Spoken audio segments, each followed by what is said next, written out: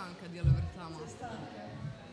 Ho fatto festa questa No, niente, però beh, non dormo bene questi giorni, il caldo, la clima, poi metti l'aria condizionata, poi la spegni, poi... e poi veramente sono un po' presa di bronchi e... ça me fatigue. Mais bon, je sais pas pourquoi je me suis... Si. I don't know why I sat down, but... You coming here or... Maybe you can, yes, you can start and then each presenter, or you can sit both and then when you're done, maybe you can step back and then Antoinette can come. We need another chair, really. Yeah, I think so, yeah.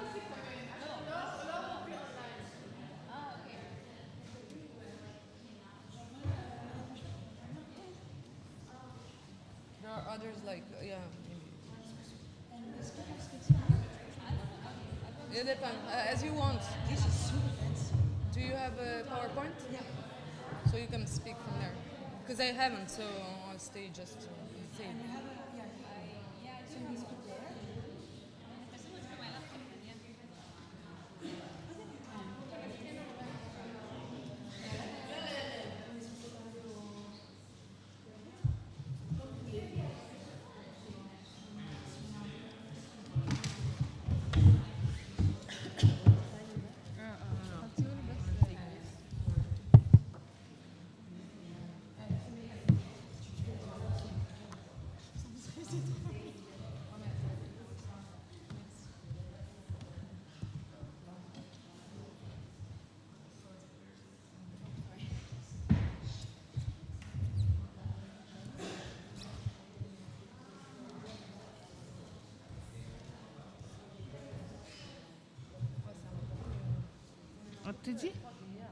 ابتدي يا ملك.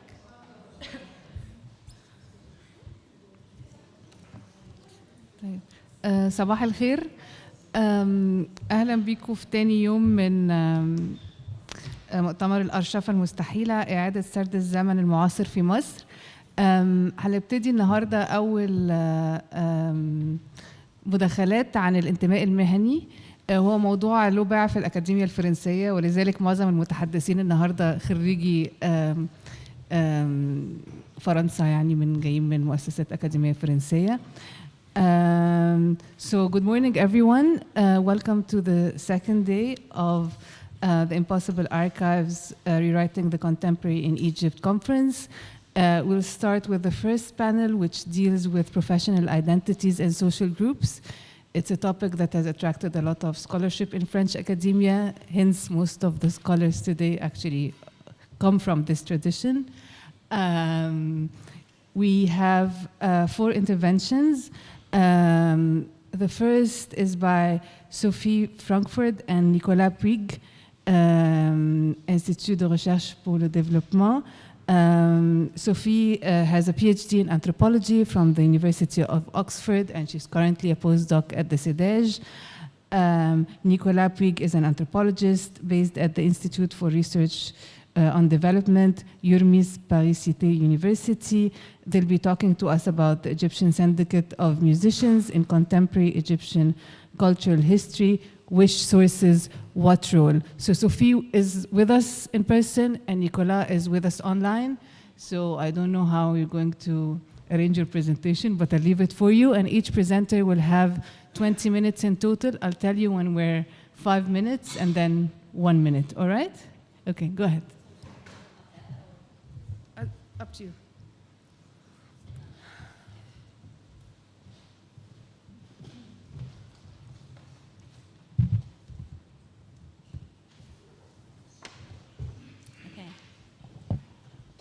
Hello? Oh, I don't really need do I need this? Yes. Okay. Hello? Is this good from here? Or? Oh, okay, it's mainly for Zoom. So I can get going? Okay. Hi, everyone. Thank you for coming, making it to the second day and coming so early. I'm co-presenting with Nicolas online. So I will present the first half of the paper, and then I'll hand over to Nicolas. So Egypt's state-affiliated musician syndicate has been in the public eye in recent years for what many have perceived to be its increasing interventions in the country's music scene. Here are some headlines from that. Its current leader, Mustafa Kamel, and his predecessor, Hani Shakir, famously attempted to ban Mahraganat, and they've also banned many foreign singers and female singers on charges of debauchery. And aside from these high-profile cases, the syndicate also impacts the working lives of rank-and-file musicians, particularly those working in nightclubs and cabarets, due to the fact that legally, all musicians performing in Egypt must pass an audition to become a paid-up member of the syndicate and take the carnet. And if you perform while not a member of the syndicate, you can get fines and arrested. So in this talk, Nicola and I will discuss our attempts to contextualize and historicize this current situation by looking at the history of the syndicate since its establishment in the late 1940s. And just to give you some background, we're both anthropologists, and we've both done ethnographic fieldwork in Cairo with different generations of wedding and nightclub musicians who perform shabby music. So Nicola has conducted several years of ethnography since the year 2000, and it was around 2004 that he realized the importance of the syndicate in the lives of musicians, when his primary interlocutor, Ahmed, a singer, oud player, and keyboard player, invited him to meet Hassan Abu Saoud, the Nakhib, the leader of the syndicate at the time. And Nicola felt that Ahmed was seeking to use him as a kind of spokesperson for shabby musicians. So I, on the other hand, I did my PhD about shabby music, including spending a year working as a violinist with various shabby bands, and that was in 2018, 2019. So my interlocutors were mostly performing musicians in their 20s to 40s, and some of them were very proud members of the syndicate, right? They were always showing off their card, and others were not members for various reasons. So they had to spend lots of time trying to evade the syndicate officials. And several musicians I performed with also worked part-time as syndicate officials. So they had this kind of dual role, which created a bit of tension sometimes.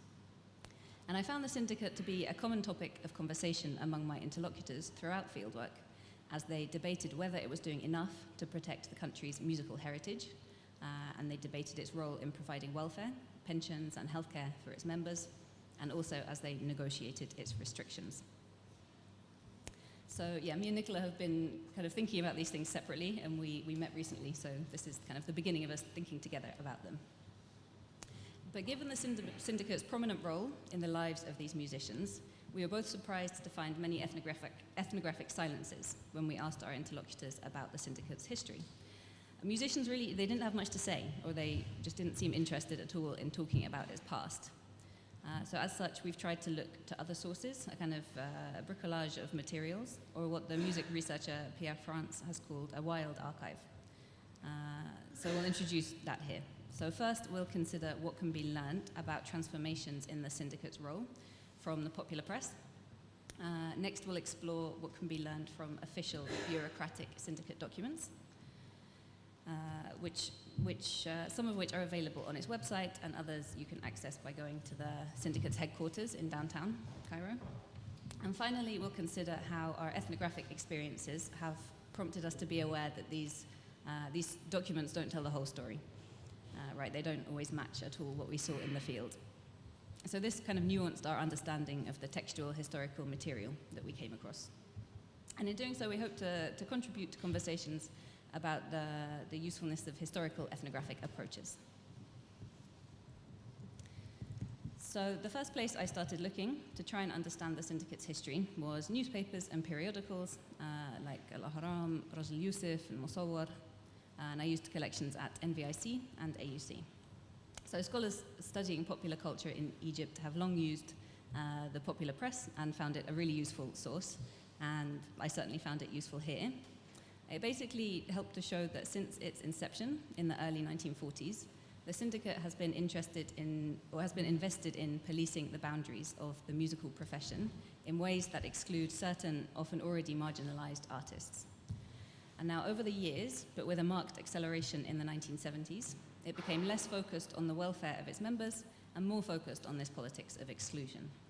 So I won't go into too much detail, I'll just give a little overview of kind of a few main observations, suggesting that we can think of the syndicate's history in three main stages.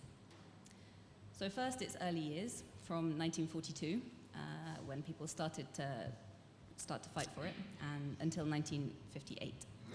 Most of this time was under the leadership of Kulthum, after a long election battle against Mohammed Abdul Wahab.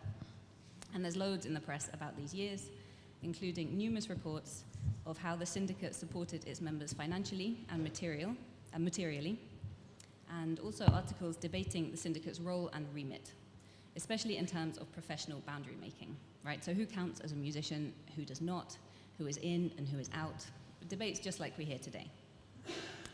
Professional boundary making requires exclusion, and the broader professionalization of the music scene at this time necessitated the exclusion of those who didn't fit this narrowing definition of what it meant to be a musician. For example, Kulthum fought for the inclusion of chorus girls, choral, in the syndicate, while others were really against it.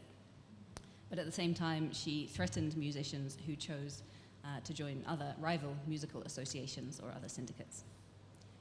Now, while initially the syndicate only required a fee from anyone who was performing while not being a member, in 1958, this exclusionary mode of operation was extended as the syndicate board formed a committee of 3 members whose job it was to pass by cabarets, theatres, and the Music Institute to prevent non-members from practicing any artistic activities.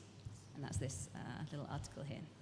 So amateur musicians would be stopped from performing, and only full syndicate members would be permitted. Right, and this reveals the origins of a key and heavily contested function of today's syndicate, banning non-members from performing. Okay, so then we kind of come to the second phase of the syndicate. As detailed on the syndicate's website, Nasser froze the syndicate as part of his broader attempts to bring the country's infrastructure under his control. And I really couldn't find anything in the press about this. All references to the syndicate activities, all artistic syndicates, not just the musician syndicate, they just stopped. And then I started to find things about them around 1972, when people began arguing and fighting for the syndicate's re-establishment. And it was finally re-established after much debate in 1979, which kind of marks the beginning of this third phase of the syndicate, where we really see the roots of today's syndicate, which continues to be governed by the same 1978 law that it was re-established with. So here it became focused more on excluding anyone outside the image of a kind of ideal national citizen, bound up as it was with increasingly fraught public debates about who had the right to be a cultural producer, and here Andrew's work is very relevant, and the role of musicians in society more broadly. So this was just a brief glimpse of that history, but I think it helps us to understand the current situation, right? In contrast to recent discourse that positions the syndicate's activities as being uniquely restrictive today, we can see that it has a long history of that. So I'll hand over to Nicola. Yeah, thank you, Sophie. Is my voice okay? Yes. Okay, so Akosa was first several source in understanding the transformation in the syndicat history is official bureaucratic documentation. Numerous documents are quasi-abandoned in the cupboard of the syndicat headquarters in Abbeville, doomed to disappear, waiting perhaps to be elevated to the status of historiographical source material by researchers. But in the same time, they show a concern for conservation. Some of these are readily available on the syndicat's website, for example, documents detailing the welfare they offer members, such as extensive details about musician housing they were planning in 6 October.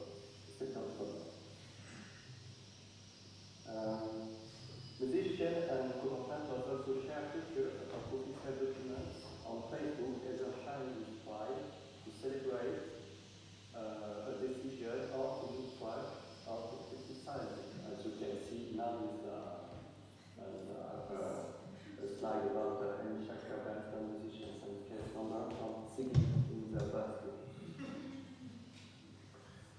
These documents offer interesting indicators about music in Egypt. I was able to collect some at the syndicat. I copied a list of these documents from the syndicat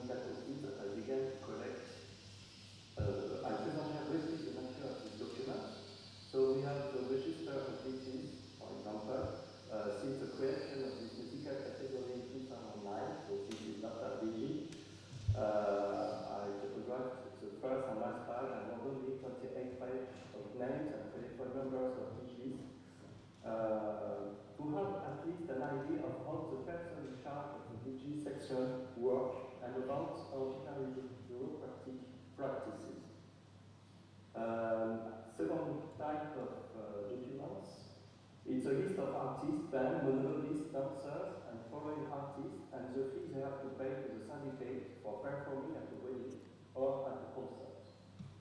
They have free, they emitted free lists, this kind of list in 2013, 2015, and 2023. Another kind of document is the decision of the legislature. For example, we have the famous Cache de Rasma and the Marine in Harmel, all the musicians that were banned to play, to make concerts in Egypt during in 2001, with a scandal with Harmonica, for example, Hassan Chatouche, we can read through these documents the success, for example, of bands like Perotti, as the fees they have to pay to the syndicat increased from 2,000 to 10,000 guineas in 10 years, or the disagreement of musical category, just like the monologuist, probably because we have now stand-up comedy, and it's not the same syndicate that they have to deal with.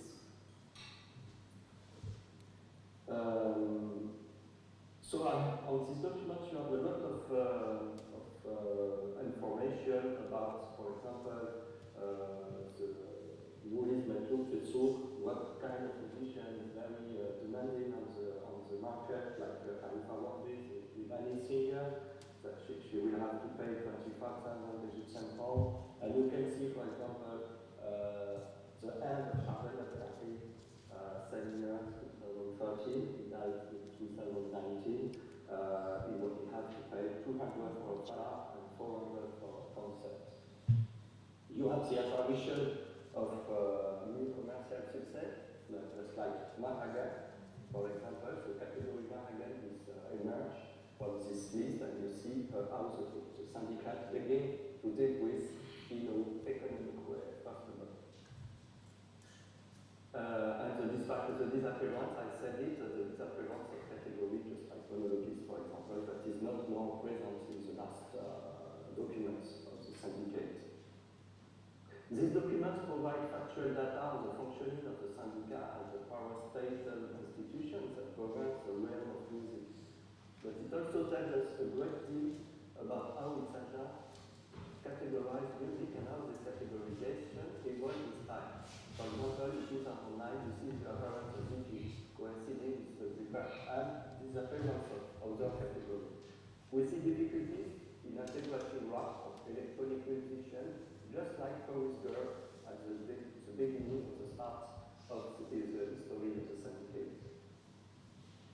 Regarding Mahagalan artists, they were allowed to become members of the syndicate and take the membership card carnet in 2014, 2015 under the category Mutri Mahagan, and then then they switched to mere tolerance as they were put into the category of DG 2016-2019. A lot of them took their carnet membership of the syndicate as DG at this time, and then totally banned 2020-2022, and since 2022 they can audition in the category of Mutri Charlie, popular singer, or Al Sauti, vocal performance. Here the anthropology of cultural objects goes hand in hand with the anthropology of democracy. Can the syndicate document to which we have access in an unsystematized way for the moment only such a theoretical ambition? We don't know how to answer this question directly, but something emerges from our experiments with documents and ethnography. Talking with syndicate employees, musicians tell us a great deal and should absolutely complement the collection and analysis of documents. I switch now to our third part and last part, ethnographic experience. This brings us to the final part of our bricolage archive, interest when it came to discussing the story of the syndicate. But at the same time, our ethnographic fieldwork with syndicate officials and musicians at weddings, nightclubs has shaped how we access and interpret the largely textual documents we have so far discussed. At the basic level, my access to the archive to the Syndicat HQ is entirely dependent on interpersonal relationships developed over time. I was only able to access documents because I visit regularly and know certain employees well. At the level of interpreting the documents I collected there, our ethnographic experience shows that this official document certainly do not tell the whole story. For example, the flexible way that the Syndicat rules and regulation are applied quickly became apparent to us both. Syndicat officials who frequent spot checks on venues in order to seek out musicians performing without the required membership and find the band manager or venue. This is supposed to be a fixed amount, but in practice, the figure varies according to the band manager's ability to negotiate or personal connection inside the syndicat. Similarly, we found that not all venues are equally targeted for spot checks. Areas with high density of live performance venues, like Chalet, the wedding hall of Salah Selim, cluster of hotels in Tagama, are checked frequently. But street weddings with live music, which these days tend to happen primarily in peri-urban areas around the ring road, are usually not. This is probably due to the fact it would not be profitable for officials to spend time covering and searching for those weddings. This alerts us on the fact that there is a spatial element to how the syndicate functions. Music is policed differently in different parts of the city. Ethnography also alerted Sophie to the fact that many of syndicate officials, the lower level bureaucrats as well as the high profile ones like the Marquis, are working musicians. The way they talk about their work at the syndicate, which they fit around being performing musicians, is very revealing. Often in the media and conversation among musicians in other cities, the syndicate is presented as being a state-affiliated top-down repressive force that is winning the music scene. But that's not how our interlocutors speak about it. They don't see themselves as state bureaucrats at all. They see that syndicate position as being entirely compatible with their creative work artists. They feel that they are working to protect the music scene they love. Take it seriously, this conversation and observation informs how we read the textual documents we come across, nuancing our understanding of them and helping reconstruct something of the history of the syndicate. And now brief conclusions in 2 sentences, and it will be 10:45. This paper perhaps raises more questions than it answers. It deals with the hybridization between ethnography and different kinds of sources, official documents and slides from social networks, television, radio, etc. Are documents that can be used as a kind of archive. When they are augmented by ethnography, as we are dealing with the temporality of living people, they enhance our comprehension of contemporary Egypt through the cultural scene. Thank you.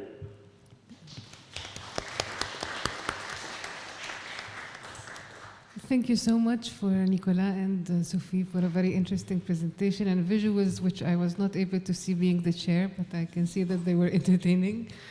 Now we move to a second professional group, which is the journalists. We have a presentation by Mariana Gilia. She holds a PhD in history from Aix-en-Provence, and she's now based at the Institut de Recherche et d'Études sur les mondes arabes et musulmans, also on Aix-en-Provence. And the title of her presentation is A History Without Archives, Some Epistemological and Methodological Considerations on Writing the Social History of the Journalistic Craft in Republican Egypt. The floor is yours, Marianne, and you also have 20 minutes. I will stay here because I don't have any PowerPoint presentation, sorry. So good morning, everybody. And first, I would like to thank Pascal and Malek for organizing this conference on a topic of great relevance for all scholars engaged in the study of contemporary Egypt. And this conference allows me to present the research work I did on the social history of journalists and their profession for the first time in Cairo, so I'm actually very excited. What I would like to do today is share with you some epistemological and methodological reflections drawn from my PhD research experience, with a focus on alternative sources and their statuses, and how the use of alternative sources influences the researcher's conduct. But before delving into this issue, I will start my talk with a brief presentation of my PhD dissertation so that you can have a general idea of the work I did. I will then present the body of documentation I used, focusing my attention on two kinds of sources which played a crucial role: the legal texts and regulations on the one hand, and the memorial literature on the other hand. And in the third and last part of my speech, I will turn my attention to some epistemological and methodological considerations on writing history in the lack of official archives.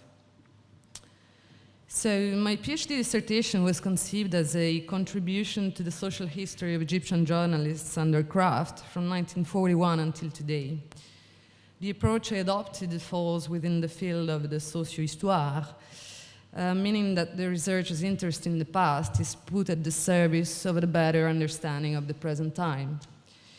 But what about the choice of the chronological framework? 1941 was actually a turning point in the history of journalists, because it was the founding date of their professional syndicate, when journalism was for the first time officially recognized as a profession, as a mihna, by the state.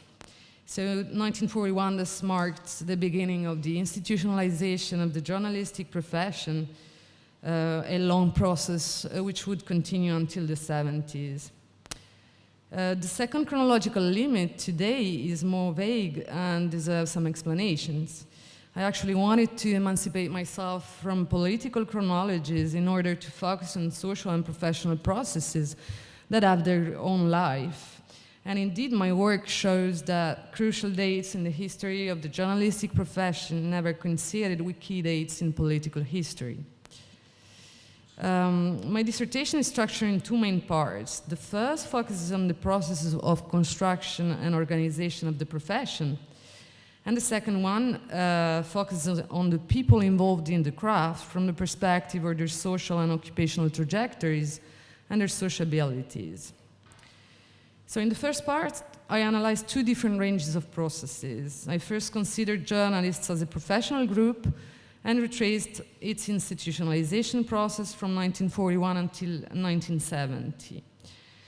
Then I looked at how this professional group evolved in the last decades of the 20th century and until today, and this allowed me to show that the institutionalized group was characterized by what Max Weber calls a social closure process. That is to say, after being given the right to control access into the profession, the syndicate's officials started to adopt new membership criteria in order to slow and restrict the massive arrival of new entrants, so that the group's core members could preserve their social and material privileges. The second range of processes I retraced were linked to the transformation of journalists' professional status. So I first looked at the process through which newsmen got transformed into state employees after the press nationalization in May 1960. This was a long and non-linear process which resulted in journalists holding an ambiguous status because, in fact, the press nationalization did not transfer newspapers' property rights to the state, but to the single party. So each newspaper continued to be managed according to laws on private companies, and journalists did not immediately become state employees.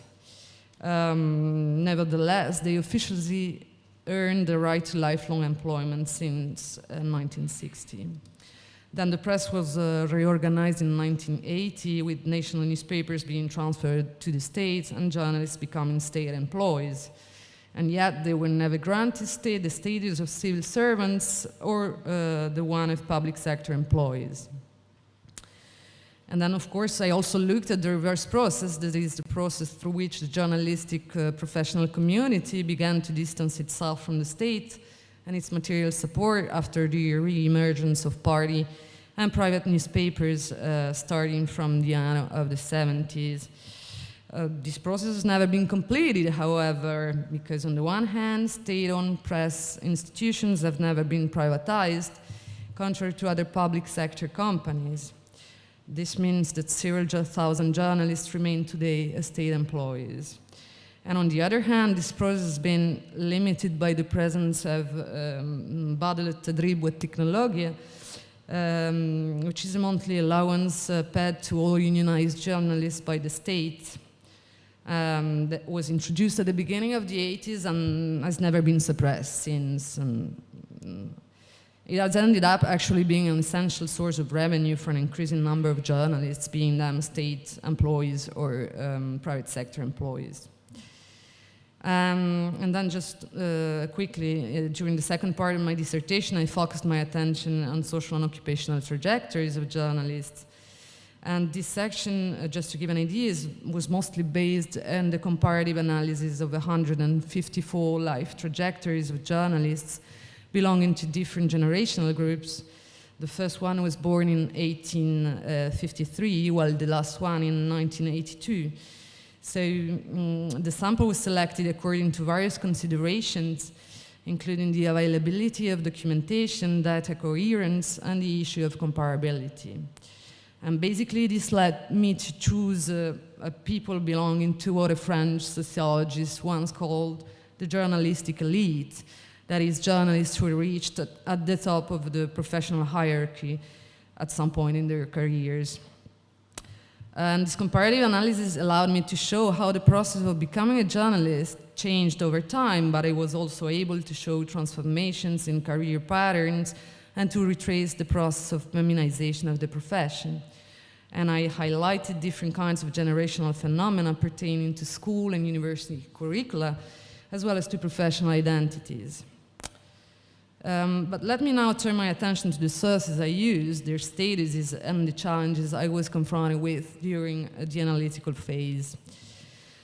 The issue of sources has been a thorny one since the moment I decided to cover this historical period. Working on Republican Egypt immediately entails the use of alternative sources, as official archives are for the most part inaccessible to scholars. But the choice of the topic also had an important impact from the point of view of sources. Historians who took an interest in journalists elsewhere in the world have been confronted to similar problems. Christian Delporte, for example, argued at the end of the 90s that the lack of historical works on journalists in France was probably linked to issues of documentation. So I will quote some paragraphs from his book. Where he says, undoubtedly, the combined paucity and imbalance of documentation explains, at least in part, historians' lack of interest in a group and its professional activity, which nevertheless play an essential role in the development of contemporary societies. The formidable amount of press articles, impossible to control, is actually opposed to the rarity, the dispersion, the often enormous gaps of archives. Journalists left few written traces outside their published production. They were early adopters of the telephone and exchanged little correspondence. So since the beginning of my research, I knew that I should look for different kinds of alternative sources.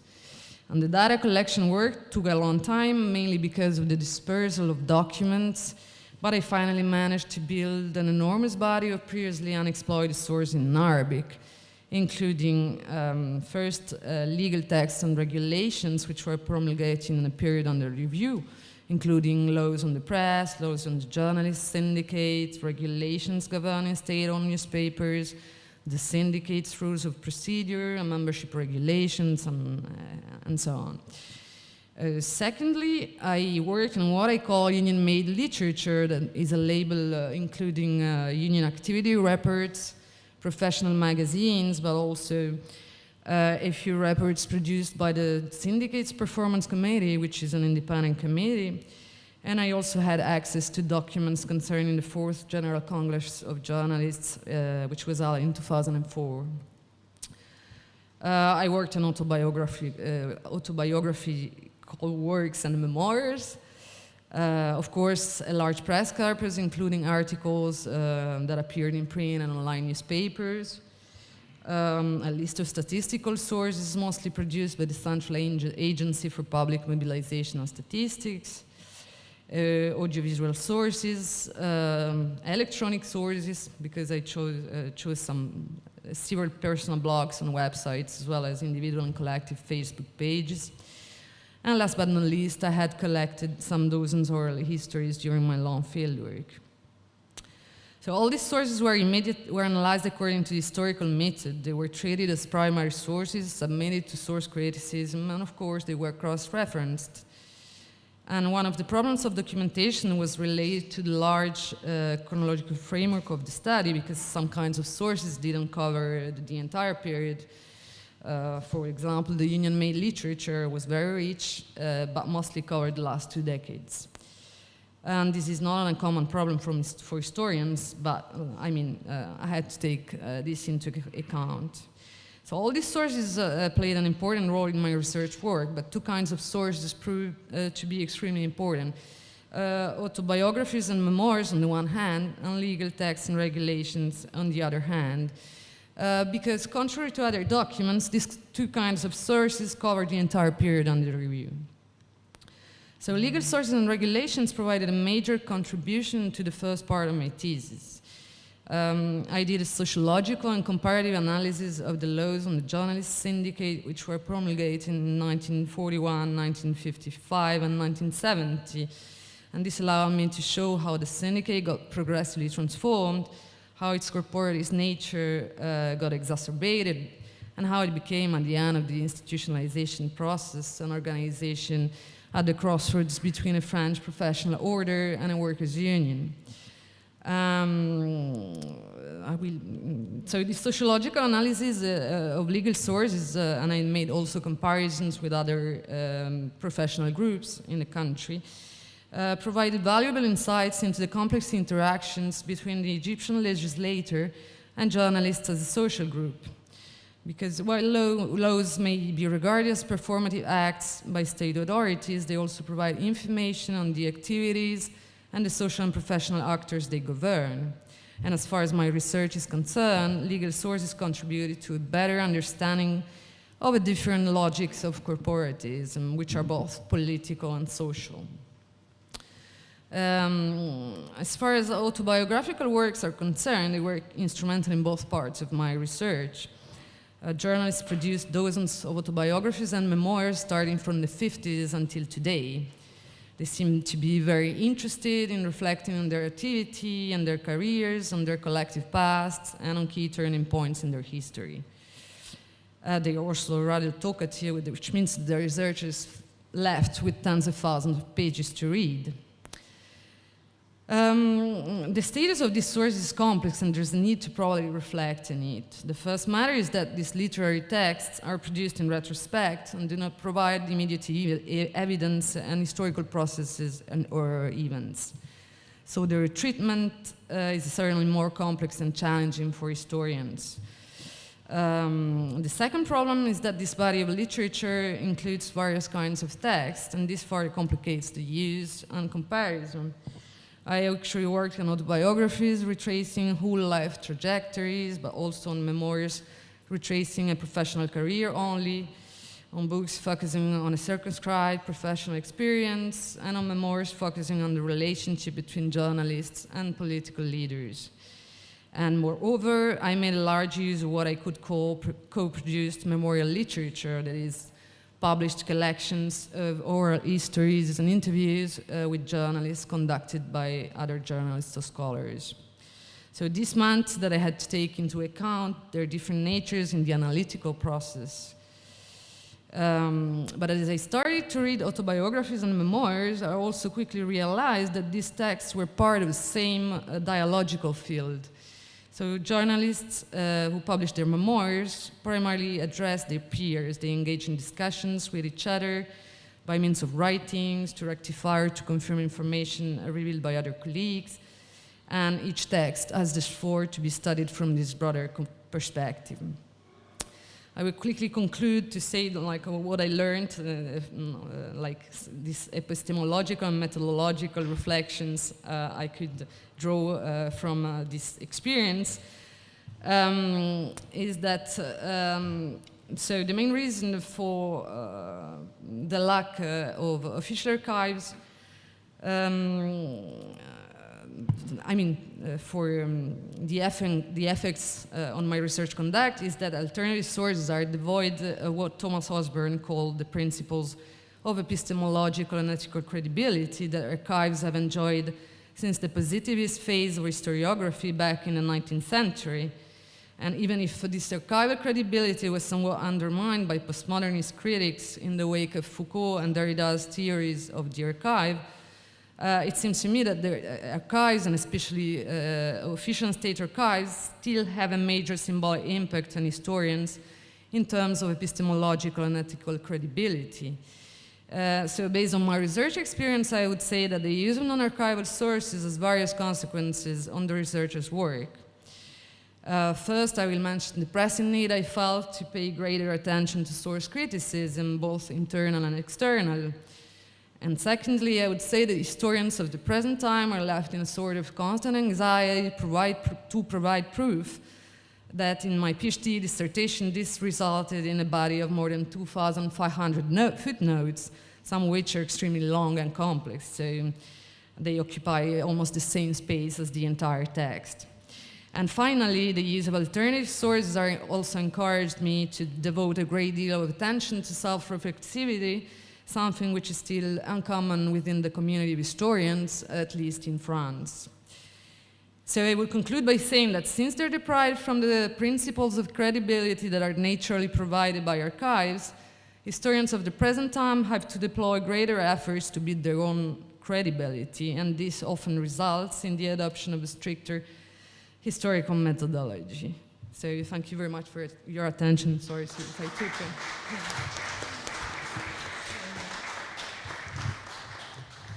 Thank you so much, Mariana, for an equally interesting presentation, and the different types of archives that you mentioned are very interesting. Now we move to our third presenter, who will be talking about a social group rather than a professional group, which is the category youth. We have a presentation by Antoinette Ferrand. She's a PhD student enrolled in Sorbonne University, and she's currently based in ZMO in Berlin. I will not try to pronounce or tell what ZMO is in German because you will lose me, but I think I'll leave the floor to Antoinette now.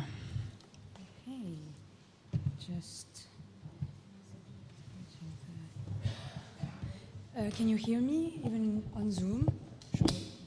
Here it's better, maybe. Okay. So first of all, it's my turn to thank Malak Labib and Pascal Razalé for having organizing this very enriching event. At least I'm learning so much so far. And today I will present something maybe a bit different from what we saw about the kind of new sources we can use to write the history of Egypt post-1952, but I'm focusing on the way we can choose some terms and highlight others to bring another narrative on this very specific period. So I'm more about the intellectual history and the choose of concept, the kind of term that you highlight when writing this history, more than new sources to discover or the difficulty that we can find. I think we have, like, so far a much broad perspective on that. So the aim of my paper is to question the relevance of the term of generation used more broadly to write the history of the post-1952 Egypt, and I'd rather focus on the term of youth, shabab, more than al-gail. And I assume that this term of youth is conceptualized during the 1950s and 60s to measure the national development of the country and to bring the idea of a middle class on the public spaces and to discuss it without saying middle class in a very socialist country. So that's my main aim here. The reflection that I will conduct with you today is the product of the research program that I have this year at the ZMO, so Zentrum Moderner Orient in Berlin, and I joined a research unit that focus on the age and generation, and together we work on this very specific idea. So this is kind of the result that I have till the end of the year. Just to give you a broad idea, I'm working on my PhD research on the idea of middle class, الطبقة الوسطى والمتوسطة, as it was used and written and bring on public spaces at this very time, 50s and 60s, although for many historians the term or the reality doesn't exist at that time. And my very idea in my PhD is to show how the idea of middle class was very much present in the head of people at that time and used to explain the social expectation and the transformation of that period. So as my investigation progressed, I finally discovered that the generational conflict that stemmed at the end of the 60s can be seen as a way of measuring the national development and this rising of new expectation, rising of new groups, and was quite measured, shown, written, studied during the 60s mostly, especially in social sciences. So it's my main sources in that very paper. So my thesis is that the youth was conceptualized as a social scientist concept, and applaud with me, call with me, long live this rising generation, long live. And on the other hand, at the quite same period, at the end of the 60s, you have another song, Eddie El Plej, The Judge of the Beach, from Abi Fawq Shagala, filmed by Hussein Kamel. I'm sorry, I missed one of the sign. And it brings a very different ideas of youth at that time. As you can see, Abdel Halim Hafez is singing on the beach and surrounded by this very merry company of men and women. And they just celebrate the beginning of holiday, saying, oh, this is a nice time. We suffered so much through the academic year, and finally we can entertain ourselves. And Hafez pleads his case on a very burlesque court, and he said that he wants to claim for, I quote, her condition first-class summer vacationer. So Musayif min al-daraja al-ula takif. And he's trying to explain how much he deserves this new title because he's young and he suffered through his study the whole year. So as you can see, it's quite a different picture of youth. One is this rising generation, this vanguard, enlisted to nourish this revolutionary impetus. And on the other way, you have this very light, joyful youth, just 2 years after the 1967 defeat. So it's quite a new narrative that we can bring about to write a different perspective on Nasser's time, far away from the military and political history. I just have to mention that I owe so much to Frédéric Lagrange, professor in literature in Sorbonne University, that analyzed with me, Qadi El Plej, and we discussed this very idea of youth together. So while Egypt had just suffered this big defeat of 1967, and we saw yesterday how much it was strong in memories, the Egyptian youth is celebrated and has nothing to envy to the Western youth at that time. It's the same way of picturing a light and bored youth on the beach. So to put it in another way, let's go back to something more academic. I'm following Reinhard Koselleck's way of writing the intellectual history. For the sake of the paper, I will just stick to the first part, but just for you to have in mind that to write an intellectual history, you have two different methodologies. So first, you can just pick a term that I was doing today. For example, I take in youth, as shabab, and then I see every definition that is used and used at that time. And the other way is the opposite movement. It could be to find every synonyms or every name that is used to define this very idea of youth. So usually we study the two together because it gives more broad ideas, but just for the 20 minutes, I will just stick to the first one, so the semasiological method. My thesis is that youth and its nominalized adjective young becomes a very convenient synonym for middle class in a socialist country. So beyond good, to get back to my title, and by the way, I apologize for the typo on the title, it's socio-economic and not socio-economical. So the they beyond good, so an idealistic revolutionary generation, and evil, decadent young people, I tried to give voice to competing discourses and voices about this youth at that time, the way it was perceived, and the way it was maybe invisibilized as a key concept to understand the socio-economic transformation at that time. So again, I will just stick to the sociological sources. When it comes to speak of youth in Nasser's time, one should have in mind that it's a period of huge demographic change and demographic explosion. So, for example, to give you a few information from the Mushirat al-Ihsa'iyya published in the middle of the 60s, the average population growth during the 60s was 2.5% per year, and annual growth. And in 1955, the population under 15 years old accounts for 45% of the total population, and the population under 29 years old accounts for 65% of the total population. So it's kind of an obvious topic in the mind, and every social scientist keeps publishing new studies saying we encountered a very difficult demographic crisis, we should find a solution, etc., etc. So one should have in mind that the term of el-Gail or el-Jail, it's very political, and the term of the youth is very linked to the socio-economic transformation of that time. And one should really keep in mind that youth was under study at that time as a social group, a very specific social group. So beyond its common definition, so sometimes the youth is defined as under 15 years old because it's the age set by the labor force survey in Egyptian statistics, or sometimes beyond 20 years old, the average age for obtaining a bachelor degree, or even 25 years old, it's the maximum age to get enrolled in the Nasserit youth organization. Beyond all this difficulty, I posit that the term of youth was gradually reduced to a very specific socio-economic definition, that is to say, the student, the educated, so the young people enrolled in the last secondary year or in university, either general or professional one. So it's slightly from this youth and this economic, demographic boom growth, and it's reduced to this very specific population that is under study by social scientists at that time.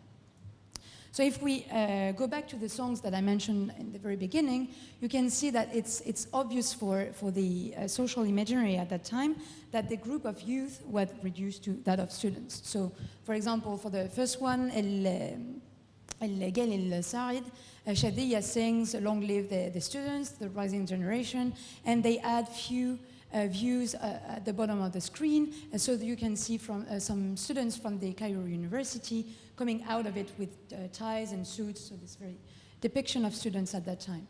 And then on the right, it's also Hadi El-Plage in 1969, and Hafiz pleads for his Musayef Daraja al-Ula Takif, and he explained that he suffers so much, so I quote, a lifetime of revisions all year that gave me a headache and a cold. I didn't pass, I didn't see you, oh success, just for you, oh holidays. And another one pleads then to explain that she's sick of studying and she wants to have another life. So this association between youth and students is quite present at that time, can be traced in the 40s, but I really posit that at the end of the 50s, it began to be a big topic and a central one.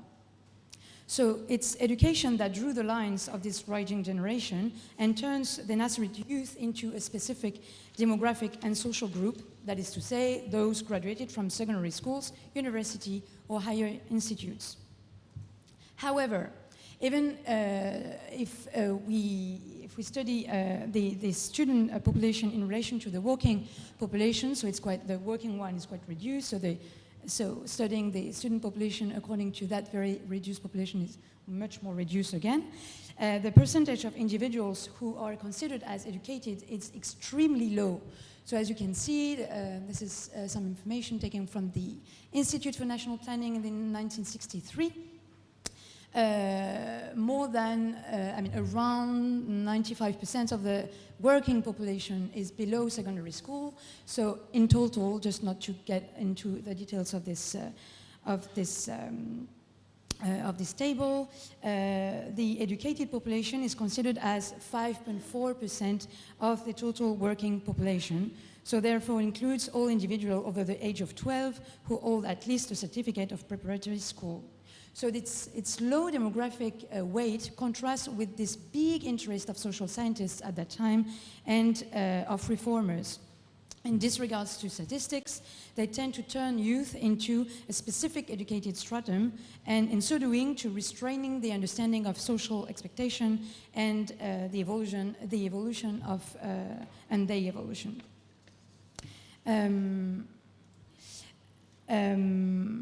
So a quick look on national newspapers shows indeed that the youth and the educated one are considered as middle class. For example, in Rouza El Youssef, you have surveys even every month, and the journalists used to explain that the middle class, طبقة الوسطى والمتوسطة, are, I quote, Al-Azhar professors and their students, university professors and their students, and young and educated people, unquote.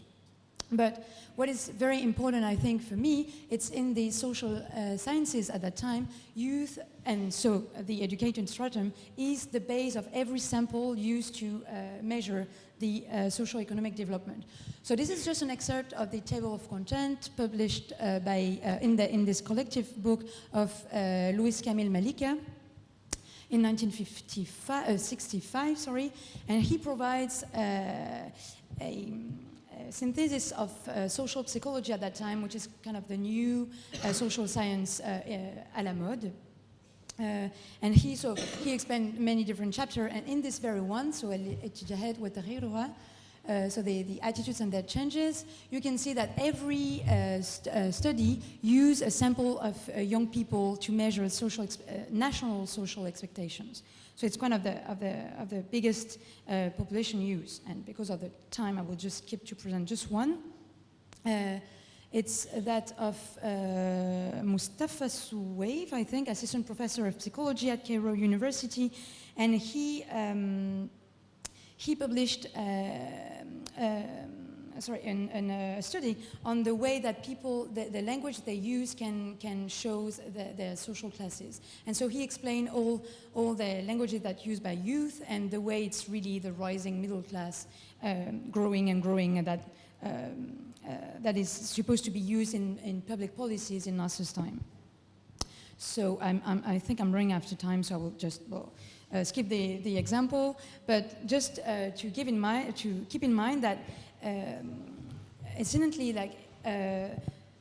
to define youth as an educated stratum, it means that you invisibilize all this juvenile delinquency and all this national youth as a whole, like as a demographic group. And if you stick to this very educated one, you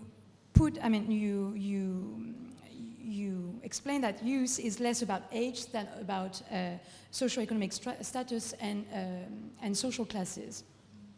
So finally, I hope that I have demonstrated the importance of the choice of terms erected as concepts, whether by Egyptian actors or later historiography.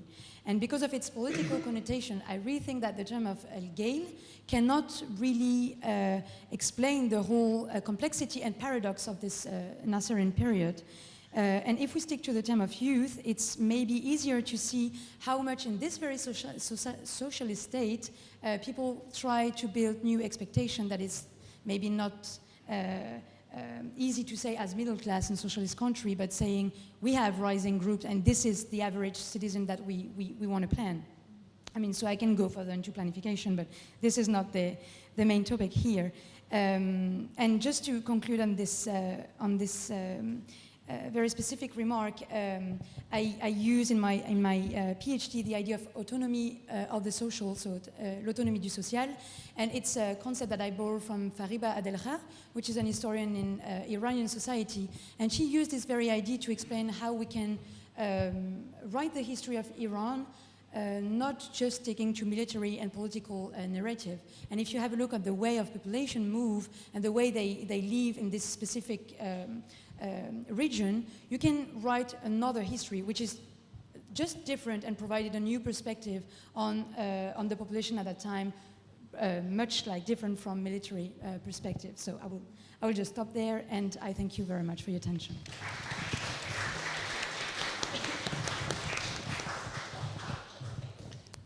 Thank you very much, Antoinette, for a very interesting presentation and for shedding light on the importance of terms, on actually researching particular groups and what kind of archives can we look at in light of these differentiations. Now we move to our last presenter. She's online. We have Laure Pesquet. She's a PhD student in history at Sorbonne University. And her presentation will take us back to another professional group, which is the midwives, and the presentation is titled Midwives and Family Planning under Nasser, What Sources for What Narrative? So you can go ahead, Laure, you have 20 minutes from now. Thank you so much.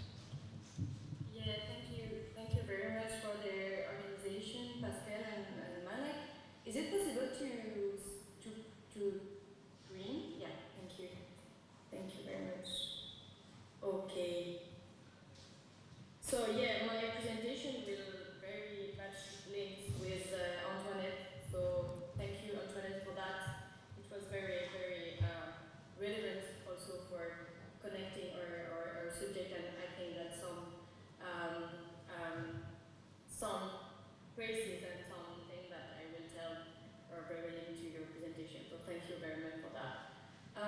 Yeah, so let me see if I can do. Okay, I want just to. Okay. No. Is that the one there? Sorry. Do you see my presentation? Is it like full screen or? Okay. Okay, so first, I will. Sorry. Okay, I will quote one of my sources. This book takes care to explain carefully and scientifically all that is necessary for young assistant midwives in the study of obstetrics. Written in clear, simple language, this book underlines the fundamental principles of childbirth, both at home and child welfare center. It explains the process of natural and unnatural childbirth and how to avoid dangers and complications, so that the nurse and midwife effectively carry out their role in serving pregnant women, mothers, and newborns on a scientific basis with attention to health, protection, and our traditions. So this obstetric textbooks was published at the end of the master period for assistant midwives. It distinguished between two groups of midwives involved in the medical care of mothers. First, assistant midwives were trained by the state, and they delivered babies at home and in health centers. And the other one were the nurses who qualified as midwives at top hospitals. So the family planning, so Tenzin al-Usra, this is the organization of the family, of the home, as a social and economic unit with controlled fertility. I try to see in this paper how I can write the history and the professionalization of midwives through the training in family planning that was part, historically, of the midwife profession, but it was officially included in the nurse training from 1965. So the role of Egyptian midwives in family planning at the time of Nasser is difficult to trace because the archives of the Nasser regime are difficult to access, and on the other hand, women caregivers did not leave much traces of their work. So as a result, the history of family planning was first written by the expert of population policy, such as Haifa Shanawani, who was the president of the family planning in Egypt, and Fatma al-Zanati in 2006. And then social historians such as Omi al-Shakri, Chris Barron, and Laura Beer wrote social history of actors who were involved in social history. To have a brief timeline of family planning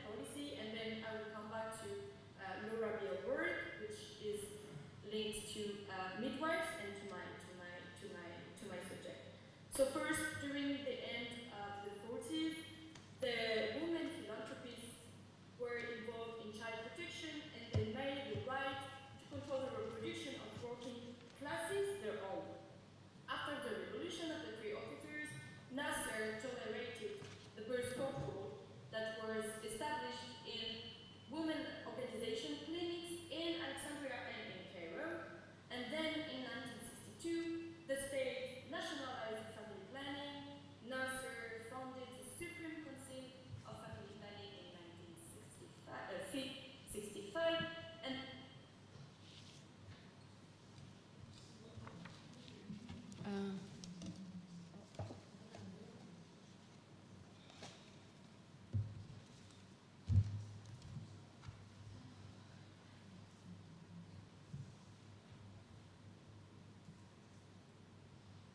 Okay, this is classic, I guess. We didn't have it yet, so we have to have.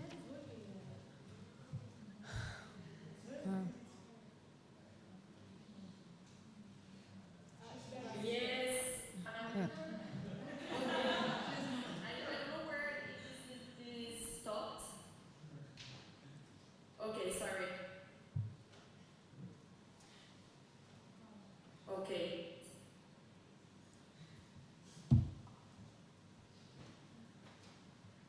So did you read about the history of family planning? Because okay. Kind of. Okay, so just to understand that my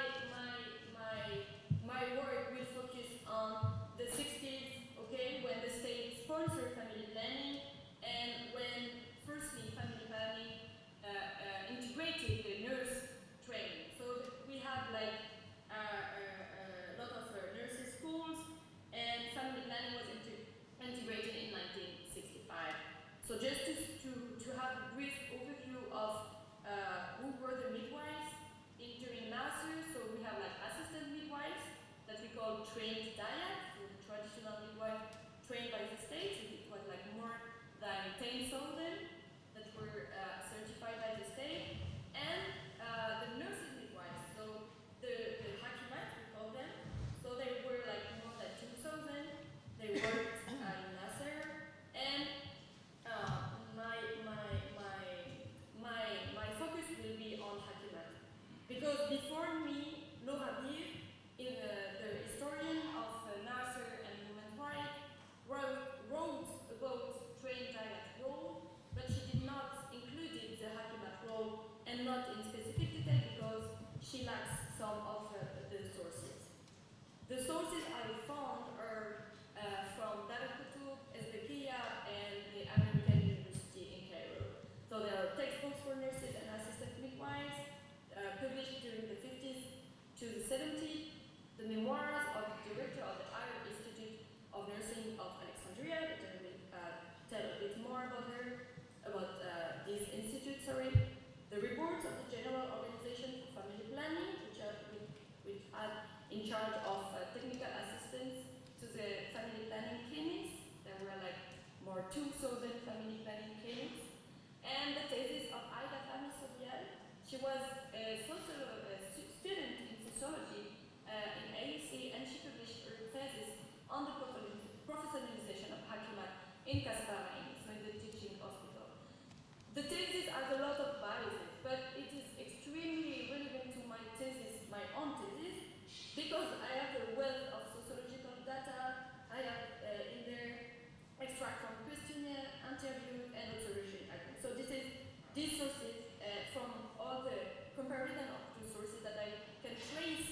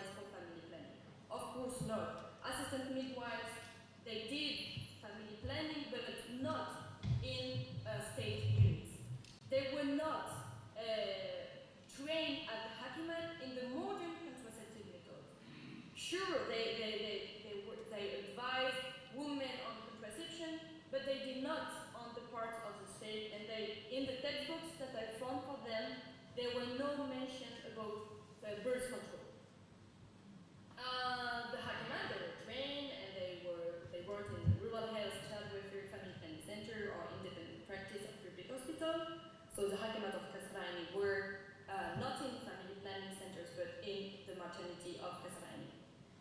The directors, the future directors of Hakemat and assistant midwives were the graduates of the Higher Institute of Nursing. They were recruited from high school, so up to 17 years old, and they were trained at administration, economy development, population issues, but they were not responsible of birth control. They were not responsible of birth control, but maybe they taught birth control and family planning to the nurses because they were trained to be a professor in nursing schools. So how and why midwives made family planning their home? So first, midwives, they graduated from nursing schools where they were trained in modern contraceptives. But according to the Hakemat, the mission of family planning was not a medical mission, but more educating mothers. So I will quote Amal Khalil Muhammad. She wrote تمريض عمل النساء والولادة المدارس الممرضة للنساء الثانية. So it was a textbook for second year of nursing school in nursing school, and she was the director of Ahmed Maher nursing school in Cairo in the Sharaq Qasai. It is the nurse's highest responsibility to advise and guide the mother and father to the point of flooding the family with happiness and felicity, not least in balancing the budget to prepare the necessary equipment to welcome the newborn, but to know how to organize household affairs and care for both husband and child. So the nurse teacher hoped that birth spacing would result from the supervised adaptation of household to the arrival of the newborn. According to the midwives, parents would naturally adopt the good way to prevent and to space births, and this can happen thanks to the work of trained and good and well-trained nurses in family planning. Like the nurse teacher, the Hakemat of Kasarani saw their mission in educational way.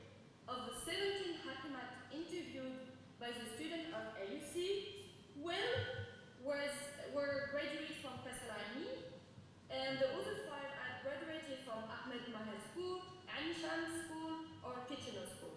All these Hakemat were trained in Cairo, and they came from Cairo, except one who came from Upper Egypt.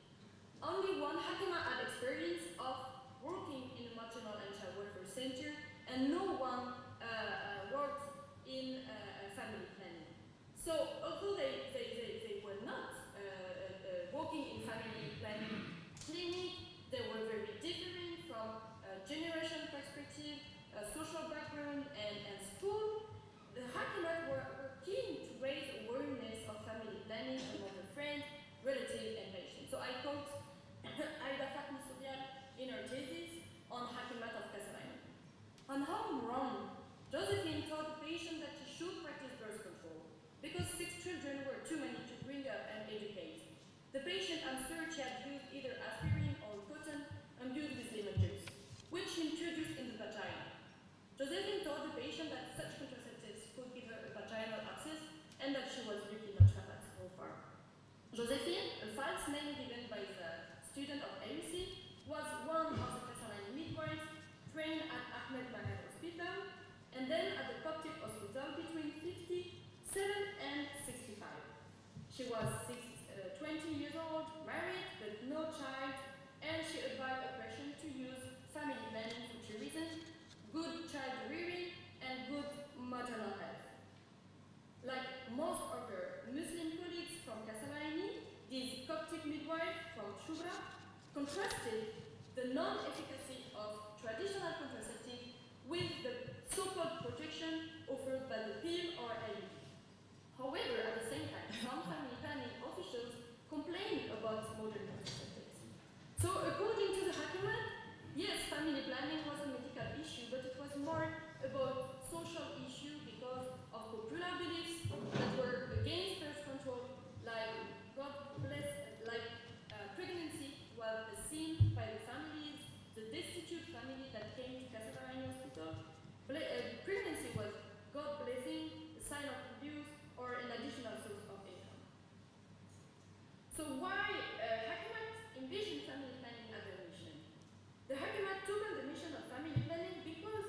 they supported, this is my thesis, because they supported the state's modernization project through which they themselves had come into being. They came from this middle class that Antoinette is looking for, but I will say that they were daughters of civil servants, teachers, and shopkeepers, and they believed in the social and economic benefits of family planning. They used the same expression as the high civil servants of the Republic, like they believed that population growth was poverty, and birth control was the best way to educate children and preserve mother health. So why they took that as a mission? First, I think because they worked in Kasalaini, in proximity with doctors and old hakimat that were involved since the 40s in family planning. Secondly, because in the maternity they saw a lot of bad cases of created because of non-medical abortion, so they were very aware of the problem and the dangers that women with no good contraception could expose themselves. Third, they use family planning for themselves, so they think that for the older women it would be good also to become part of this modern process. So I quote one of the hakimat who is married and has children. Yes, I use birth control and advise my family and friends. 2 children, well better than 10. I work and there is nobody to grab my children. As working women with night shift, the hakimat found it very difficult to combine professional and personal lives. So it was thanks to family planning that they could combine those and fulfill the role that the state had trained them for. But above all, it was birth control that provided the education and opportunity for social mobility that the state provided. However, if the hakimat believed in the state project, they were also aware of the system's shortcomings. For instance, for them, they were complaining about bad salaries, lack of recognition, lack of career advancement, but they managed to maintain their social status thanks to the school. So they hoped that all the children could take this opportunity. But at what cost? And this is my last part. Midwives focused on the educational part, but doctors, colleagues, were insisted on the contraception rate. High-ranking doctors of family planning conceived their mission in eugenistic terms. In 1968, Dr. Abdul Salam, who became the Minister of Health in 1969, one of pioneers of birth control, proposed the workers of family planning organization to test Depo-Provera, which is like quarterly injections of contraceptives.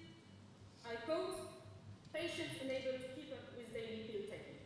So as in the 40s, doctors used destitute mother to test contraceptive methods. Monthly injections of contraceptives were experimented in Kasarani in the 60s. At the same time, gynecologists at Cairo Hospital were ordered to insert forcibly IUDs on women who had street treatment. So I quote, always the same student of AUC. Dr. Ahmed told me that he had received orders from 2 of his senior professors at Kas Al-Aini, experimenting in family planning to introduce codes to every patient with 3 children after any gynecological operation performed on that patient. She would not feel the first pain and discomfort of the cord. The patient is told about the cord after it is introduced in the vagina and when she wakes up from anesthesia. If the patient objects, the cord is removed. Dr. Am thought the procedure unethical, as the patient should be asked before and not after the introduction of the cord. However, Dr. Am said there were orders given to him and he had to execute them. So this is the first time, I think, in the history of family planning that we see that Egypt, at the same time as India and Latin America during the same period, violated women's rights in the name of family planning supported by US population and development agencies. The brutalization of women through institutional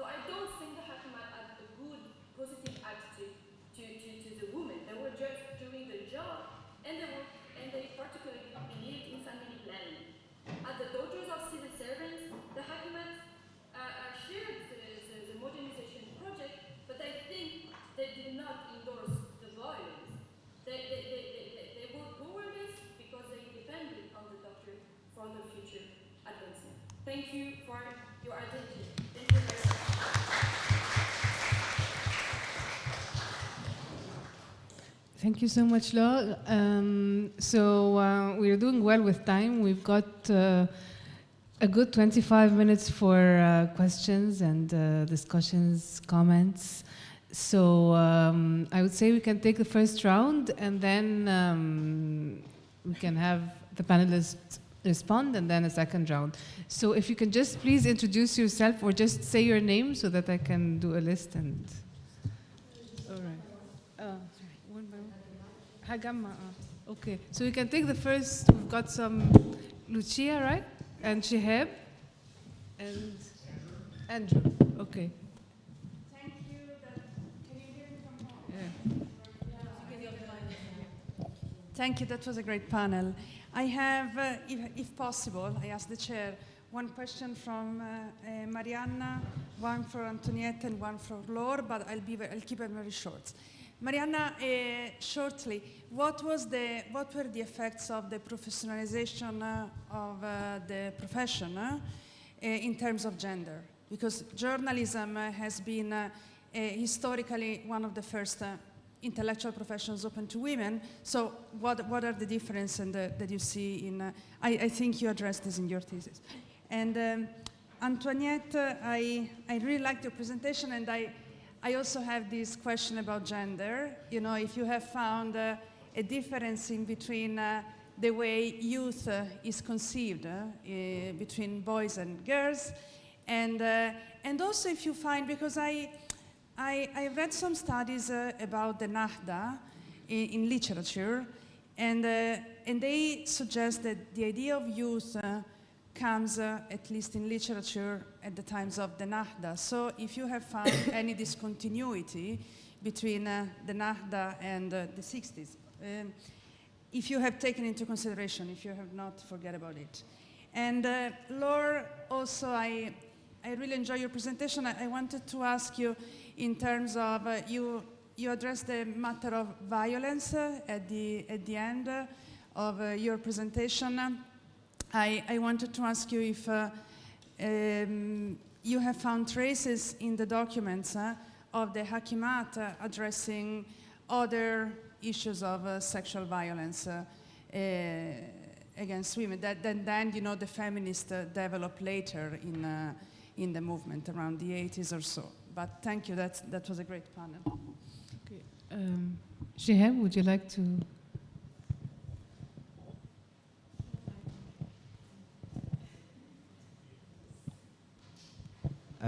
Thank you so much, everyone. I have, if I may also abuse privilege of having the mic right now. ما تطمعش قوي يعني. I have one question for Marianna, actually. Thank you so much for your presentation. Really look forward to reading your dissertation. I was wondering whether you could elaborate a little bit more on the challenges of using autobiographical works as a source for social history. Specifically given the fact that the kind of literary conditions of production of these works typically tends to kind of, you know, towards self-glorification and elisions and kind of presenting yourself one way and actually something else happened.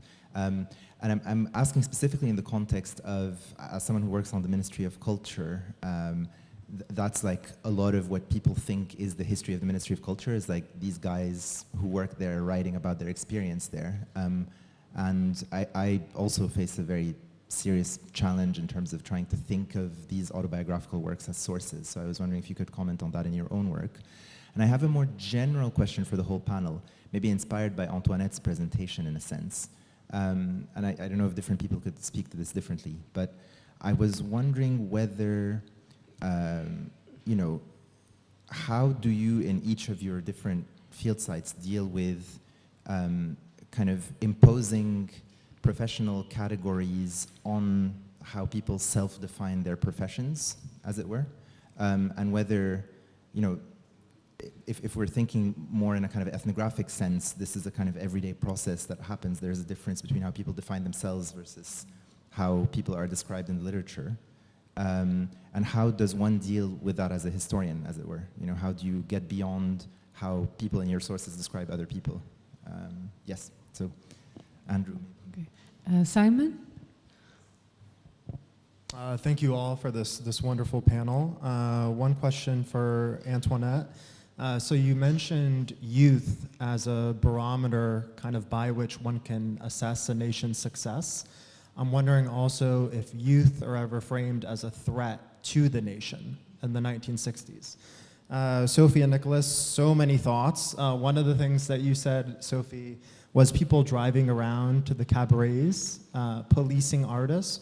Were those artists doing that, belonging to the syndicate? And then, if so, like, did that include Kulthum? Was she storming into cabarets, shoving people off the stage because they weren't licensed? Or what did that look like? And then based on your ethnographic fieldwork, you said that there were musicians who were proud card-carrying or even card-flashing members of the syndicate, then others who didn't belong for a variety of reasons. How do they see one another? And how do they speak of one another? Thanks. All right, so we will give the panelists the chance to respond in maybe 2 minutes each. And the tradition goes, we go by reverse order. So we start with Laure. Okay. Thank you for your question and your attention. I did not find other sexual violence mentioned by the Hakimat because I have like two main sources where I can hear the voice of the Hakimat. So one is the thesis of the students, but I hear them.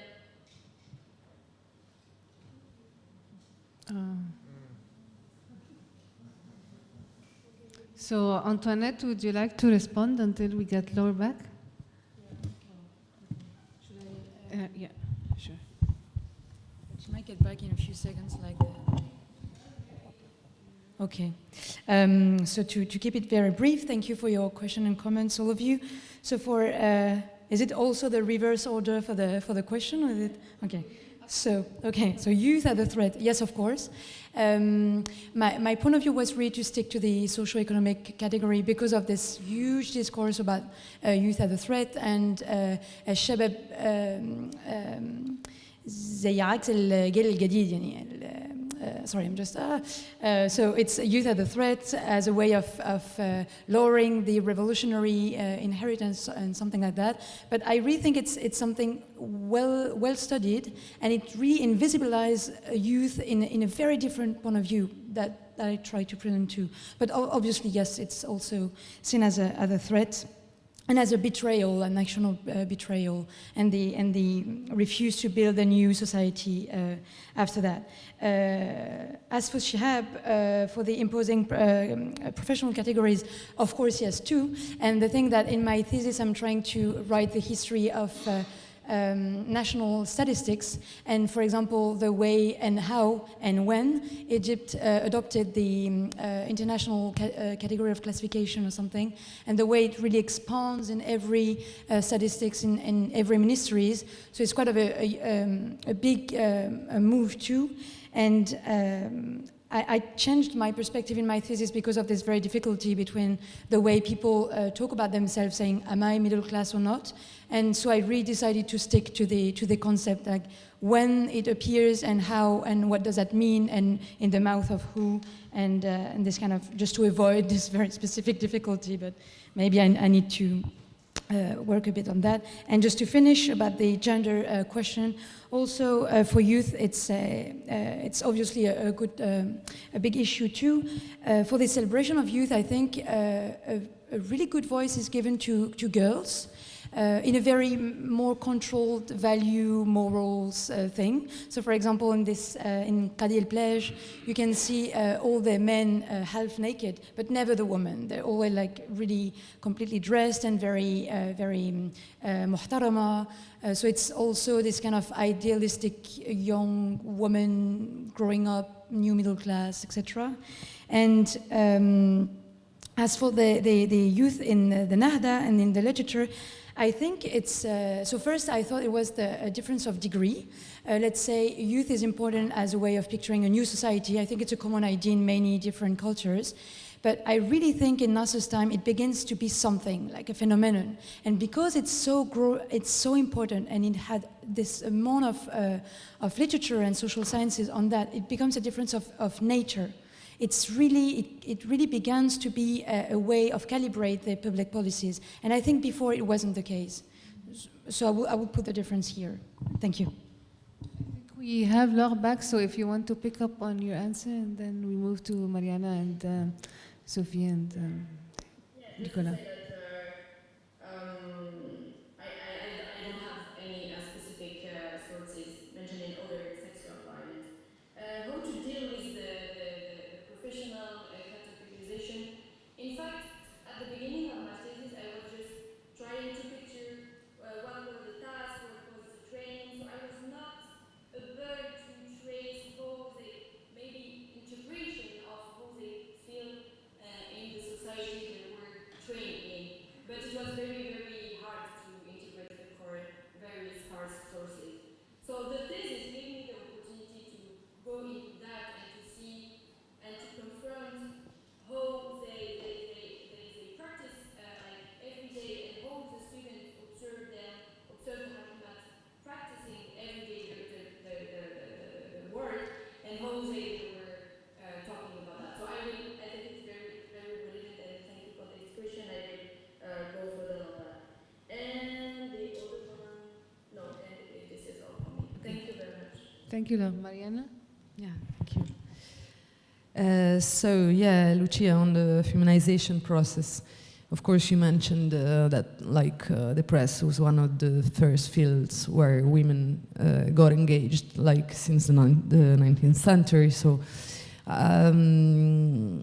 but I think that like even if they participated in the press world, with magazines and everything, very few women could make journalism as a profession, as like a craft, like make a living from this. So basically, journalism started as a very male craft, and you can see from some numbers of people who participate, like were members of the syndicate at the beginning. Like we had like something like 4% women, and then if you study, this process of feminization over the 20th century, you see that like the rate of female journalists increase, like has increased a lot, and it reached like something like 32% in 2016, which is actually this rate is actually higher than the rate of participation in the working population, which is like something like 24%. So this is basically, you can really see by studying like numbers and rates the feminization process. But at the same time, like it's true also that, and I show it in my PhD thesis, that there still is a lot of inequalities, like of course in newspapers headquarters and everything. So women are generally like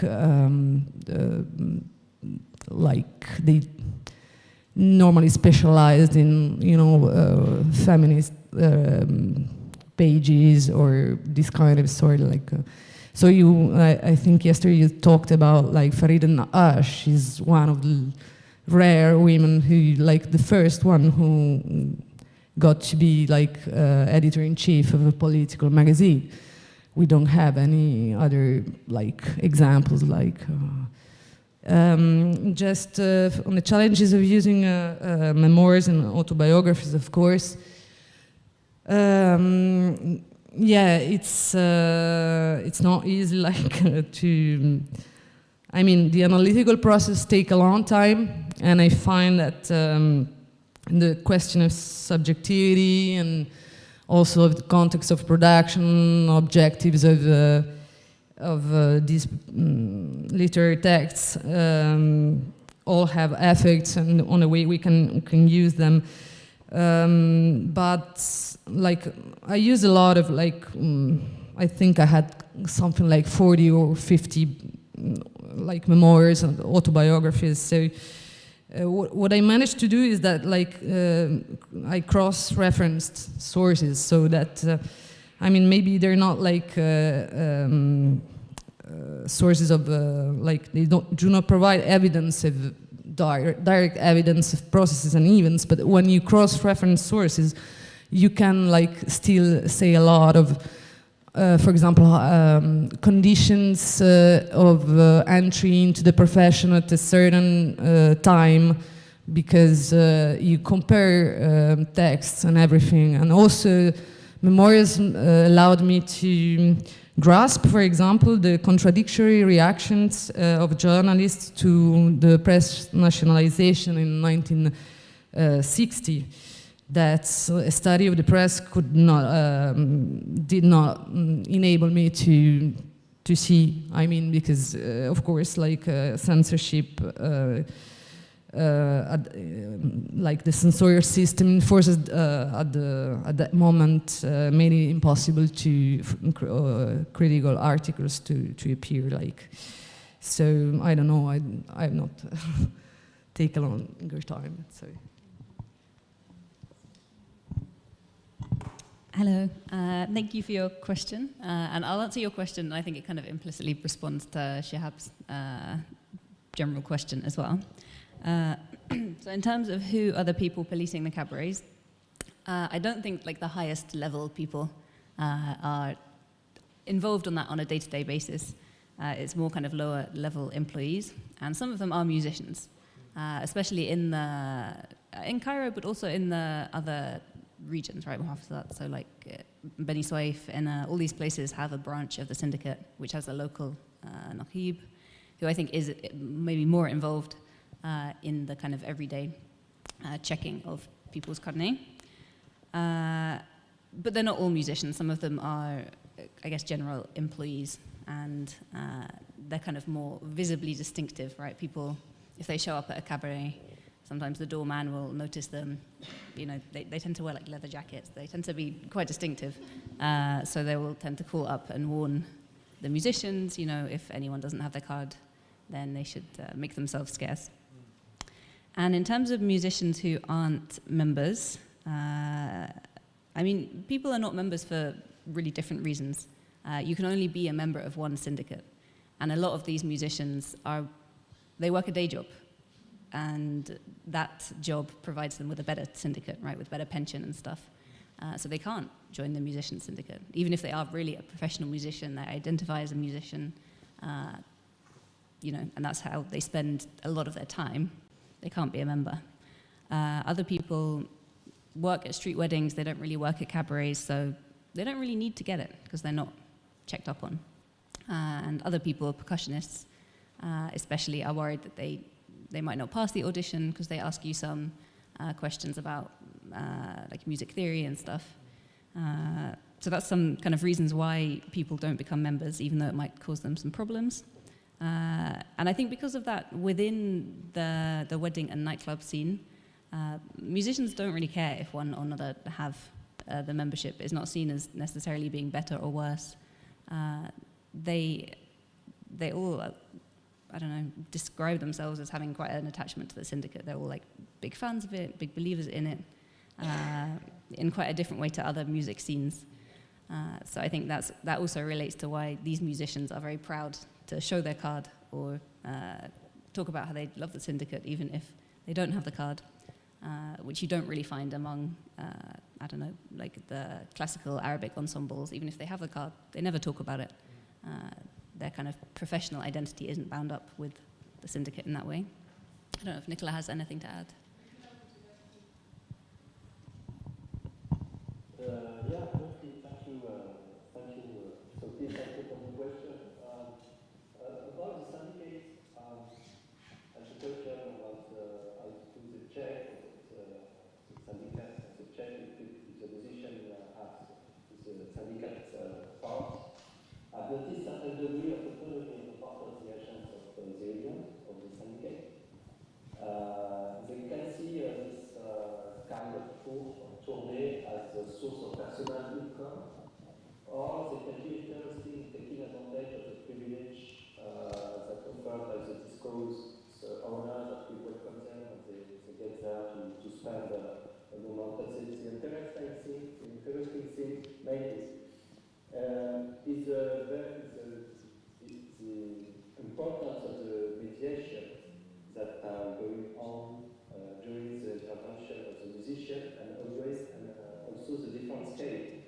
I mean, I saw Corsair positions in Reddit, kind of popular Reddit on motorbike, that it was very, in order to get some money from the people there. And now that you have some form of presence of the members of syndicates that is more, as I said, to get the privilege to spend some time with a night or part of the night in a night or in a disco. That's it. About the syndicate and the idea is to find out the form of self-representation of the workers there. That they are very diverse. How do they see the place they occupy in the system of professional relationship? What self-image are there of their roles and mission? About preservation, of course, they mentioned artistic integrity, about moralization of music, but also about categorizing music or accompanying cultural change with a more or less paternalist or friendly discourse with the young generation. All right.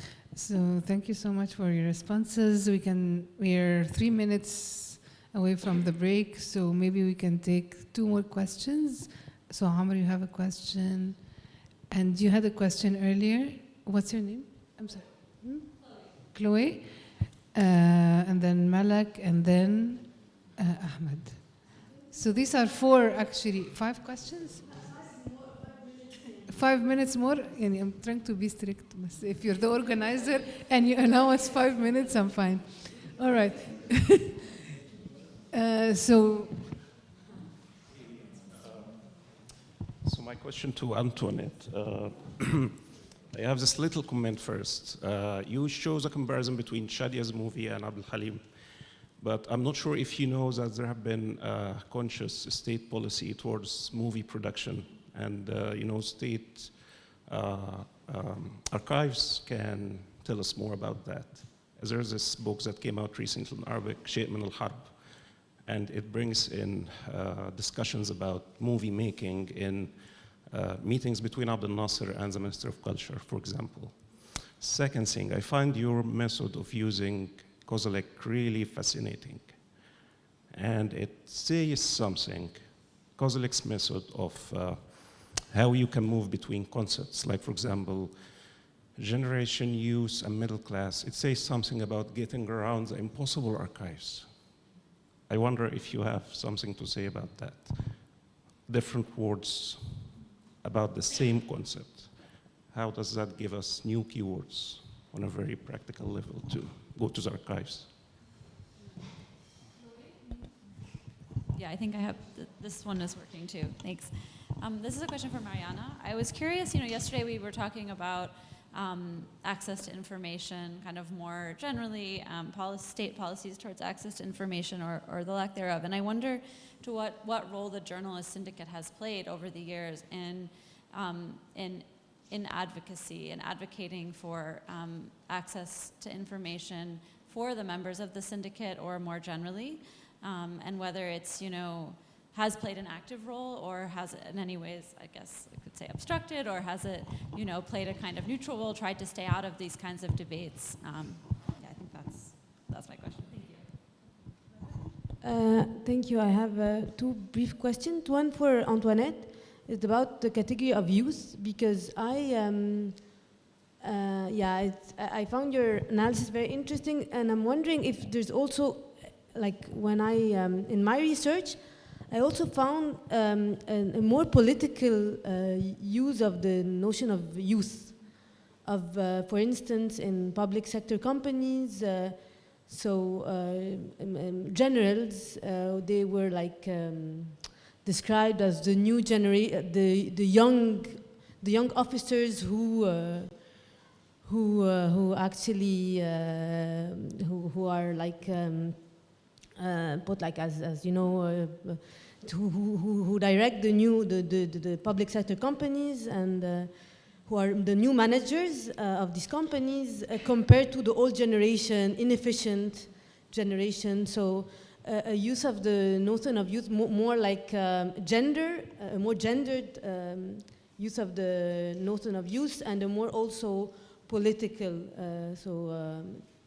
like to refer to the generals or the military.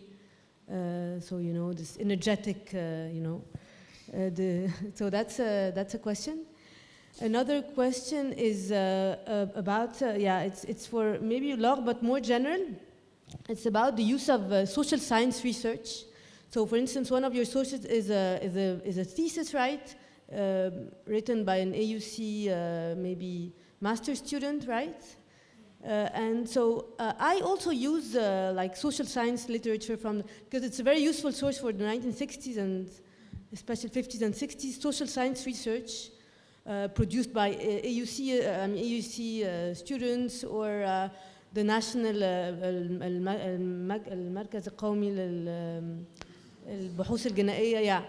So how, I mean, what are the, so yeah, I find the social science literature of the 1950s and 60s very useful due to the also lack of other archival sources. But how, I mean, the challenges and the difficulties of actually having access to the field or the materials through the lens of another social scientist or another. So how did you confront this? That's my question. Sorry. Ahmed? Hi, thank you. Thank you, Laura. My question is very related to what Malak said about, I feel that you relied a lot on this dissertation from AUC, and I feel there are a lot of, specifically in the medical sector, there are a lot of sources or archives to study the medical practices. I feel that the legal aspect, I think you will find tens of thousands or thousands at least of legal cases against midwives or doctors or hakimas, I'm not sure. But I think this is kind of accessible archives, and also the legal regulation from health ministry and also university books or guides or guidelines to, I think these things are interesting archives and can, I won't say easily, but still accessible, like not the same thing, not the same restrictions from the Ministry of other ministries, but I think with Ministry of Health you can actually access their archive and the guideline books and stuff like this. I think it will be useful to use for your research. Thank you so much. So we can go by any order that the panelists would like. So who would like to go first? Laure? Okay. Laure, would you like to go first? Yeah. Thank you for your question. So yes, Malak, I think your question is the big question with the literature. So the first thing I would say is that I need to put into perspective like the question that the student is asking the hakimat or the way she see and she interprets her field work very interesting because it says a lot about the issue that the society is addressing at the time. So she's very focused on family planning.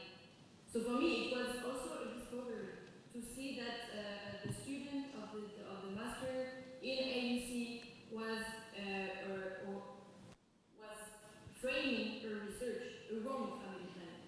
So it was in a way something that tells a lot for me. So yes, I think that the context of production is really important, and also the people who supervise her will help me to confront and to critique my sources better.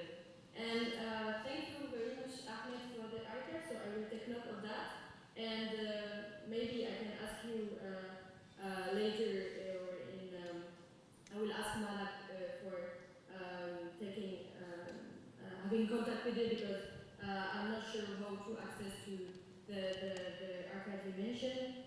But thank you very much because it will be very, very helpful, I think, also to rely on other sources where we can find, like, maybe, yes, guidelines for archivist. I have textbooks, in the project we have textbooks, but I cannot go through every sources. At one point we have to stop, but thank you for all your advice. Thank you very much. Thanks again for your comments and questions. For Amr, it's Amr. I'm aware of this state control policy on movies and songs, and I rediscussed this analysis with Frédéric Lagrange, this literary professor in France, and so he helped me figure out how to analyze this kind of cultural production. But still, I found that interesting to picture youth in two different specific ideas, and especially after 1967. So it was, for me, it was quite striking. I would have expected something more, we have to struggle to death against Israel and to build again a new nation, as you can see in literature, for example. It was quite different and quite even, let's say, shocking. Towards the expectation that I have, so that's why I was trying maybe to take these two songs. But if it's, thank you for bringing that about this authoritarian context. As for Koslec's methodology, it's I think in the United States he's not that much fashionable as a man, but let's say that the method is quite interesting, especially because I think it helps any researcher, and especially in Egypt post-1952, to build a network of words, and it's precisely what saved my thesis. So I began to work on this idea of middle class, and everybody was like, but it could be a big failure. There were no middle class in Nasser's time. It's a Sadat construction. It didn't exist at that time, which is not true, I'm happy to tell. It's the al-Tabaqa al-Wusta al-Mutawassita was used during Nasser's time. And so it was the first discovery that really saved me, and my grant and everything, and my supervisor. So I was quite happy first. And then the second discovery was, and if I try to follow the idea with synonyms, so let's say that it's a synonym. And so the main limit of this method, I think, it's mainly in my head. So it's a network that you build while looking after pages and pages and pages of Musawwar, Ruz al-Yusuf, al-Ahram, that I did alone in this very dusty environment, and just despaired so much, like, please, middle class, middle class, middle class. And then I was like, oh, youth is youth is important. And then it was used in a very specific context with the same adjective, youth, for a middle class. So I began to take notes about that. So that's why I built the whole network, like middle class, youth, and Gale. And I really think Gale it's much more political. So it's important if you study political history, which is not my case. So I decided just to put Gale aside. So it's linked to Malak's question. Thank you so much too. I really think that the idea of youth as a political vanguard or political new managerial elite, it's true. But let's say that if you take youth, you can have like two different sides. So either you go for the political one, so it can be a positive youth, so this El-Gel El-Gedid and the Muqtama Al-Gedid and everything like that, or a negative youth, the famous betrayal, national betrayal that we talk about before. Or you take the positive side, the economic side, so managerial elite, or this kind of new group that can define public policies at that time. And here, I think I'm not saying that it's not interesting to study the political side, but I really think that if we stick to the socio-economic, we can have another look of Egyptian history in a much more broader context, that of the third world building, the third world at that time, building a new state, a welfare state of their own, with a specific definition, specific expectations. So for example, and I'm finishing, I promise. For example, the idea of this new managerial class is something that Egypt can bring abroad and say, look at us, and we are the new development state, so you can follow us and we will together build the third world in this non-alignment movement. So I really think it's important not to stick to this political point of view, like always, I think. Thank you. Yeah, I will try to be brief. Anyway, of course, the question of access to information is a central one in the journalistic craft, and the right to access to information is very well given by laws on the press since the 90s. So it's recognized, of course, but always, it's always often like that in Egypt. Like if one law says something, then of course things are not like on the field are quite different from that. So we had during the 2000s this independent press that invented a kind of new journalism style, because of course people working for private newspapers had less access to official information, to the state ministries and this kind of thing. So they started using other sources, a lot of field work, interviews with ordinary people, and so it was interesting. So this, of course, after the 2011 revolution, there was a big debate inside the syndicate as to work to push for the promulgation of a law, real law on the access to information, on to respect, on the freedom of access to information. So there was this committee of legislation inside the syndicate, which worked a lot on a lot of new legislations in partnership with some NGOs who specialized on the freedom of information, these kind of things. But of course, sources show also that this common work stopped at some point in 2015. So, I don't think, maybe in the next years, but I don't see how. Sophie, no? Nicola? All right, okay. So thank you so much for the panelists and for a very active audience. And we've got a break for 15 minutes. We're late, Mamalak, because of your generosity. But I guess we can resume whatever discussions in the break. Thank you so much.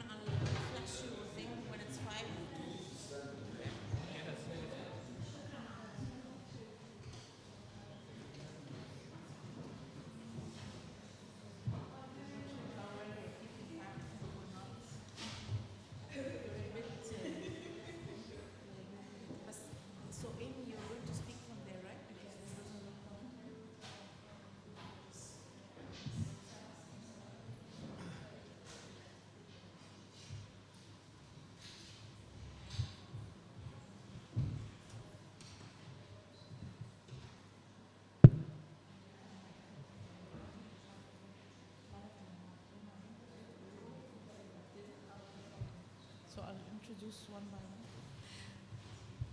So good afternoon, everybody, or good morning, depending on what time you're keeping. I'm very happy to be chairing this session, and once more, I also would like to thank Malak and Pascal for their organization. We have two very interesting papers in this panel. We'll start with Amy Fallas.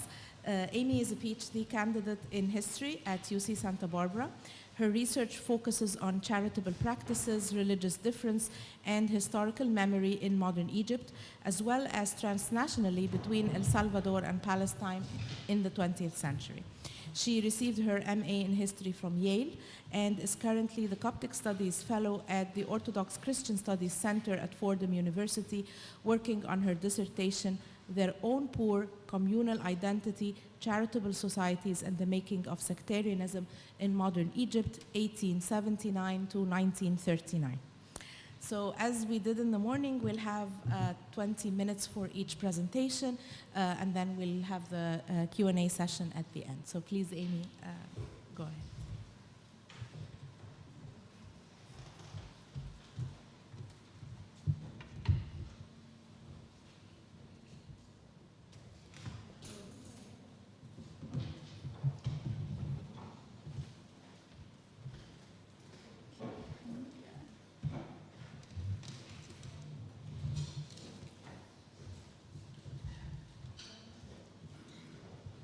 All right, so everyone can hear me okay.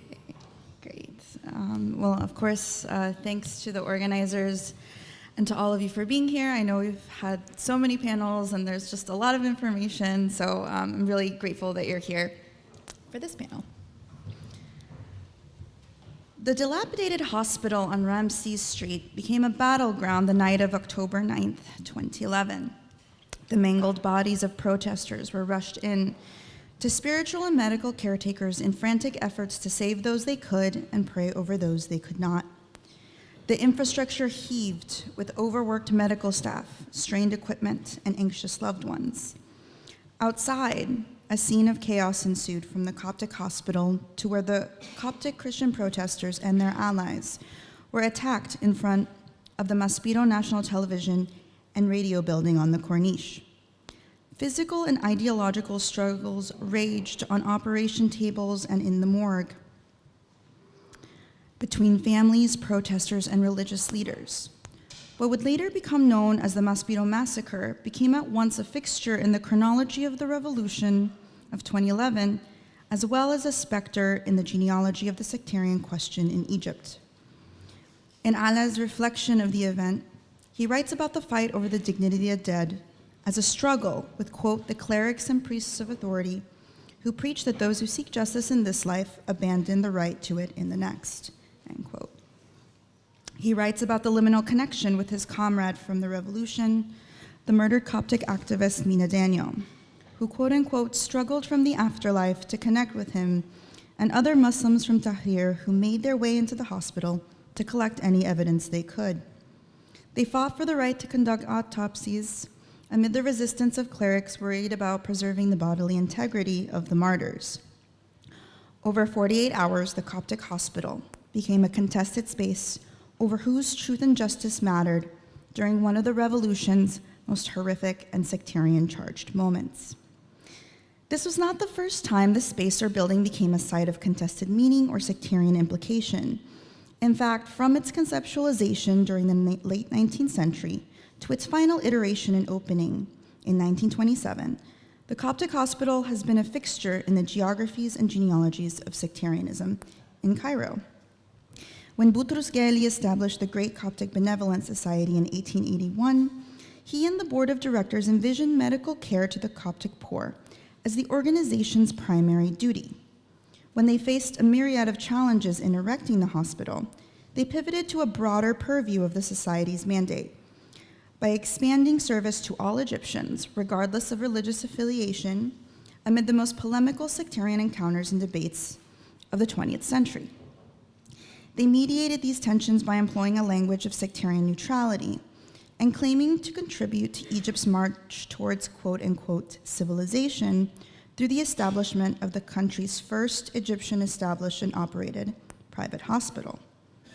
This presentation examines how the material and discursive development of the hospital reflected shifting notions of social duty, charitable citizenship, and national belonging, mediated through sectarian concerns. These developments occurred alongside the establishment of other sect-based charitable institutions that permeated the landscape in proximity to the hospital. A confessional mushrooming that offered an organized benevolence work according to religious affiliation.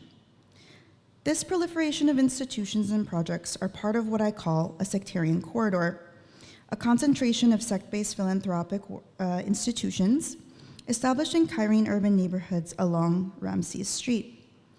These geographies are also an important feature of the genealogies of sectarianism in the Egyptian context. The sectarian question looms large in the Egyptian context, in both historical and contemporary investigations, as scholars question the term's utility in adequately describing inter- and intra-religious relations. More common references to these dynamics include anything from the development of secularism, Christian-Muslim relations, religious difference, minority-majority distinction, or the Islamification of Egyptian society during the 70s. Today, while the usage of the term ta'ifiyya is ubiquitous in describing interreligious tensions, its historical genealogy has been sparingly explored in both Arabic and English scholarship. Yet sources from the late 19th century to the present make frequent use and association with the term ta'ifa and ta'ifiyya. We also encountered a wide set of other terms used to describe confessional communities, religious identities, and conflict or cooperation based on these affiliations. So for example, a religious community could refer to themselves as a millah, a ta'ifa, an ummah, a madhab, or religious conflict could also be expressed through a variety of terms such as ta'asub, or shikak, or fitna. I contend that mapping these vocabularies and exchanges that constitute what we now call sectarianism challenges its stigmatized associations and expands its analytical utility. Interactions are not sectarian simply because they occur between religious communities of difference. Neither is sectarianism only about violence or conflict. Encounters become sectarian through the dynamic and shifting political, economic, and social significance of religious identities and its impact on power, state, and society. As such, sectarianism is a contingent, produced, and uneven phenomenon shaped by the context in which it occurs. In Egypt, sect-based philanthropic societies established during the late 19th and early 20th centuries were influential actors in discursively and materially shaping the meaning of ta'ifa. For example, several charitable societies during the early 20th century frequently described the purview of their mandate as one of service to those within their ta'ifa, their confessional community. They employed the term to delineate communal boundaries and differentiate from others, but rarely used it to refer to conflict. Further, ta'ifa was used by Egyptian government officials to refer to policies or legislation regarding specific non-Muslim religious communities. In both these and other cases, ta'ifa referred to a specific confessional community that members utilized without polemical connotation while simultaneously using other terms to describe their identities. When a young Boutros Ghali established the Great Coptic Benevolent Society, they envisioned medical care as the first duty of charity, or al-awwal wajibat al-ihsan. Yet despite these intentions, the society would not open their first medical facility until 27 years after their founding, due to financial and logistical challenges that persisted into the 20th century. Further, they had to navigate an increasingly polarized political and social environment of unprecedented levels of sectarian tension in Egypt, including a high-profile assassination, a series of nationwide sectarian conferences, and the issue of national minorities during the formation of the first constitution. Before opening what became the architectural fixture of the Coptic Hospital on Malik al-Nazli Street, now Ramses, in 1927, the society established a series of medical institutions starting in 1908. First, there was a dispensary, an outpatient clinic exclusively for the Coptic poor, that opened in Ezbakiya in 1908. and by the end of 1909 had served over 4,000 Coptic patients. In 1910, the year that the Society founder, Coptic Prime Minister Boutros Ghali Pasha, was assassinated, and sectarian tensions in Cairo ran high, the Society announced that the dispensary would start offering services to the poor irrespective of their religious sect or race. The directors of the Society articulated this decision as a reassessment of the association's mission, one committed to, quote, serving humanity wherever it is found, and to open the hospital doors to all the poor without exception, end quote. This language of sectarian neutrality aligned with how other sect-based charitable societies maneuvered through a period of political and social polarization in the aftermath of Ghali's assassination. Not only did the family of the late Prime Minister donate to over 20 different charitable societies affiliated with sects, but leadership from those societies also used the donations to underscore their own patriotic service to all Egyptians. Overwhelming documentation from the societies thanking Ghali's family for their generosity attested to the affective impact charity had on impacting the sectarian discord of the period. The Great Coptic Benevolence Society, meanwhile, used this opportunity to diffuse interreligious tensions, but more importantly, to reframe their work as advancing civilization in Egypt. They rented a new facility in 1911 to expand their medical services and held a celebration to inaugurate both the space and its new, purportedly non-sectarian purview. In a public statement, society leaders underscored that although schools and education were critical and important evidence of a nation's civilizational standards, it could not advance further without prioritizing charity, as well as the physical well-being and therefore elevation of the poor. Claiming, quote, we say, and we do not fear exaggeration, that such charitable products are at the forefront of progress and a correct civilization, end quote. The Society emphasized this point during a particularly tumultuous time for the community in which prominent Copts convened a nationwide summit in Asyut to discuss their collective national grievances.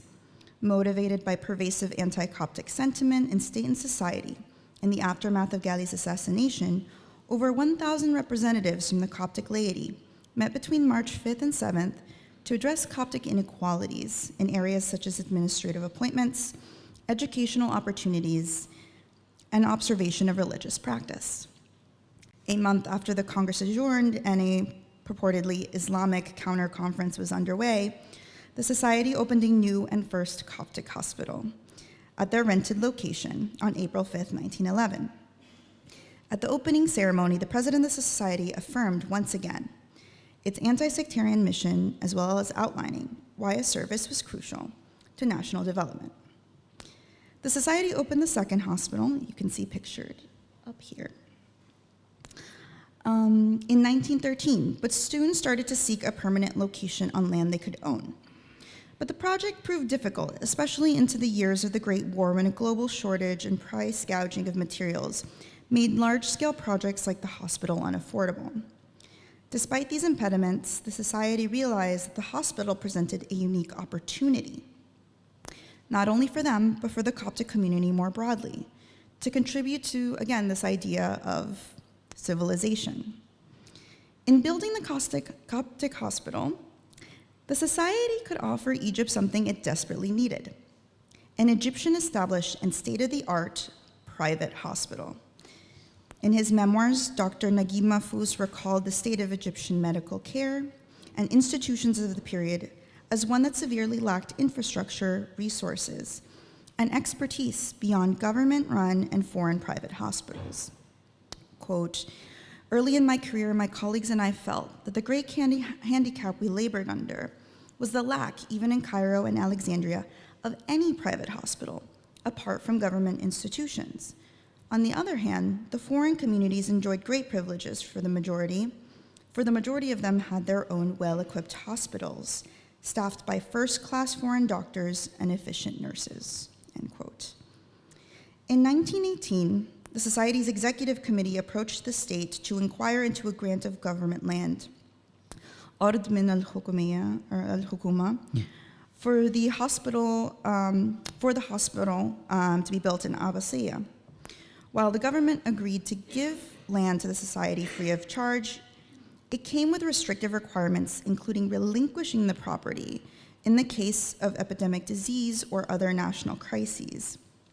In light of these restrictions and the desire for greater autonomy, the society respectfully declined the government's offer and soon purchased 12,000 square meters of endowment land from the Arharbutli family on Malika Nazli Street.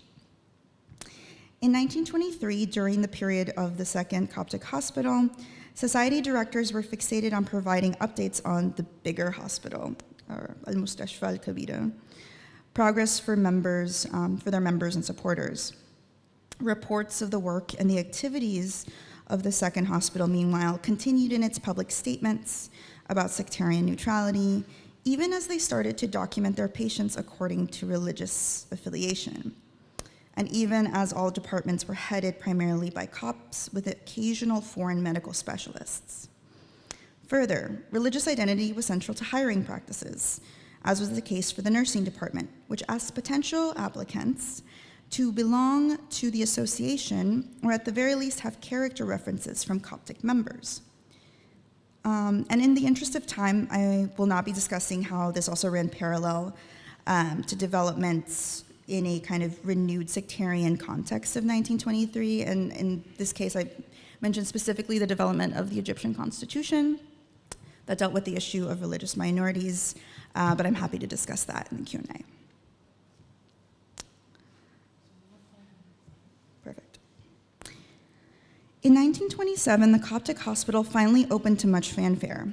The opening ceremony was a must-attend social event with extensive press coverage, including photos of facilities, equipment, and the dignitaries in attendance.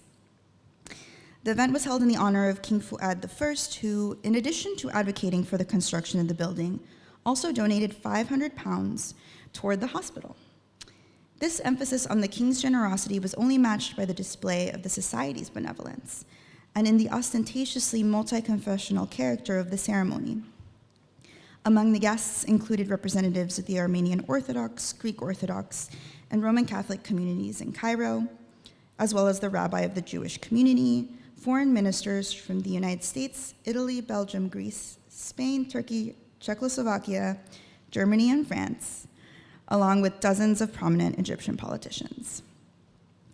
The Coptic Hospital held the prestige of the first private hospital in 20th century Egypt, an institution that became the model for subsequent private hospitals. Interestingly, all built by philanthropic societies, such as the Islamic Philanthropic Society, who opened their medical complex in Aguza in the 1930s. And you can still see it today. It's like a beautiful multi-building complex.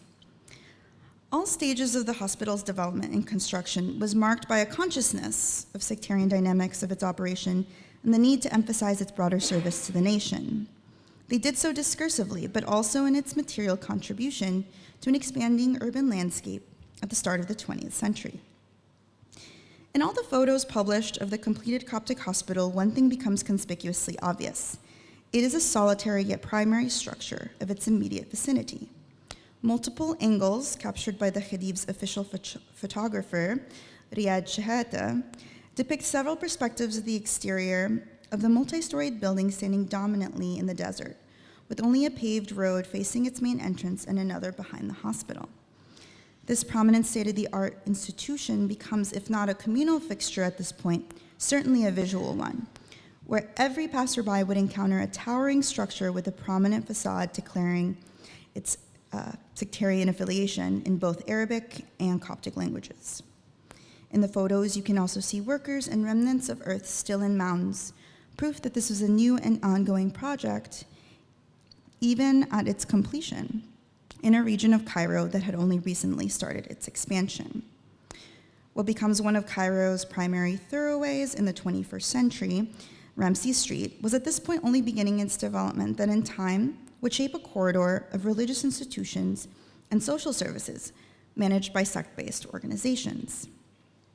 Although the hospital formed a prominent institution of this new road, it also became a visual cue into the larger configuration of religiously affiliated infrastructure within the neighborhoods just meters into Malika Nazli's side streets. especially into the expanding neighborhoods of Dakhar, Fagela, and Sakakini, remnants of which are still visible to the present day. This is the side facade of the Coptic hospital today, and you can see has that, even though it was nationalized in the 60s, still very much affiliates and associates with the philanthropic origins. Over several decades, from the inception of the organization that founded the hospital through the hospital's various iterations, and its peak as the country's first private hospital, the great Coptic Benevolent Society leaders employed strategic language with claims to sectarian neutrality or civilization-enhancing discourses to make progress on building, repairing, or expanding the institution, and in such, reifying the Coptic community's standing amid a period of unsettling sectarian concerns in an Egypt under rapid transformations. Yet this careful and intentional circumventing of the hospital's sect-based affiliation underscored how religious communal identity was, ironically, an integral aspect of access to medical care for Cairo's poor during the early 20th century. Thank you.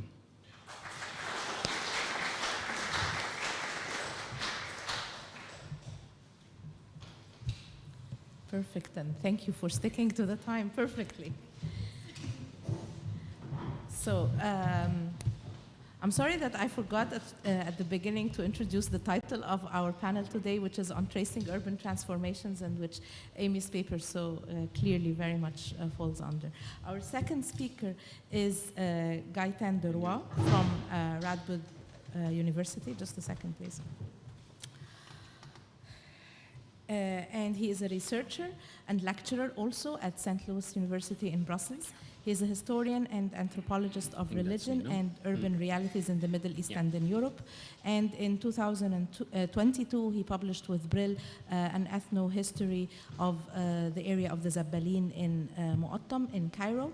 And today he will speak to us on which sources to study popular urban neighborhoods. Thank you. Thank you very much.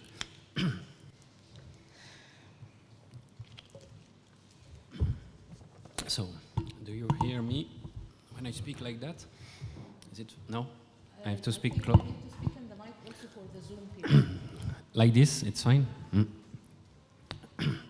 So thank you to the organizer for this beautiful conference.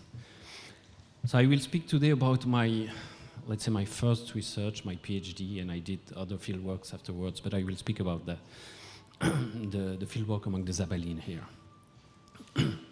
French historian Manon Hoth, who wrote what she called a popular history of a district located close to Paris and inhabited by Renault's workers, the cars factory, pointed to a very interesting fact.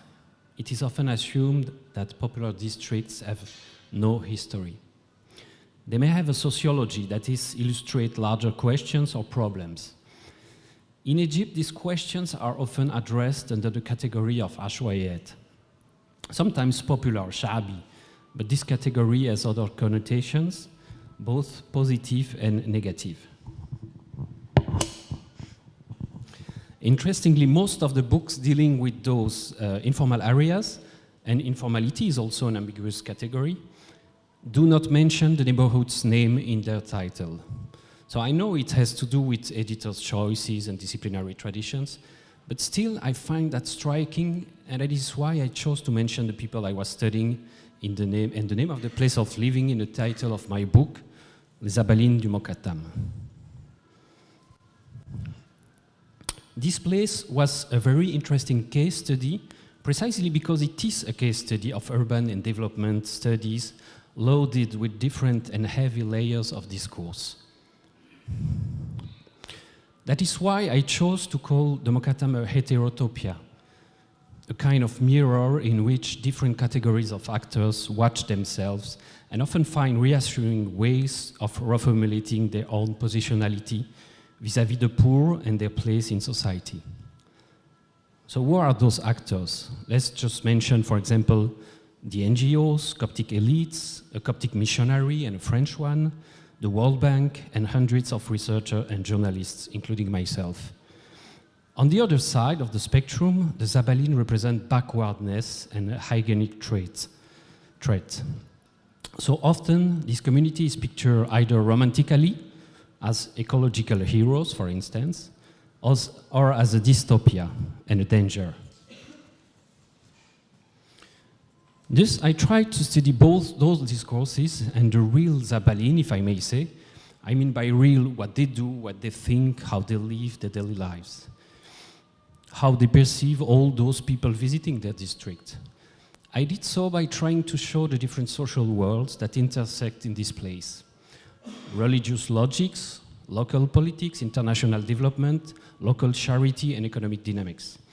This necessitates gathering very different kinds of sources. I think that pretty often historians consider by default that a source or a document is necessarily a piece of paper, preferably kept in an archive center.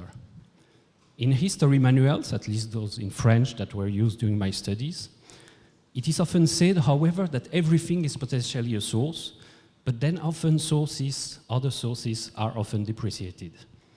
The administrative paper stays the reference. The other thing that is often judged problematic in the French-speaking context is the position of what we call histoire du temps présent, that is recent history, let's say from the 70s, while histoire contemporaine designates a period that starts with the French Revolution. That would be in English modern history. So there is always a need to justify oneself when you work as a historian on the last 50 years. There are often debates around the necessity of historical insight. I won't enter into details into this question, but I think that the recent example of the Cleopatra affair showed that if 2,000 years are not enough, how could we expect to be totally detached from any emotions if we wait 20, 30, 50 years? So we could think of the term of archive as a broader term encompassing all kinds of traces that the research needs to gather. But not only gather, she also needs to produce it by observing, interviewing, taking pictures, filming. Social scientists, and I include historian in this category, create an archive. Sources are not only traces that are already there and just need to be found, they are to be constituted by the questions of the investigator. I will, in this presentation, just give a kind of overview of the sources I used, and then take two examples of configurations of research that allowed me to articulate a very disparate material. So first of all, I do not want to devalue the importance of administrative sources, of course, and archives, which are crucial when available. So in the case of my research, and related to the many layers of discourse I mentioned, an important source was what is often called grey literature.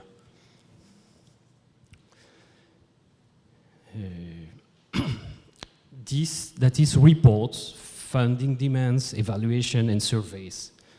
Because of course, in this case, the number of development projects that were implemented in the neighborhood. A local development company, EQI, Environmental Quality International, founded by Munir Nehmatallah, did work with the Zabaline during 50 years.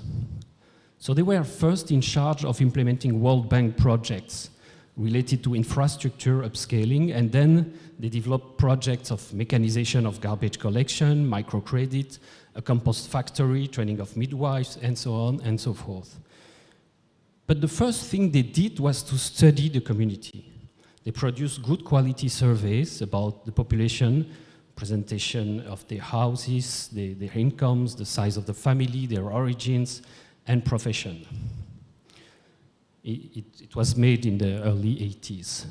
These documents helped me at the same time to get a picture of the community in the 80s and to get a sense of the perception of the Zabaline by mostly Coptic engineers from the upper class. For example, it helped me understand the importance of pig farming, which was until recently the biggest share of Zabaline's income, and not garbage collection and recycling. It has probably changed now. It is only one example of this rich literature. And then you have Sister Emmanuel's phenomenon.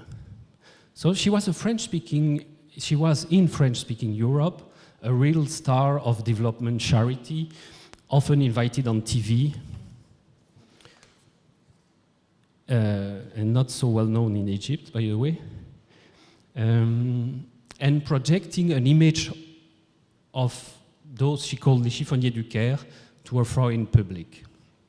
Then in Belgium, France, and Switzerland, associations were created inspired by the Nun, which gathered money and sent European youth to work on summer work sites among the Zabalin. Sister Emmanuel gathered millions of dollars to develop educational and medical institutions in 3 garbage collectors areas, Esbet el-Nahl, Torah, and Mu'attam. Those institutions have often kept an archive, which is also very rich for the researcher. And locally, Sister Emmanuel was helped by Coptic nuns, the Benet Mariam, who founded the monastery and who today still run the school. The monastery became a center of power on the northern part of the neighborhood. It provided jobs and income to members of one particular family, which became prominent through this relation. And this aspect of the local anchorage of Sister Emmanuel's work is what is almost impossible to find in the written documents that I could find in Belgium. That is the blind angle that only oral histories can help document. And indeed, all those persons who got involved in these projects can also be met and asked about their experience. I also gathered many interviews in Egypt, France, and Belgium, and we come here to the crucial part of oral sources, of course. As I said, many realities are not accessible through written sources. For example, the extended families in Mokattam, which still play a role today, were undocumented by many reports or studies. The only way is just to ask people what it means to them and what it meant in the past and to observe the current situation. I interviewed inhabitants and people who got involved in the neighborhood. That is, of course, the most obvious part. But I did also conduct ethnographic fieldwork, which allowed me to do what Nathan Wachtel calls a regressive history. I think it is generally interesting to proceed as such, but certainly the revolutionary context encouraged me in this direction. Suddenly, the authorities of the Zabalin society were shaken. Few people from Mokattam went to Tahrir, but demonstrations were organized in the neighborhood against the associations and NGOs accused of being corrupt. As elsewhere in Egypt, it opened up possibilities for regressive history as people started to speak openly. Even the priests were criticized and their role in politics put into questions. The importance of ethnography is also, and above all, the possibility to conduct a kind of collaborative research with the people concerned. And that is my first example of what I call a configuration of research. I found many people who were eager to help me and who were themselves interested in getting to know more about their community. Here I should underline a kind of bias that I am aware of. I mainly spoke to educated people, often with a college education, people who could be described as intellectuel démarche, margins intellectual, as Amanda Diaz puts it.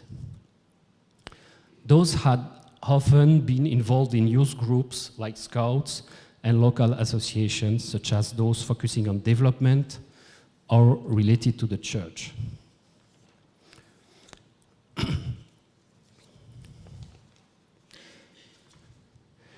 Interestingly, 2 men in their 30s and 40s I had met in 2009 while investigating the role of Sister Emmanuel in Mokattam, because they did collaborate with her, got involved in a new association after the revolution, and which was trying to do something, as they were telling, to really help their community, contrary in their mind to the current association active in the neighborhood. They finally got involved in the political campaign of Mosrin el-Ahrar, the new party founded by Naguib Sawiris, and one of them created a youth association, still active today, also with the support of Naguib Sawiris. So I followed them during months and got interested in what they were doing, but also about their past, their belonging to families, their religious options. All that helped me to get a better sense of the social structuration of the local community. And this story has also been documented by a documentary director, Julia Varga, who also spent months filming them and has hours of rush, and whose film is about to be finished, and I think it will be very interesting. So, the other dispositif I have used to gather different kinds of information deals with religions this time, and links the Zabaline to a really old miracle story. So this story is the Mokattam miracle, which somehow helped the Zabaline emplace themselves in their environment, linking their place of living with an important narrative of the Coptic tradition. Put it briefly, this story tells how the Patriarch Abraham in the 10th century was challenged to accomplish what was said in the verse of the Bible, that saying that faith can move mountains. He finally does it after the Virgin Mary appears and tells him to meet a simple tanner called Sam'an and ask him to perform the miracle. So Sam'an does it and saves all the Christians that were threatened if the miracle was not accomplished.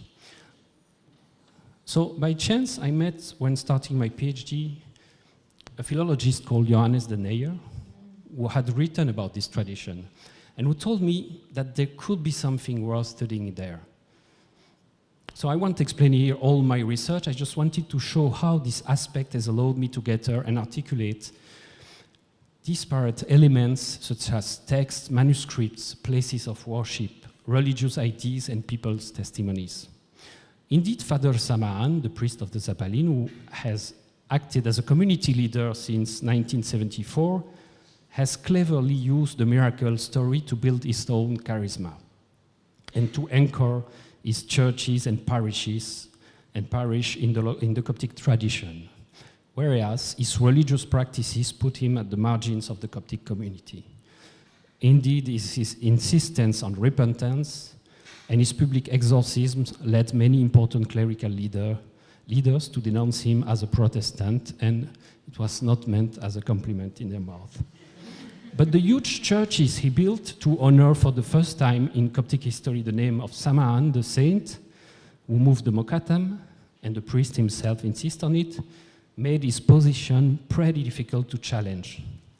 So the attention to both a written tradition and its materialization into buildings and current practices helped document the interaction of temporalities at stake in Muattam.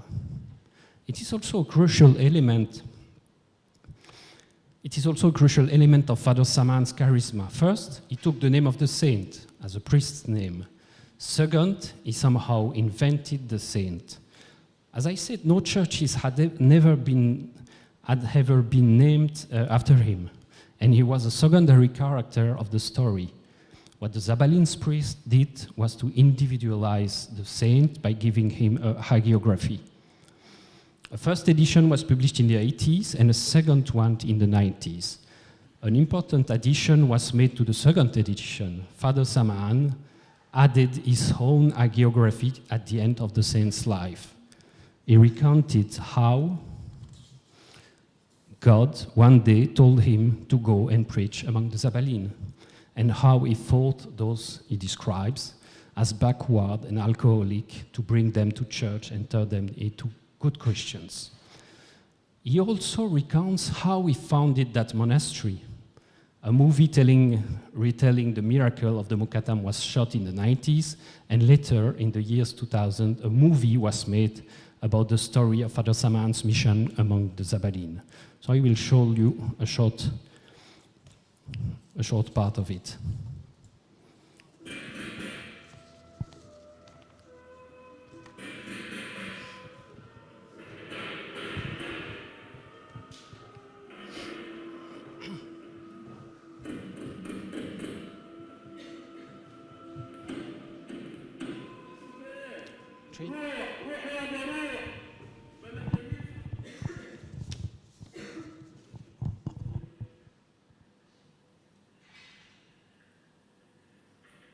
The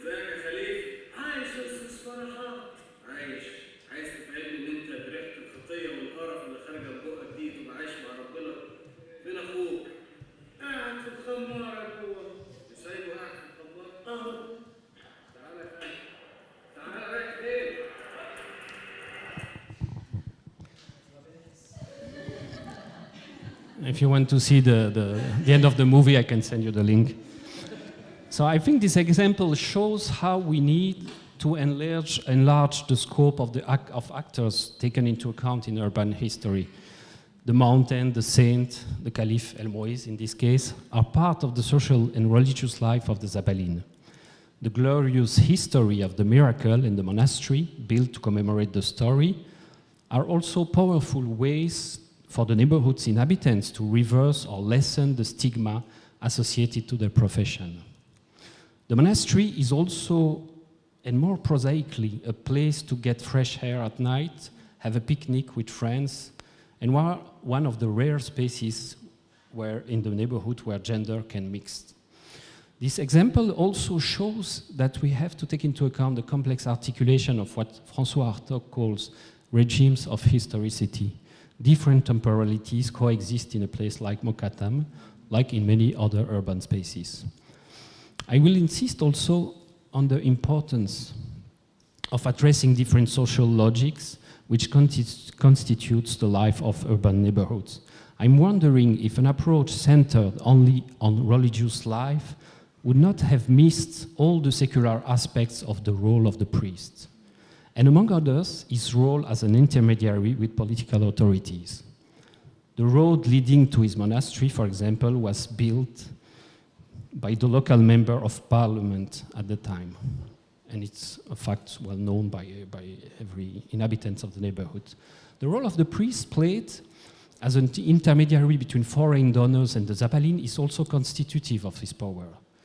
We could put it like this. Concerning this example, you cannot really understand the life and work of the Zabalin if you ignore the religious scene, but the opposite is also true.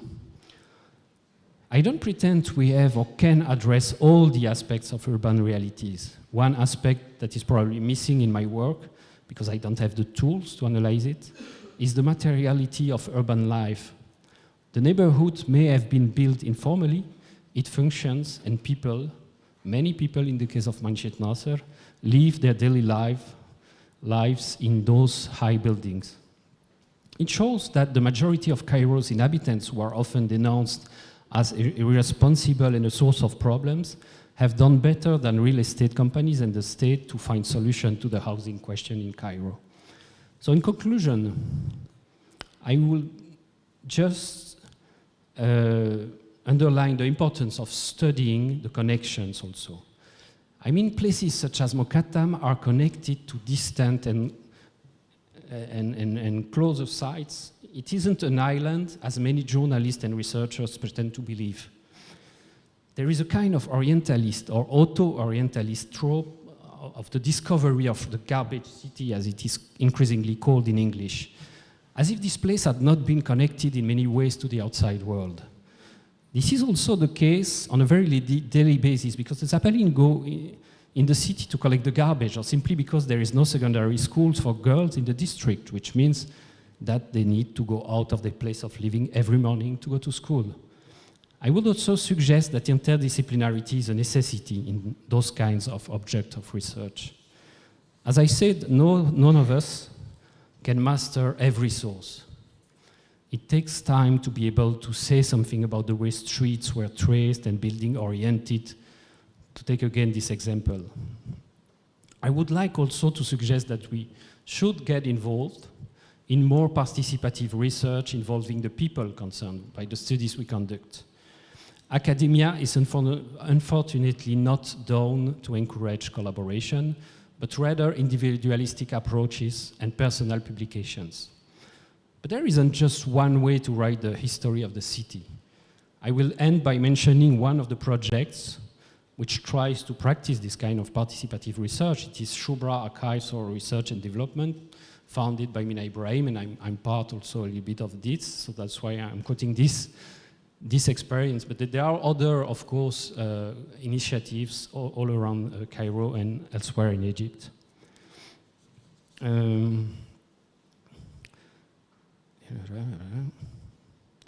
So, yeah, finally, I just want, my main idea is to encourage interdisciplinarity, and I'm not presenting a method of how to study urban realities. I think each context is specific, and we have to adapt and the sources we need, and we have to kind of invent them each time we start a new research. Thank you.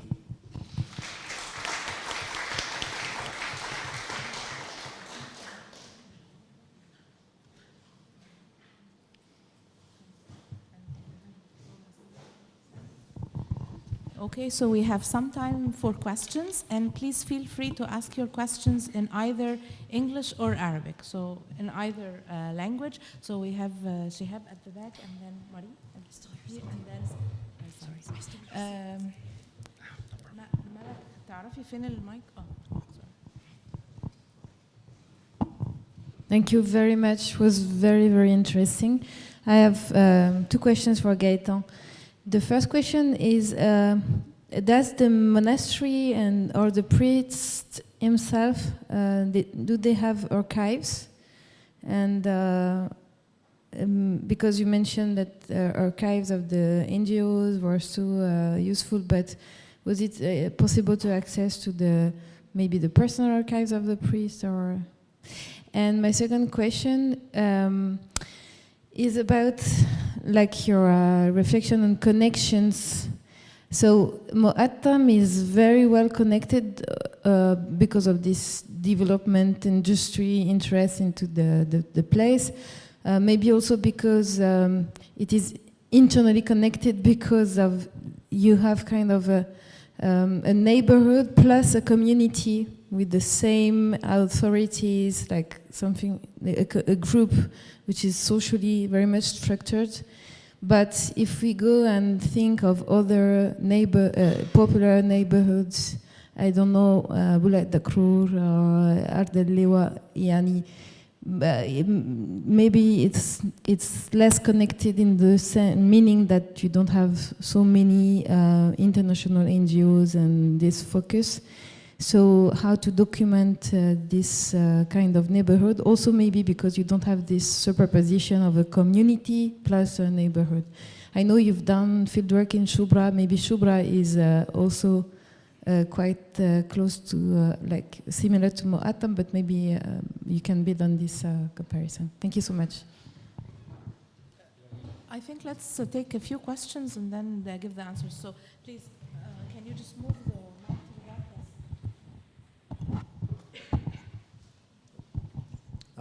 Thank you both so much. I just have a question for Gaëtan. So in addition to NGOs, the World Bank, researchers, it's my sense that Mo'attam is also increasingly a site of tourism. And I'm wondering if tours of the neighborhood, reviews written by tourists as sort of an alternative archive, are also something that you've considered or explored in your work. And then if you have, conversely, kind of any sense of how members of the Zabaleen community view tourism or have discussed it with you. Thanks. Can you bring it to the very back to Shihab and then we move forward again? Thank you. Thanks both. I have a question for each of you. So I have a question for Amy and for Gaëtan. So for Amy, I was wondering whether in the Egyptian context, you could clarify whether Ta'ifa as a concept historically was more related to kind of interconfessional matters in the Christian community, or whether it has to do with also how majority groups are conceived, or other minority religions like the Baha'is or Shia, or and maybe comment on how Egypt would be different from like the typical literature on these things, which is typically in like Lebanon or Syria or somewhere. For Gaëtan, my main question was about my main question is about grey literature as a source, which I find a very interesting and engaging historical source, and wondering whether that grey literature keep failing. Sorry. Sorry. معلش يعني. I'll just finish. So is grey literature more than other sources related to particular kind of audiences? Does it have the kind of reach that it purports to have, as it were? But yeah, maybe you can speak to that. So there was another hand in that area before Lucia. Yes, please. Yeah. Yes. Yeah, you also had a question. Right. Sorry. I have two questions for Gaëtan. One is, could you explain more what regressive history means? And my second question is, I was just wondering, يعني ليه حي الزبالين والمقطم وكده؟ يعني ليه ده كان الاختيار? Why did you choose these areas? Thank you. Sorry, she also had a question before I did. This is a question for Amy, but also maybe Gaëtan, you might have thoughts about it too. We haven't talked that much yet about maps as sources, and I was struck by your slide, Amy, on the sectarian geographies and how you had the three maps side by side. Obviously, like access to certain kinds of maps is also sort of a sensitive issue, but I'm just wondering how you're thinking about maps with either their utility or like disutility in thinking about sectarian geographies or geographies of urban geographies more generally, to what extent they've been useful or have even obscured maybe the geographies that you're trying to kind of construct or reconstruct through your work. Let's have Luce and Ralph and then answer some questions and maybe see if there's another round. So. Thank you to both of you. I also have a question for Gaëtan. And I've done some work in another Shawiya, Esbet Kheralla, comparatively with an area in Port Harcourt in Nigeria. And I realized how difficult it is to write the history of these places because at least in the cases of Port Harcourt and El Esba, there is an interest by the state not to write it because these are areas constantly at risk of eviction. And if the state builds a narrative according to which these places don't have a history, the eviction of people is legitimate. So, and my question was, you started telling us, how to write the history of these places, and my question was, what is the role that oral history can play in this operation? And also, in times of global climate crisis, is there something that we can learn from these areas in terms of resilience and survival? Because this is my feeling when I work in Port Harcourt, or I was last week in a refugee camp in north of Kenya, and again, I was thinking about that, the capacity of resilience and of building community that we experience in these places. I don't know Al-Mu'attam well.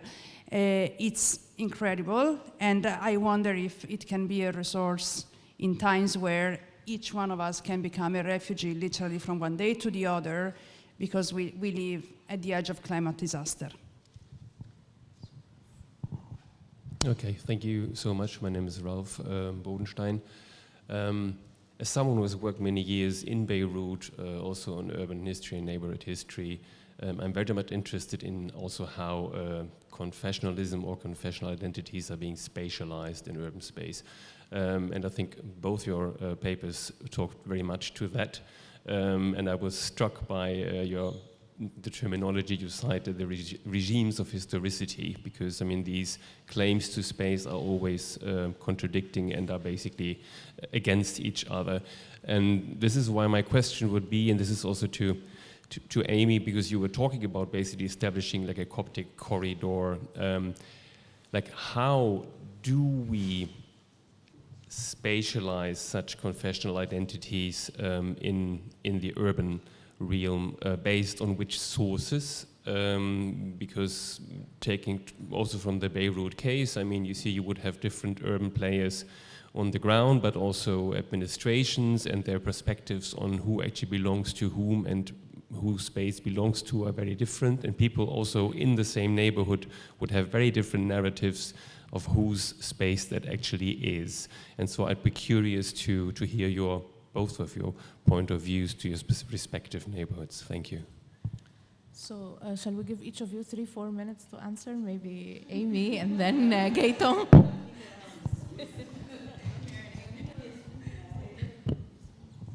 Let's give, is this, okay.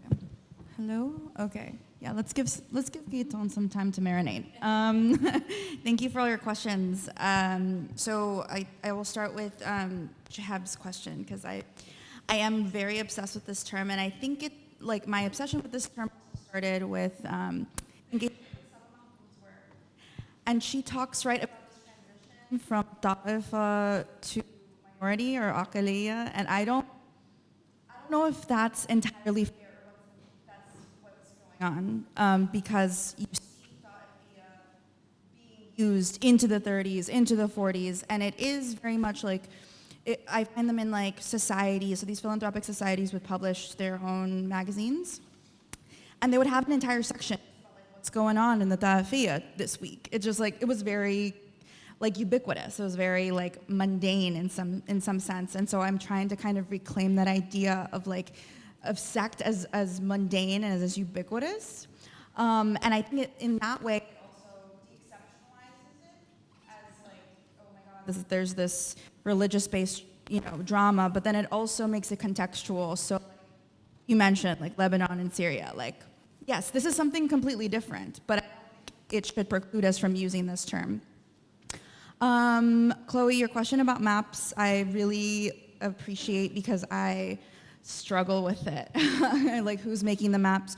What do they find worthy of labeling as a landmark? And maps that I used for this presentation in particular all come from Al-Mandak, which is a great online resource. But again, limited. But I'm looking at like what they are, what these maps are, signaling as major landscapes or major landmark. And it's, every map has a different orientation. Some of them are interested in population density. Others are interested in like, oh, we want to map out like all these foreign outposts. Others are, so that's something I'm struggling with, and admittedly, that is something that I'm spending a lot of time focusing on, because I am trying to map out generally where all these societies were, and kind of starting from that, then trying to make sense of that within what these maps are giving me. And this confessionalized space idea, I really appreciate, especially since I've just been so influenced by, obviously, the literature on Beirut, but in particular, Joanne Nucio's work, Everyday Sectarianism, which really looks at how contested sect-based space is, but also how even it's constantly changing. And so, and especially in the context of Beirut, I mean, that makes so much sense as it's so multi-layered. But how it's this materiality that is so physical and so dominant. That's something that I'm using as a framework, especially with like these institutions that provide social services. Like, what does that mean, right? And what does it mean when an organization or society says like, we're going to be non-sectarian? That implies the existence of a sectarianism. And so those are some of the things that I'm thinking with. Thank you.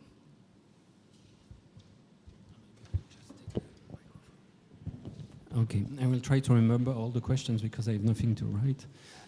I will start with maps because Amy just finished on that. The EQI, they mapped the neighborhoods, but it was meant both metaphorically, like to do a survey, and literally. They designed a map and they gathered inhabitants to give names to the streets. Because all the project of the World Bank was to improve the infrastructure, to help the Zabalin collect better the garbage and do it outside of the scope of the state. That was the main idea at the time. So they mapped it. And also something else about maps. I remember a guy in an association in Moatam coming from the community told something about Abu Dan Saman, Father Saman. He put us on a map. And the monastery put them on a map, literally also because some touristic map, French ones, for example, mention the monastery as something to visit touristically. Regarding boundaries, etc., it's interesting. So I think it's a unique case in Cairo where you have the majority of a part of a neighborhood is only Christian at this point. The vast majority is Christian. In Shubra, all Shubra, you have 40% of Christians or something. And the inside is called the Zaraib, like enclosure, reference to the pigs. And the outside, by the people inside, is called El Azba, the farm. So there is a clear, at least in the discourse, differentiation. And when you enter the neighborhood also, you begin to see Christian pictures, etc., and hear sermons of Pope Shenouda and things like that.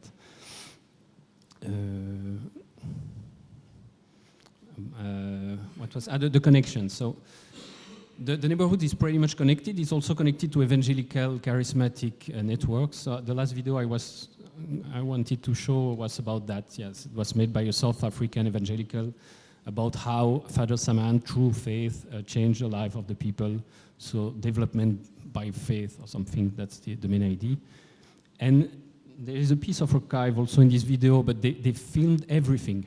So the building of the monastery was filmed, and they have archives, and they sell a DVD where you can see Father Samaan, you know, in the beside the bulldozer when they are digging to do the personal archives of Samaan. No, I didn't speak many times with him.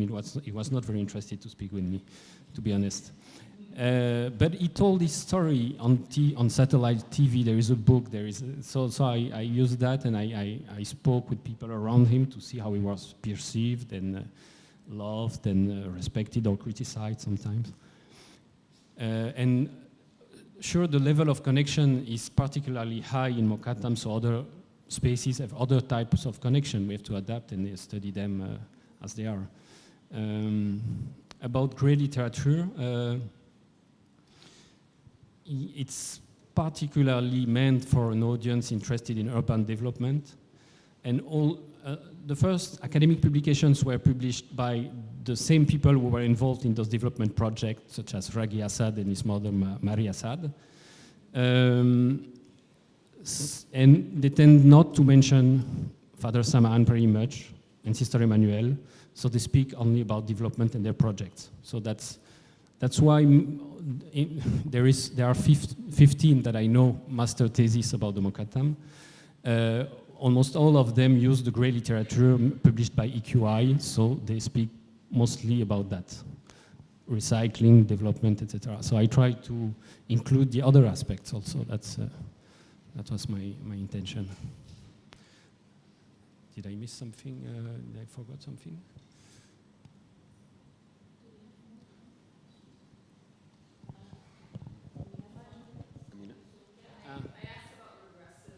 Regressive history only means that you start from the present, you do ethnography, and you try to go back at the source of the phenomenon you can see on the ground.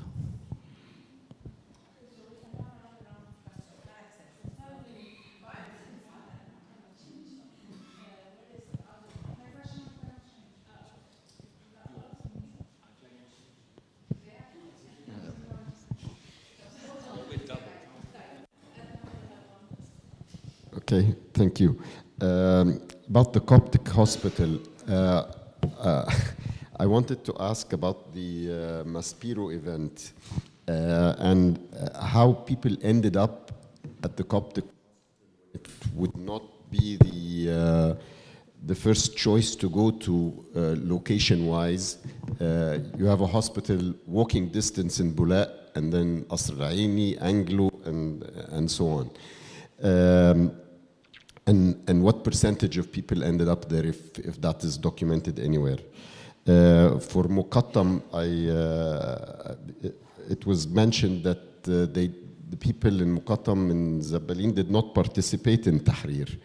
And however, they did have their own little riot about corruption.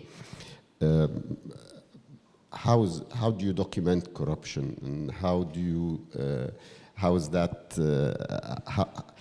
How is it documented that they did not go to Tahrir, if that's there?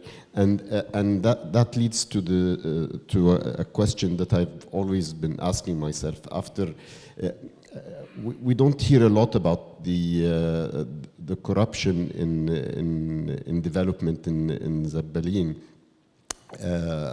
After all of these years of development project, still the area is not sustainable. The projects, all the projects there, they are still not sustainable. So what's documented? Nobody's asked from the side of the room.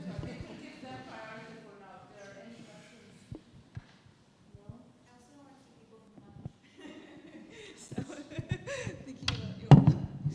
let me just answer this question very briefly. That's an excellent point, actually. And we have to remember this was a public protest of mostly Copts coming from Shubra, Dawaran Shubra.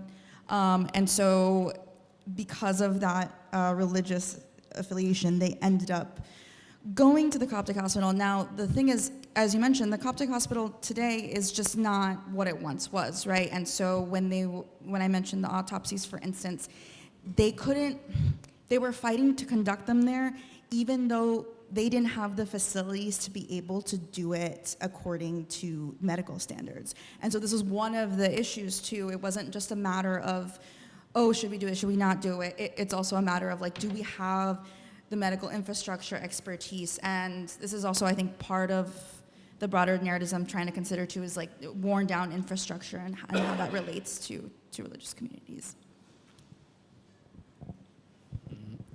Thank you for your question. So, corruption. I documented accusations of corruption.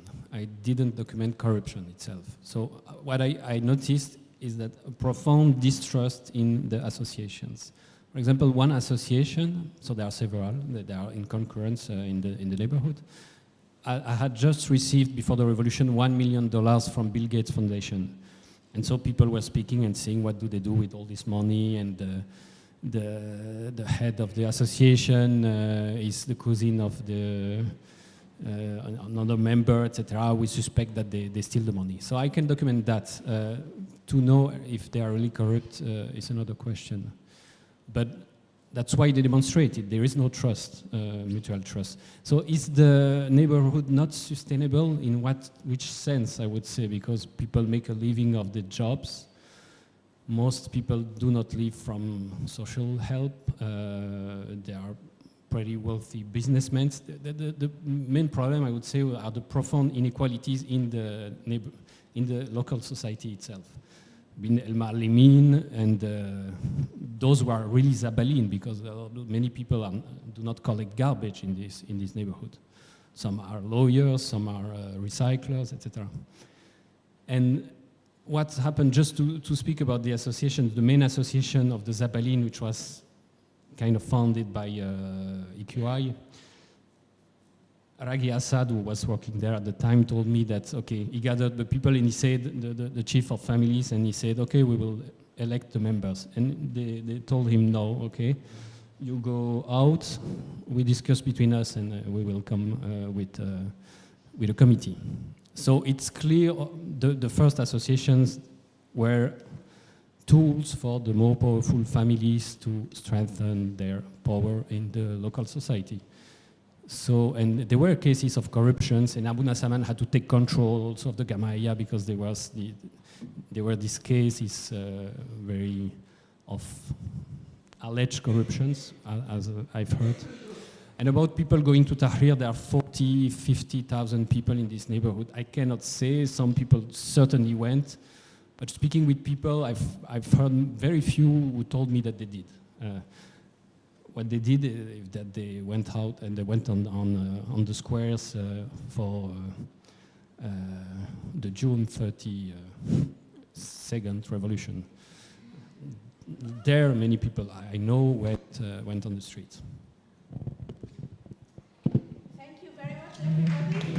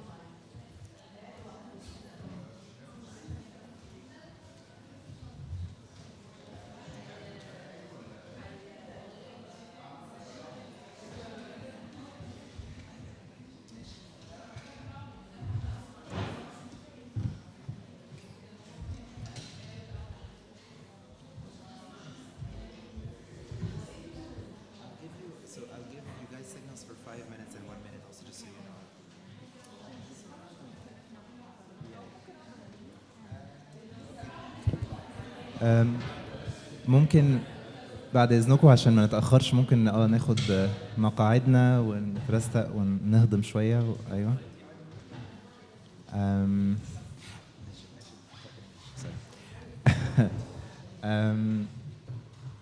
Hi everyone, welcome to our first afternoon session of this really great conference on cultural politics and practice. We have a lineup of really excellent speakers talking about all sorts of different aspects of cultural production. And so without further ado, so we don't lose much time, I want to introduce our first speaker for today, who is Dr. Ifdal Al-Sakit, who's an assistant director in Arabic and Islamic Studies and Middle East Studies at the Netherlands Flemish Institute in Cairo. Ifdal received her PhD in History and Arabic and Islamic Studies from the University of Sydney in Australia, where she worked on the history of cinema in Egypt from 1897 to 1952, and she's working right now on a book about the early cinema of Egypt and has recently begun researching 1960s cinema cultures. Also, Ifdal is co-editor of a really, really excellent book on cinema going in the Arab world, which I recommend all of you have a look at. It's in Bloomsbury. Bloomsbury. Okay, yeah. Yeah. Is it for you? No, that's okay. Okay. All right. So the floor is yours. Ifdal. Shukran. Thank you, everyone. All right. So I had a lot of ideas as to how to start this presentation, but I thought, okay, since it's really hot, it's the summer, it's the end of the semester, I think it's only appropriate to begin with Abi Fawqa Shajara, which is a summer flick released in 1969 about a group of graduate students who escaped the Cairo heat to holiday in Alexandria. So Abi Fawqa Shajara captured the frictions and the fantasies of late 1960s Egypt. As I said, it's set on the shores of Alexandria, and it melded all the ingredients that ensured its box office success.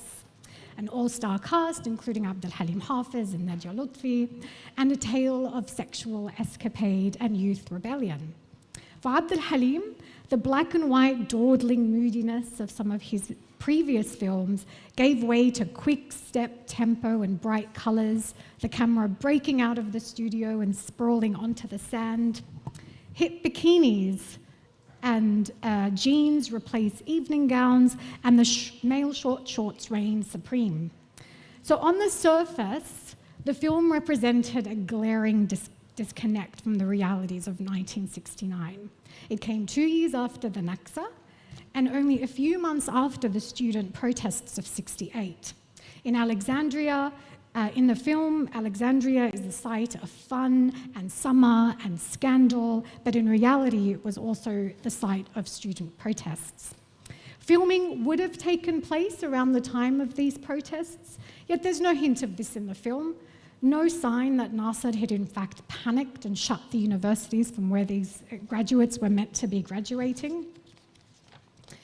Abi Fawqa Shajara received mixed reviews from critics, but it was also released in a context of widespread debate and what might be called hysteria around the dominance of silly, frivolous films on the market, like Shabab Magnoon, Magnoon, Magnoon, and Marati Magnoona, Magnoona, Magnoona, مثلا. So in this context, Amir Farid, a very well-known cinema critic, said that the film Abi Fawqa Shajara is an extension of the cheapest melodramatic films with which the Egyptian cinema has been suffering from the beginning until now.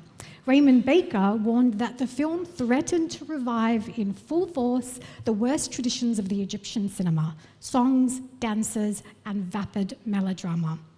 Well, too bad for the critics that people loved the film, and it stayed in cinemas for an entire year and would continue to play in second and third tier cinemas for decades. Now, despite initial critiques of the film, over the past 25 years, there's been a re-examination of the film. I think we saw someone today speaking, Antoinette speaking about it today, and it's been really given its due as a film that explores the tensions of youth and masculinity and patriarchy in the Nasser period. Now, exploring the text, the film as a text, can certainly be a window into understanding this period, absolutely. Indeed, however, this mode of analysis dominates the study of the cinema history. So to look at the film as a text and explore its representations. In fact, in Egypt, it is the main way of analysing films historically. But there is something missing in this approach. So in conversations that I've had with people who lived in the 60s and watched the film, they would not speak about the film as an artifact of late Nasser period. They would say something else. They would lean in and they would say, "Did you know we used to count the kisses at the movies?"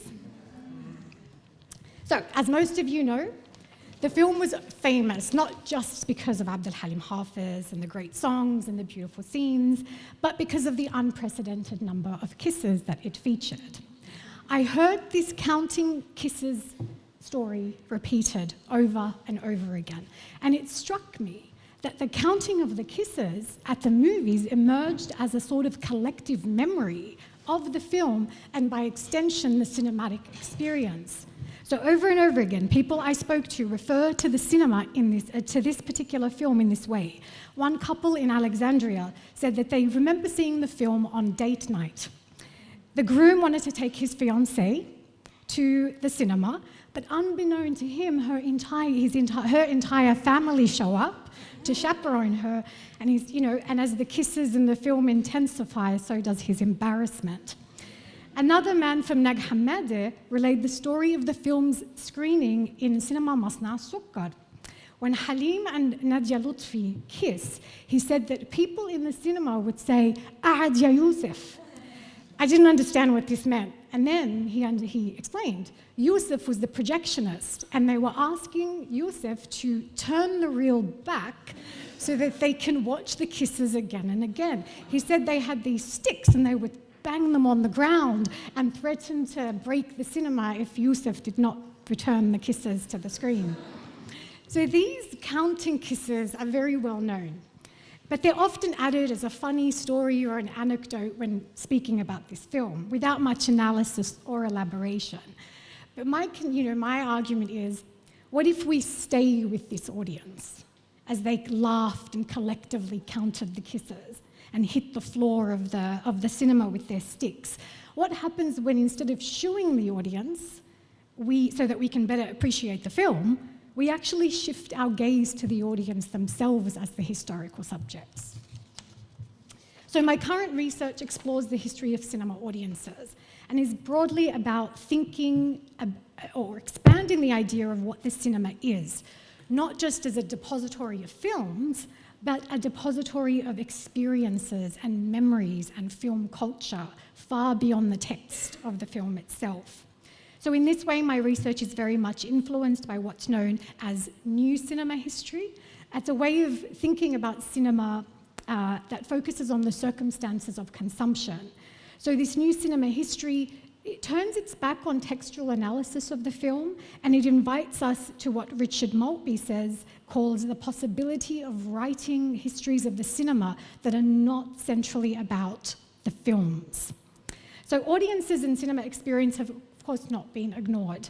I'm very much influenced by these people. Farida Mar'i, for example, worked on interwar cinema audiences. Mona Abaza has spoken about cinema audiences in her work on leisure. Recently, Noor Safouri has done some really incredible research on contemporary audiences, and I know that the Sard, the Shubra archive, also has done a bit of work on collecting sort of cinema geographies and cinema spaces.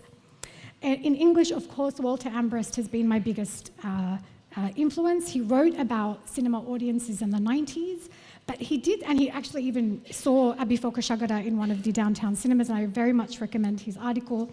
But as Ambrust himself has argued, little attention is being paid to the historic audience. And so questions of change and continuity in terms of cinema-going practices remain unanswered. So there are reasons why historical audiences and film cultures are neglected. So firstly, film studies. Film studies is influenced very much by literary studies, and so it's largely remained about the analysis of the film itself. Or about important figures in the industry, so stars or directors, etc. Or even an institutional history, especially after nationalization of the film industry. It's actually the anthropologists, who have really sort of have paved the road to rethink cinema. So, for example, Shahab's book on filmmaking in Egypt, Mariz Kilada's work now on labor in the film industry has really are really important works to think about. In terms of capturing broader cinema culture, so exhibition, programming, publicity strategies, distribution, these types of cinema archives are scattered and perhaps even non-existent. So cinema paraphernalia and documents of studios circulate in paper markets, they're incomplete, they're tattered, they're very expensive, and they're disappearing. So we have some fragmented archives, for example, at the Behna archive in Alexandria. We also have the collections at Cimatech here in Cairo. But there is no central cinema archive, and it just doesn't exist. So, and even chatter about forming one often focuses on the preservation of the films and locating the lost films. There are so many lost films, and so that's seems to be the focus. As Rinwa Hayek points out in her study of Arab film archives, the lack of basic infrastructure and investment hampers the efforts of those interested in preserving cinema histories. Yet, as Hayek also argues, scholars and collectors and historians and filmmakers, instead of bemoaning the lack of archives, have found creative ways of piecing together histories of the cinema in Egypt, in the Arab world generally, and in inviting us into what she calls a methodology of working with the absent archive. So part of sidestepping this absent archive and to get a better understanding of movie-going cultures, this is where I began collecting these oral histories. I'm still really at the beginning of this collection. And also collating memoirs, magazines, clippings, anything that might give us a sense of the cinema as leisure rather than the film itself. So while presenting challenges, Taban, in terms of scope and parameters and the fragility of memory, this collection does open up entirely new vistas of cinema studies. It animates the experience of audiences and allows us to conceive of the cinema from below. So it can also broaden our understanding of the role of the cinema away from official narratives of its role to uplift and educate the nation, which very much dominated discourses in the 1960s. So the gathering of these memories and these artifacts does a number of things. It obliterates the image of the silent audience. We often hear gumhur, like this idea of gumhur. So it shows us that we can't speak of the audience as a block. Experiences differed according to class, according to place, according to gender and age, and even where in the cinema you sat and at what time you went. So it's this very dynamic space. It also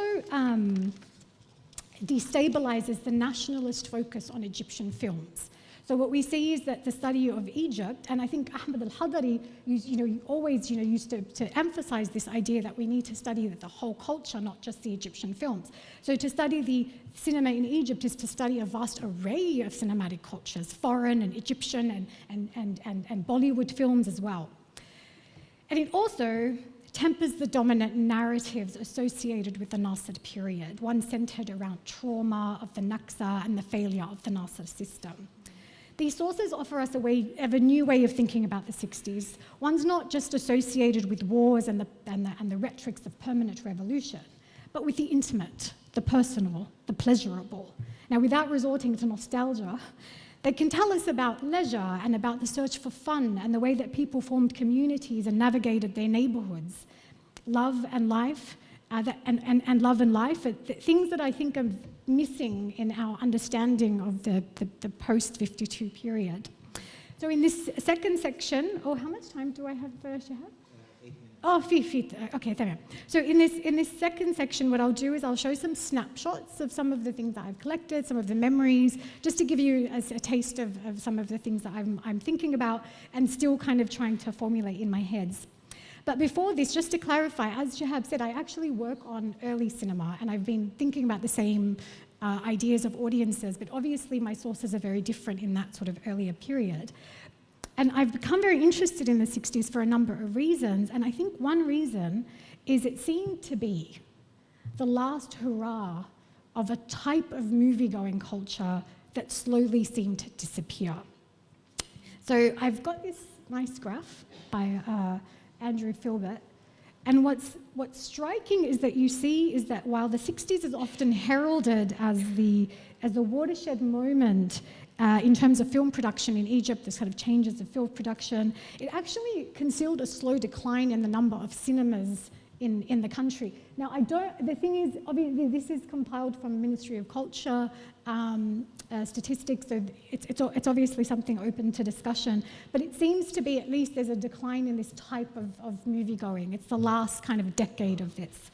And this could be a number of reasons: the nationalization policies, increased television ownership perhaps a bit later, and also the status of the cinema as a place that you would take your family begins to really sort of shift in a later period, especially in the 70s.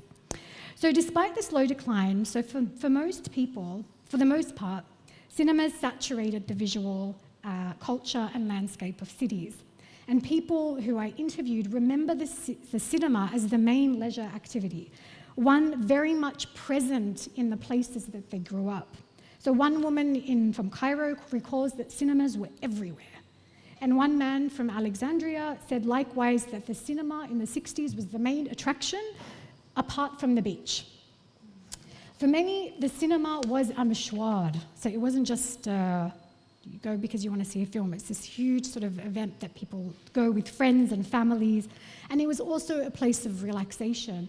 One man from Nag Hammadi said that workers from the factory liked going to the cinema because it was an occasion to switch off from the day's work. What was striking was that people did not speak about the films very much. So they would regularly forget the names of the films themselves, and they would say something, and they would prioritize experience, who they went with. I went with my mum, I went with my cousins, we took the idea and we went to the cinema, and we shufna film ajnabi. Like, it's the experience itself, right? Or they would refer to by genre. For example, again, the interviewee from Nag Hammadi remembers that workers liked cowboy and action films. And if the film was mentioned, it was mentioned as part of a broader sort of story, and I'll come to an example of that. So often in film studies, as I said before, we study the films that were made in Egypt. And yet, as the reference to the cowboy film suggests, it's far broader than that. So people in interviews were talking about Elvis Presley, just as much as they were talking about Abdel Halim Hafez and Ahmad Hamdi. They were talking about Audrey Hepburn, big Audrey Hepburn, just as much as they were talking about Shadia or Nadia Lutfi. So these global cultures, of course, also saturated the press. So what I try to do is kind of like a collage of different sources. So, I also look at, magazines and just look at, and instead of, for example, sifting through, I don't want the foreign stuff, I don't want the, million pages on Hollywood, just to sit with the ones about Hollywood, to sit with the articles about the cowboy films, and to sort of see that this really saturated the press. Now, it didn't only saturate the more official, sort of respectable press. It also saturated the gossip columns as well. So these films were circulated in Egypt in the 1960s, and they're really slapdash journalism, very funny, like it's really, really scandalous kind of stuff. But I think they're really important sources to also look at the way that cinema cultures circulate in Egypt. All right, so another example. So I also like to think about the urban landscape and how it's sort of, the cinema cultures might have framed or sort of decked or decorated the urban landscape. And so I found that Paramount Studios used to have an office in Egypt, and they had their manager who would take photos of the marquees or the advertisements. So I found this great collection of images of advertisements from Cairo in the 1960s. This is great stuff from Radio Cinema, Elvis Presley there in I can't remember, in the 60s, and the Audrey Hepburn as well. Really massive stuff, Tarzan, I think 1961. Also, there was a global publicity strategies. So, for example, when Psycho was released in Egypt in 1960, there was this global strategy of saying that if you go into the cinema, you have to watch the film from the beginning, right? And so there was all these they were playing with the audience, right? And so what I found was, for example, Alexandria had this strategy where they would put two men dressed, or policemen, مش عارفة, as, you know, saying that you can't leave or you can't enter the cinema because you have to watch it from the beginning. And then I found that it also happened in the Philippines. So there's this global sort of cinema culture happening that Egypt was so much of a part of. So those are I guess the last example I have is that while critics and officials like to think of cinemas as places of uplift and education, many also use the cinema as places of subversion and in non-sanctioned ways. So one Egyptian man remembers that going to the cinema was a way of seeing the naughty films. And he said, so this is a quote, so you want to go and you want to see sex or sex scenes or just a semi-naked somebody or a swimsuit, you'd go to the cinema and you would pretend you were 16 because those under 16 were not allowed. I remember the film Blow Up. And I went to that film when I was 14 and 15 and pretending that I was 16. So some interviewees also confirmed that at certain sessions during the day, 3 to 6, 4:30 to 6, I'm not sure which, 1 minute, okay, I'm almost finished. And at certain cinemas, young lovers found refuge for romance and intimacy, and that certain cinemas were perfect for dates. This is an example I really love. One person I spoke to remembers the Odeon Cinema in downtown Cairo, which is famous for screening the Russian films, was actually a very popular place for teenagers of all classes. Not because people flocked to see the latest Russian films, but rather because the films were so unpopular, they provided the perfect location, a dark, empty movie theatre to take your date. The idea of teenagers subverting Soviet soft power in favour of fun and intimacy at the movie theatre unsettles some of these official narratives that we have of cinema as this educational or sort of cultural exchange, as a cultural exchange. And is very illustrative of the way that audiences made use of the cinema in their own way. And so this is my conclusion, and this is a nice cartoon. I mean, this is an older cartoon from the 50s, but it's still there. It's still very much clear continuity there. All right, so by way of conclusion, what I'm trying to say here is that by shifting methodological gears, by using alternative sources, and by exploring the cultures around the cinema, outside of the film itself, perhaps we can glimpse a history of fun and leisure that has been sidelined in Egyptian contemporary history. We can begin to carve out a people's history of the cinema, not the ones that are told by the directors and the producers and the stars, but by the people themselves. By exploring the cinema in this broadened way, we can perhaps even understand cultural practices and discourses from the bottom up and get a better understanding of the social role of cinema in people's lives, how it's connected with family, with coming of age, with neighborhoods, with romances, and with much, much more. Shukran.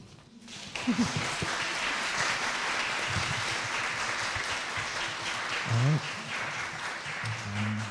Thank you so much, Ifdal. Our next speaker is Andrew Simon, who's a historian of media, popular culture, and the Middle East at Dartmouth College.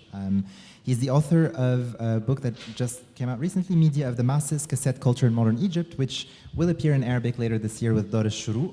And also, he's the modern history book review editor for the International Journal of Middle East Studies.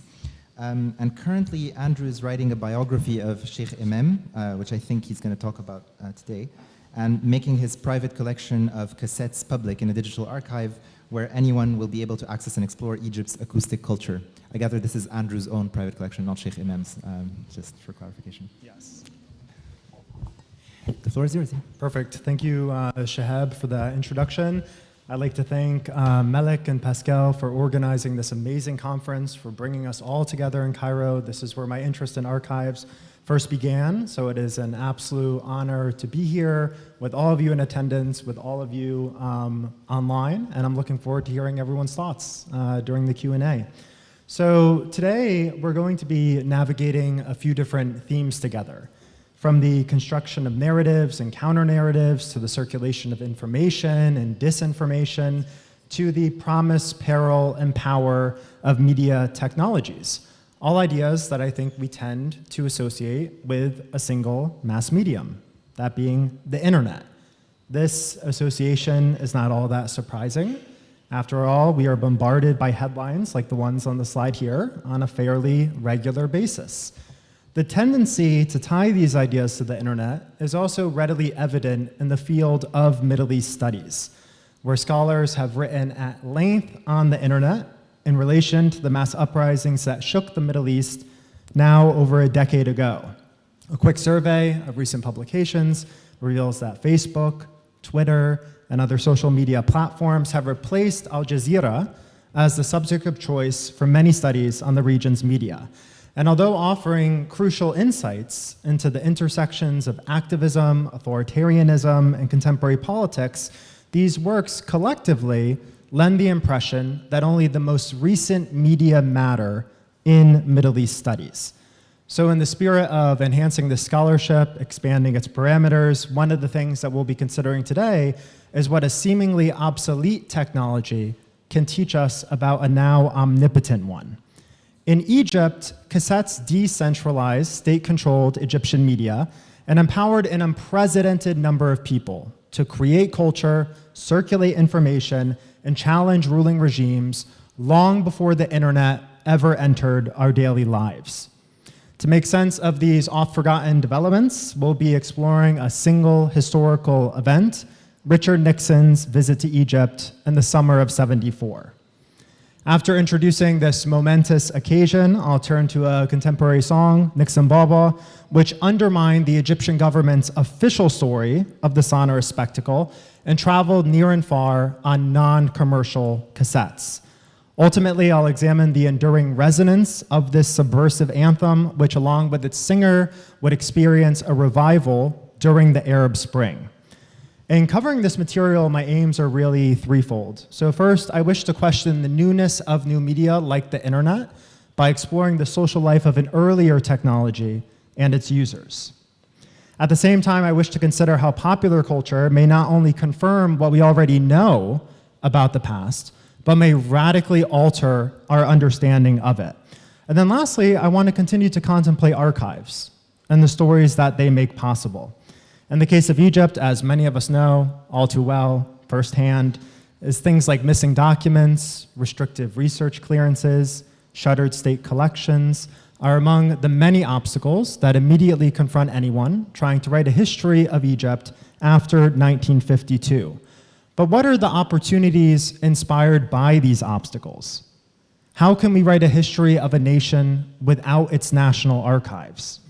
How can we expand the methodological horizons of Middle East scholarship? And how can we counter the attempts of local authorities in the present to monopolize the past? With these inquiries in mind, I'm going to rely upon a series of multi-sensory sources in today's talk, everything from the state-controlled Egyptian press and oral interviews to social media posts and personal photographs to memoirs, home videos, and cassette recordings. Collectively, these diverse sources converge to constitute Egypt's shadow archive, a constellation of formal and informal sites that exist in the shadow of the Egyptian National Archives, whose sources provide us with a broader idea of the past, as opposed to a select number of people found worthy of preservation and continue to police in the present. I'll engage in doing this in what Kirsten Weld, who is a historian of Latin America, has written a brilliant book on secret police archives in Guatemala, has called archival thinking, an interdisciplinary mode of analysis that approaches archives as an avenue of inquiry rather than the subject of footnotes. So in what is widely regarded as one of the warmest receptions an American president ever received overseas, Richard Nixon landed in Cairo on June 12th, 1974. This was the first of 5 stops on a week-long tour for peace in the Middle East, and it presented Nixon with a momentary reprieve from the throes of Watergate and an opportunity to bolster his image abroad. The aims of this trip were twofold. Nixon and Sadat sought to strengthen U.S.-Egypt relations and to promote peace across the wider Middle East. And from the minute Nixon landed to the moment he departed, state-controlled Egyptian media closely followed his stay, publicizing everything from a phone call he placed to the color of the mosquito net covering his bed. For any of you wondering, the color of that net was green. Despite the brevity of this 3-day trip, Nixon and Sadat managed to cover great ground. They paraded around Cairo, Alexandria, and the greater Nile Delta prior to confirming a mutual desire for closer economic, political, and cultural relations. On the eve of flying to Saudi Arabia, Egypt's great guest invited his heroic host to come to the White House. Less than 2 months later, before Sadat ever had a chance to do so, Nixon announced his resignation on August 8, 1974. When Nixon's trip lacked in time to Egypt, it made up for in spectacular moments. And in this regard, the president's arrival in Cairo is particularly instructive. Before Nixon even landed, the Egyptian government took several steps to ensure that his very first encounter with Sadat was properly staged. Authorities shut down the airport. They adorned the runway with an actual red carpet, and they assembled a robust honor guard, all prior to the descent of Nixon's plane.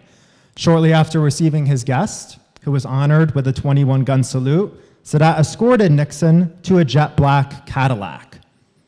This convertible, which was a security nightmare, served as a platform for the two men to stand side by side as a caravan consisting of nearly 200 vehicles left the airport for Ubba Palace. This motorcade moved slowly. It took an hour to traverse less than 7 miles in the scorching sun. And the leisurely pace at which this convoy coasted guaranteed that the presidents and Egyptian spectators would be able to greet one another for more than a few seconds. As was the case with the Cadillac's speed, its course was also deliberate. The presidents traveled down highways recently straightened by bulldozers and passed under archways erected especially for this occasion. And this procession was far from silent. So onlookers shouted everything from "We believe in Nixon" and "Welcome to a man of peace" in Arabic, while sound trucks supported still other chants in English, including "Long live Sadat, long live Nixon." Men played wooden flutes, a band of children performed curbside, and horns greeted the dignitaries at their final destination. In the words of one reporter, the noise surrounding Nixon in Cairo made Aida look like an off-Broadway review. Nixon's arrival in Egypt begins to capture some of the key aspects of his welcome. First and foremost, this procession illustrates the importance placed by the Egyptian government on planning his greeting, which extended far beyond the airport to the production of signs, the presentation of awards, and the establishment of an official office to coordinate Nixon's popular reception.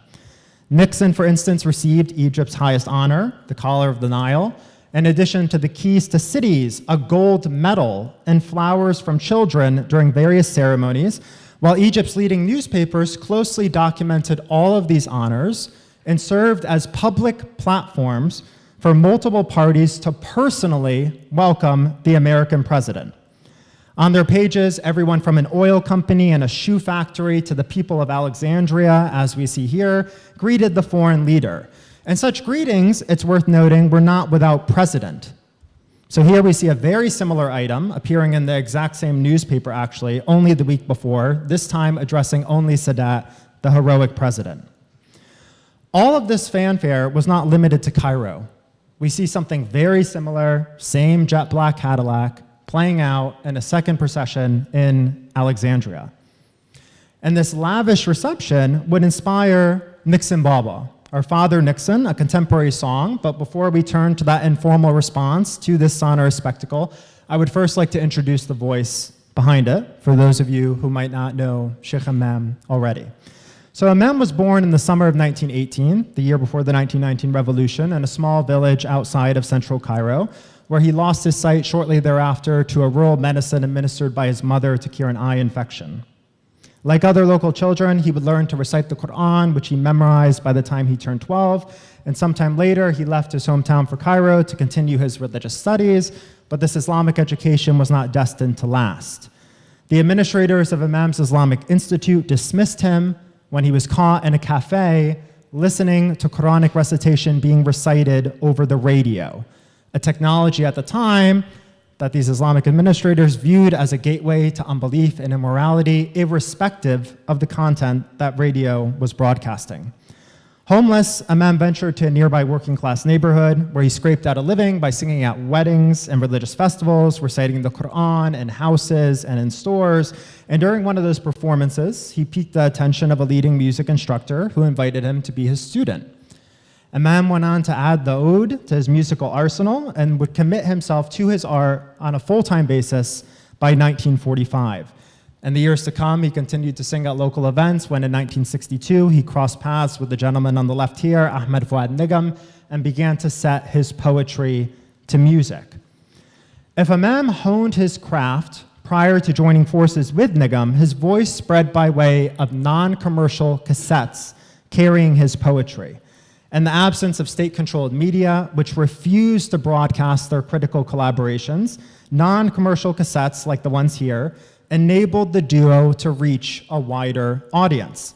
Throughout Sadat's rule, Imam's tapes were not available in stores or on the streets. Instead, they originated at a distance from soundproof professional studios, oftentimes picking up a lot of background voices in the rooms in which they were recorded, which is why it's all the more appropriate that we have construction taking place next door, because similar sounds would be caught on Imam's cassettes as well. Universities, demonstrations, the artist's apartment, all of these served as spots to record Imam performing.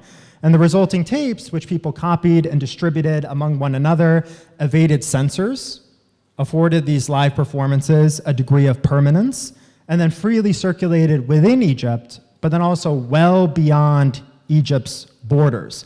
This is why Gennaro's anecdote the other day about masking conversations with leftists on cassettes by labeling them as Abdul Halim Hafiz songs made me laugh, because many people smuggled Imam's cassettes out of Egypt in a similar manner decades before Gennaro was doing that for his field work. I've only begun to trace these transnational circuits for this new project, but based on some interviews that I've conducted, it's clear that Imam's tapes ended up everywhere from the US to Europe to across the Arab world, where they even surfaced on radio in some places like Lebanon during the Civil War. Grainy home videos of Imam's informal concerts confirm the presence of cassette recorders in his vicinity as late as the 1990s. So really right up until his death in 1995. To give you all a sense of these events, I want to play a clip from a home video recording of one of them.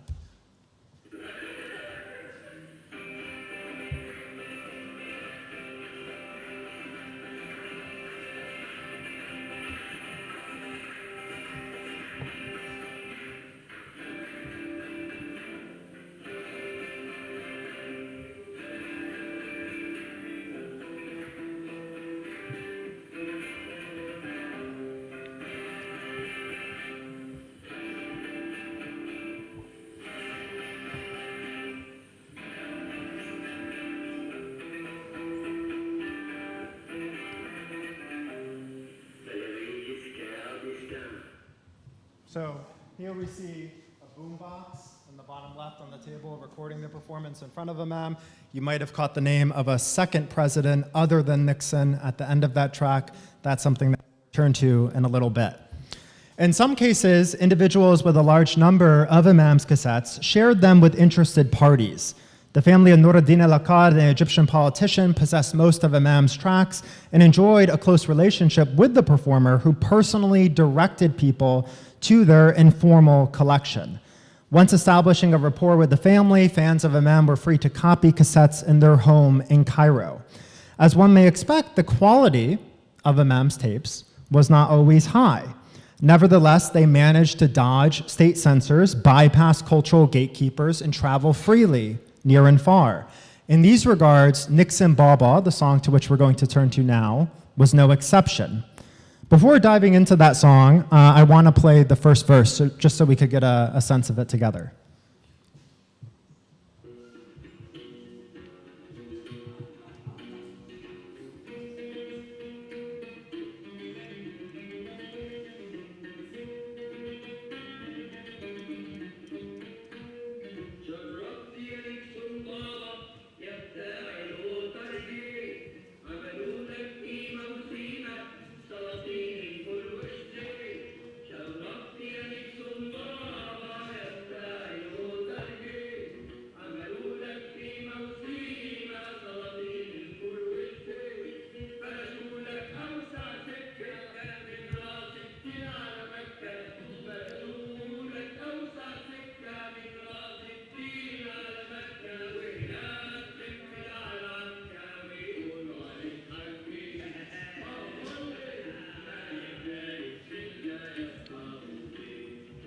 As you might be able to tell, Imam is having a pretty good time performing the song.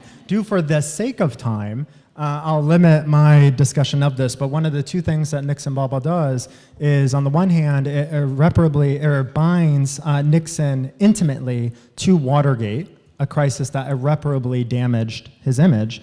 And then at the same time, it offers a jarring counter-narrative of his local reception in Egypt. So one of the things that we see on the slide here is that they compare this visit to a czar in which Sadat, the devil, possesses the woman responsible for vanquishing him and leads this theatrical show. In a second verse, Nixon's lavish reception takes the form of a zepha, in which Nixon plays the part of a pathetic groom that one married as a last resort, a pathetic figure upon which Imam audibly spits when he performs this number. So as a result of these recordings, which people encountered on informal tapes like this, it appears to have made quite a splash. According to the artist, the song spread at the speed of lightning. It surpassed their earlier collaborations. And while it's difficult to confirm this historically, one thing that is really beyond any doubt is the song's lasting resonance.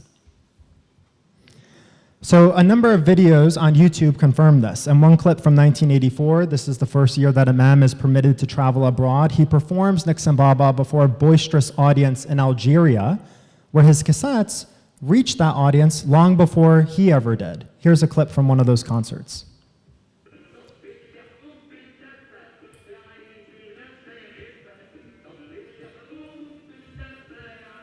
You'll hear the audience soon building on Ifdal's presentation.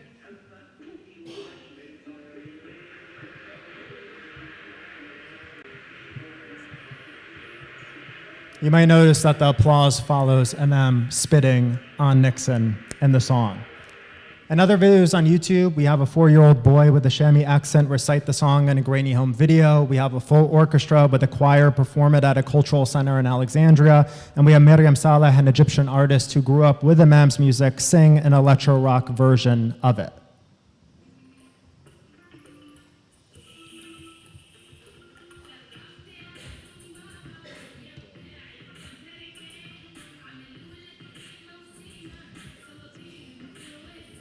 For the sake of time, I'll limit that recording, but I encourage everyone to check it out online. So despite the best efforts of Sadat's regime to control the official story of Nixon's visit, it could not prevent Nigam and Imam's Nixon Baba from becoming the spectacle's unofficial soundtrack. And this is at a point in time, by the way, that Sadat personally wished to forget Nixon's lavish welcome.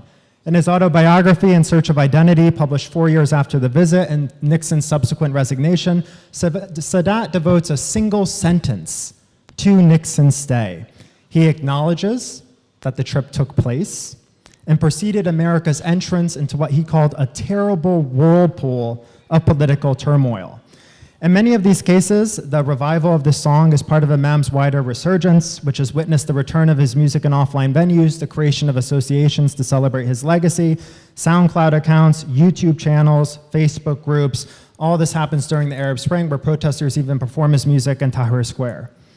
In fact, as cassettes continued to disappear in Egypt, which is perhaps most evident in these two images here, where we see an entire cassette collection vanish over the course of the 4 years of my fieldwork, Imam's original recordings largely survive on online platforms. One of the questions I think this raises is, what about materials currently online? Something I'm reminded of here is the Library of Congress's decision in the US to stop archiving every tweet. Will items online at the moment be available 50 years from now? Or will things as mundane as software updates and as momentous as technological breakthroughs render present primary sources inaccessible in the future? How will we not only write the histories of unstable media, but how will we write history with the very same decentered platforms? I'll leave those questions open-ended, but I think they're worth considering. In conclusion, if I could get one more paragraph. So to conclude, on the morning of June 8th, 1995, Al-Ahram announced the passing of Sheikh Imam. The obituary spanned only 4 lines in length, surfaced on the 30th page, and was remarkably unremarkable. Buried among ads for American air conditioners on the left, Korean television sets, and Swiss timepieces, the publication did little more than confirm Imam's death. This shallow portrayal of the artist of note deeply incensed many of his compatriots, who considered the text irreverent, if not insulting. To borrow a phrase from Weston the other day, this was the polar opposite of a politics of respect. To mend Imam's malign legacy, a number of Egyptians went so far to submit a second obituary to Al-Ahram, which the paper published the following day on the 31st page. Unlike the earlier write-up, which marked Imam's departure, the second actually mourned his death. It announced him as the artist of the people, declared when his funeral would take place, presented a black and white photo of him donning dark-rimmed sunglasses, and after recording his birth in the village of Abu Numrus, his passing in Cairo, the column concluded by listing the names of more than 170 signatories whose signatures cascaded down the page of the newspaper. As we've seen, writing and rewriting were not only central to Imam's death and his dueling obituaries in Al-Ahram, but also to his life and his life's work. Whether praising politically active youth and return of the students, holding the military and Gamal Abdel Nasser accountable for Egypt's defeat in the '67 war, or mocking the promises of French President Valéry Giscard d'Estaing, who visited Egypt the year after Nixon in that home video that we saw, Imam harnessed the productive power and circulatory potential of cassettes to undermine the state's dominant narratives of contemporary events on more than one occasion, long before the internet ever existed. And in these regards, and this is my final sentence, I promise, I believe that we all share something in common with Sheikh Imam in rethinking archives and revisiting the recent past at a point when others are trying to actively monopolize it. What official stories might our work unsettle? Only time will tell. Thank you.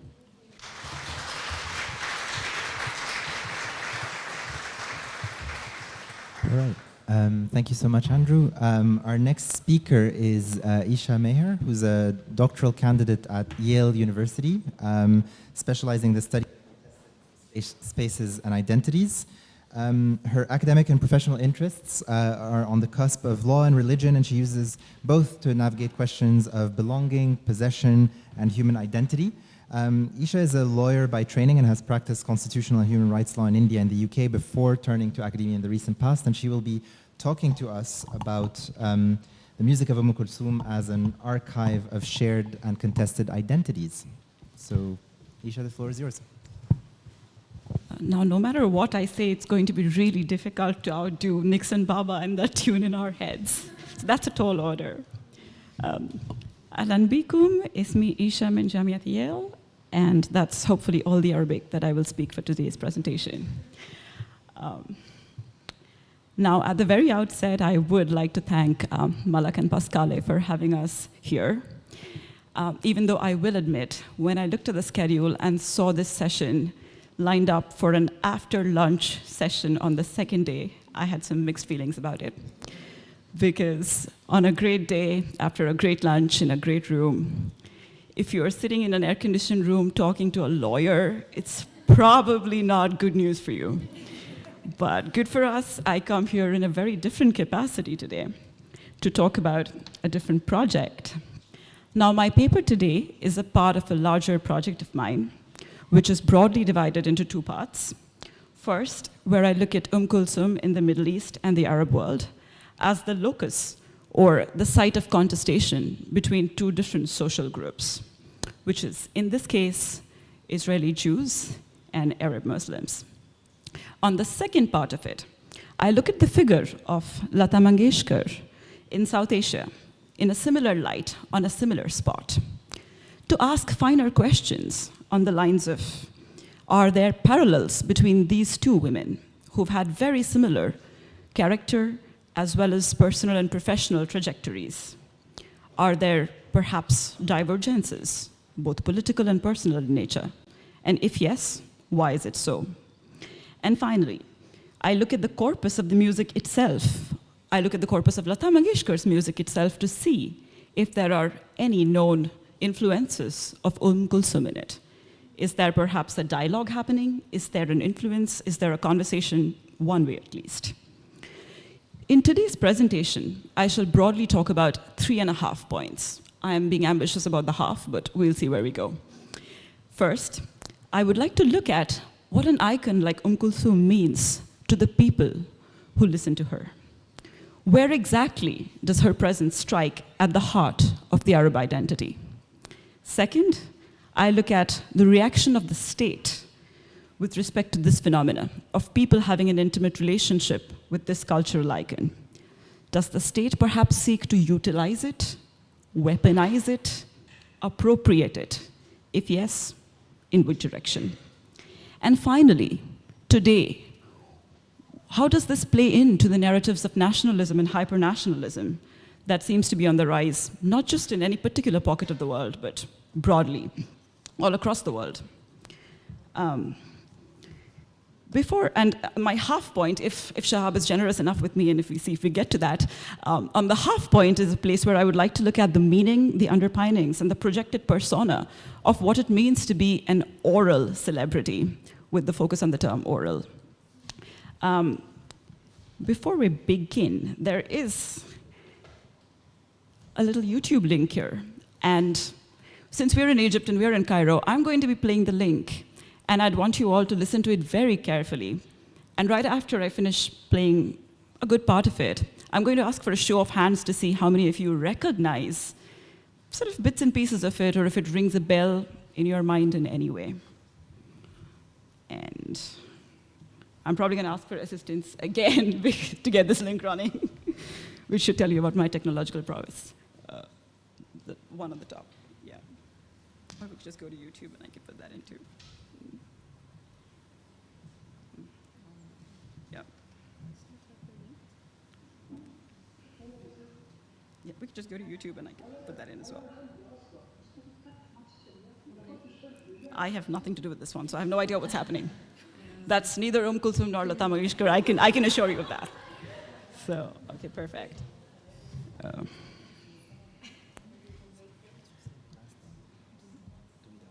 If this is this on projection? Hopefully. Okay, no internet. And if it doesn't work in the next 30 seconds, I'll just use my phone and put it on the mic. Yeah. Shall we do that? Yeah. Just when I thought I have to ask for Shahab's generosity, this happens. Shall I do this? All right. Here's my mobile phone to the rescue. And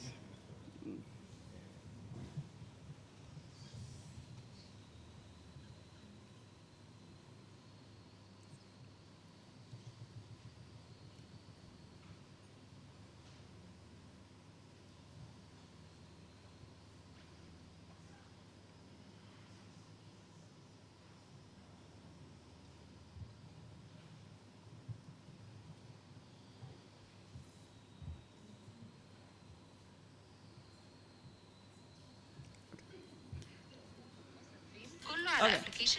Maybe not the advertisement.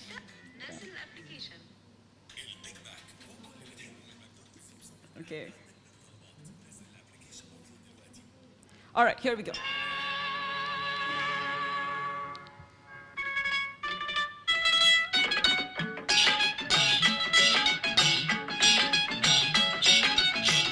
You can put your hand up as soon as you recognize it.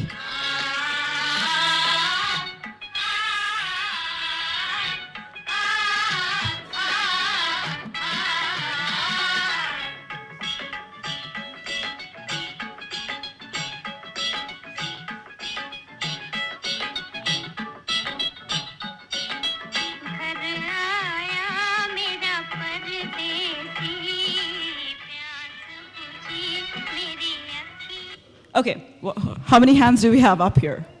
Yeah, I wanted to wait for the first slide. I see Malak's hand. I see another one over there. And there's 3, there's 4, there's 5, 6. And I've had the first hand go up at 19 seconds. So why don't we ask Malak to tell us what? Oh, okay, it wasn't Malak. Okay, anybody else to tell us what? Which song is it? Absolutely. Absolutely, absolutely. So this is not just the music and the tune, but the lyrics. The reason I didn't translate it earlier is because the lyrics say, "My beloved comes from a far, far country" in Hindi. So not only is the music directly inspired by Kulthum, but the lyrics too are possibly influenced, inspired, imported from a song which was pre-existing. And this is from the 1951 Bollywood film, 1951 Bollywood film, Awara. And this is, of course, sung by Lata Mangeshkar, who's up on the screen, and the screen's not being shared. So now let's hold on to the thought of this nexus between Lata Mangeshkar and Kulthum, and we'll perhaps touch on it on my third point as and when we get onto it. But with respect to the first point, when we look at it, when we look at the question of what Kulthum's music really means to the people here, when I first decided to come to this conference, I had a conversation with a friend, and I told them that, I was going to go to Egypt, and they said, what are you going to talk about? And I said, Kulthum, and they were like, whoa, watch out. The Cairenes and the Egyptians take their Kulthum very seriously. Now that's interesting, the word seriously. I mean, I could have been horrified, but I was intrigued by the word seriously, as well as the notion that me being an outsider, touching or sort of talking about the concept of Kulthum, which was very interesting to watch. So was Kulthum an icon perhaps owned or, being an element of very special locus to the inside of the Arab world, to which an outsider's claim could perhaps be taken in an interesting fashion. And that too, I was here who's just an external scholar. So coming to think about it, when these claims are raised by perhaps another nation with a different social identity set, how does that play along into it? There are two locations where such a claim of an identity or such a claim of a grab has happened. The first location where we'll go right now is that of a couple of Israeli yeshivas, and the second is, of course, on the street. We'll perhaps talk about the streets when we get to the second point. But let's talk about the yeshivas. What happens in a lot of these synagogues and yeshivas? One steps into it and is greeted by lovely devotional music to the tune of Kulthum, Abdul Wahab. And some lyrics are changed to fit devotional aspects onto it. Sometimes the lyrics are kept as it is, with minor censorship, as you can imagine. What happens? What is the locus, and how is this? Is this mic perhaps acting up? I mean, I could go without it if I'm.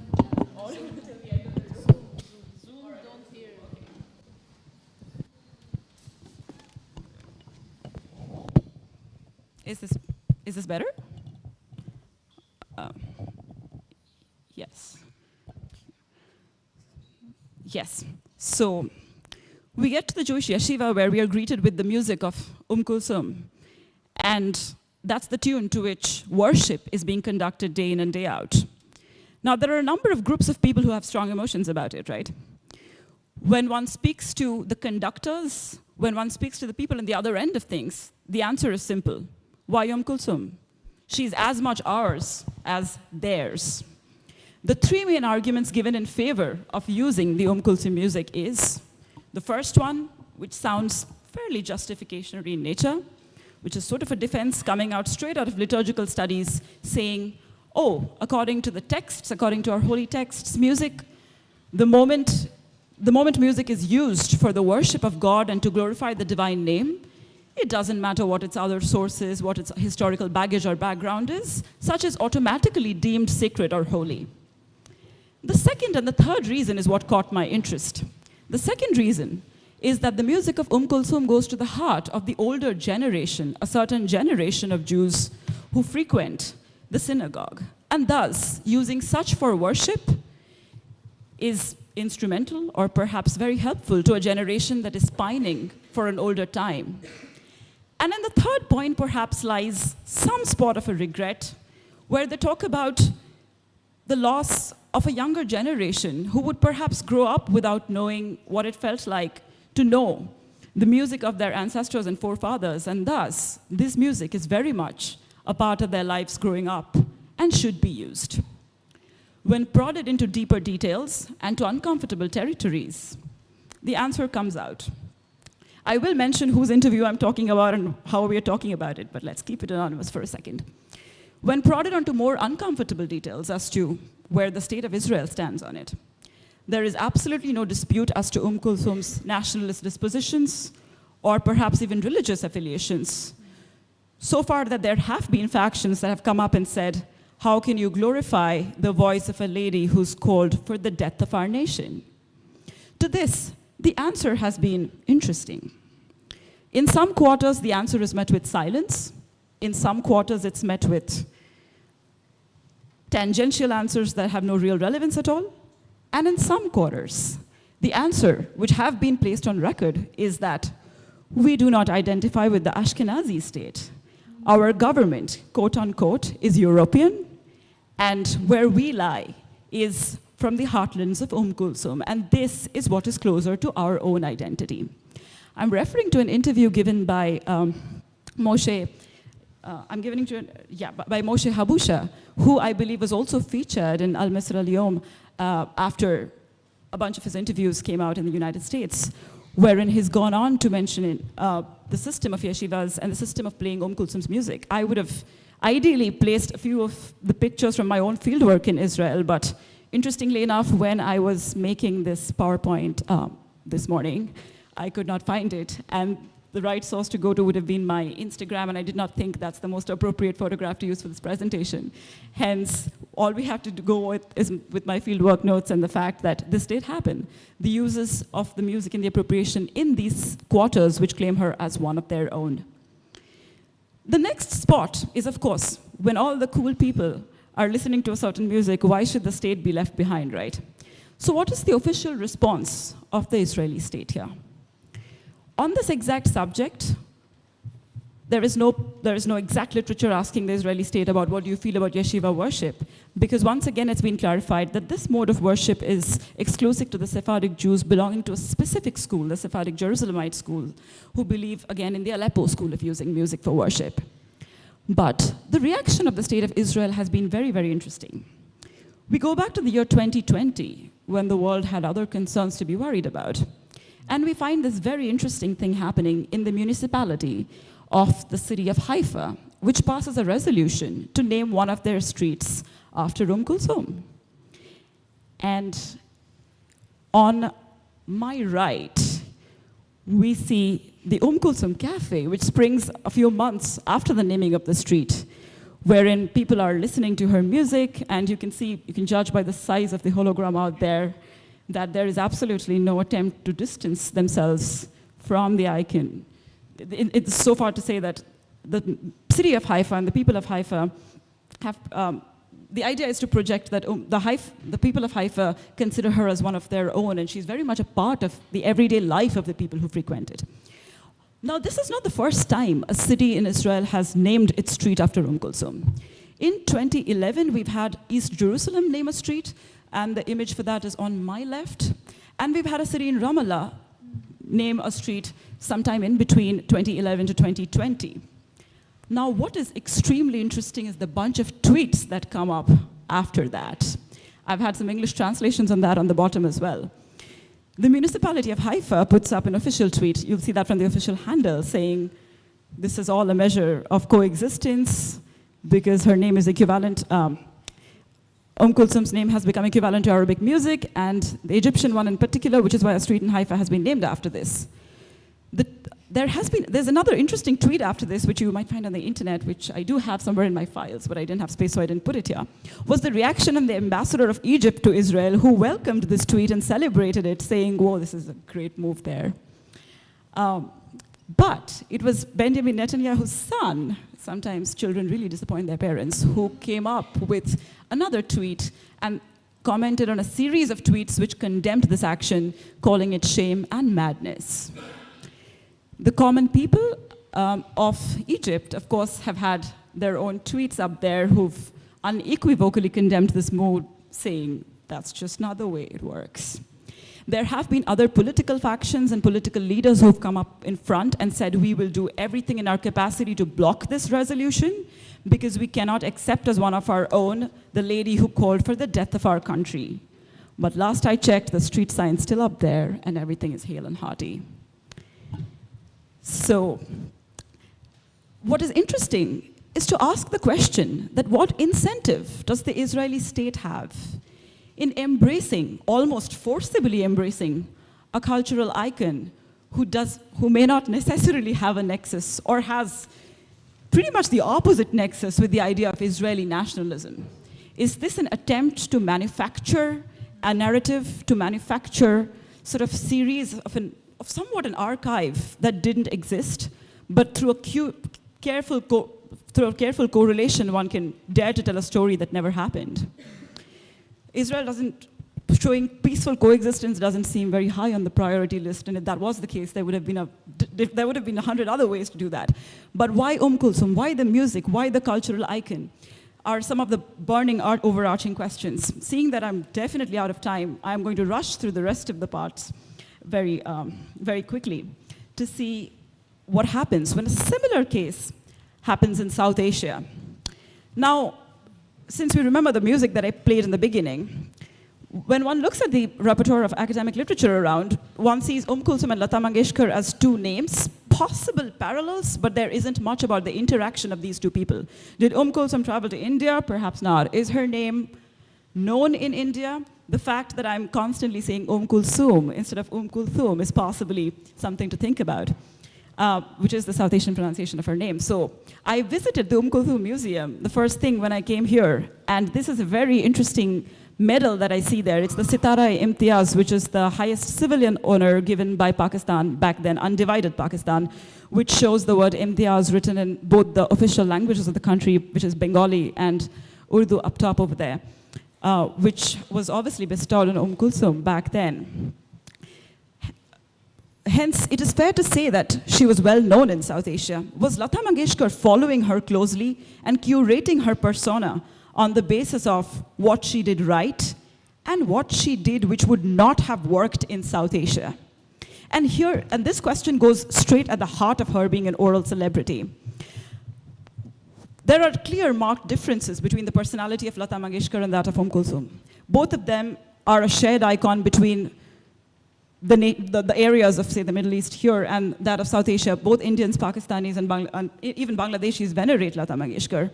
But having said that, Lata Mangeshkar has always maintained that she wishes to stay away from the camera. She wants her personality to take a second step after her voice. She has a song called Meri Awaaz Hi Meri Pehchan Hai, meaning my voice is my identity and don't let my face or my persona take the front step to it.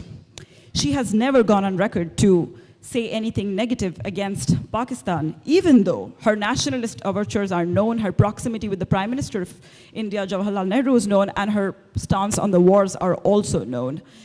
What is interesting is in the past decade or so, for the first time, it is Lata Mangeshkar's Hindu identity that has been overplayed by Hindu nationalists in India, saying, oh no, she's Hindu. She has sung Hindu bhajans, thus making her exclusively ours in exclusion of theirs. Is this trope something that Lata Mangeshkar wanted to avoid? Following the Kulthum method, seeing that I do not want to go into these little pockets, are perhaps questions that can be closely looked at and researched more. From my preliminary research, it does look like she was definitely aware and she was definitely towing the line to make sure there are certain things she wouldn't like to do. That takes us really back onto the heart of this question of how much of an oral celebrity are any of these two characters that we mentioned? Is the term oral a way to say that she's merely a voice representing the identity of two nations? Or is the term oral to say that it is her voice that takes the forefront, whereas the other elements of personality are carefully curated by the individual in the picture, the way you dress, the stances you take, and the political sides you take? Thank you, Shahab, you've been very kind, despite all of the technological glitches we've had here.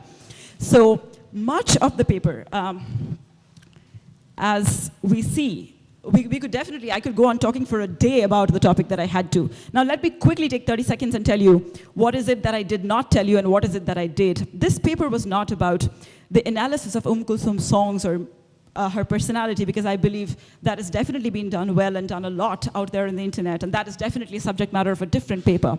What this was about the presence of such an icon politically in a charged climate, in a charged geography, such as the world which we inhabit today. Can these icons be markers of shared customs and identities and spaces? Or can they perhaps exist to show the contestations that exist beyond the piece of land that there it is. The other fact that, of course, I would like to highlight is that of the changing narratives and curated archives. To what extent can archives be curated, as we see by the State of Israel?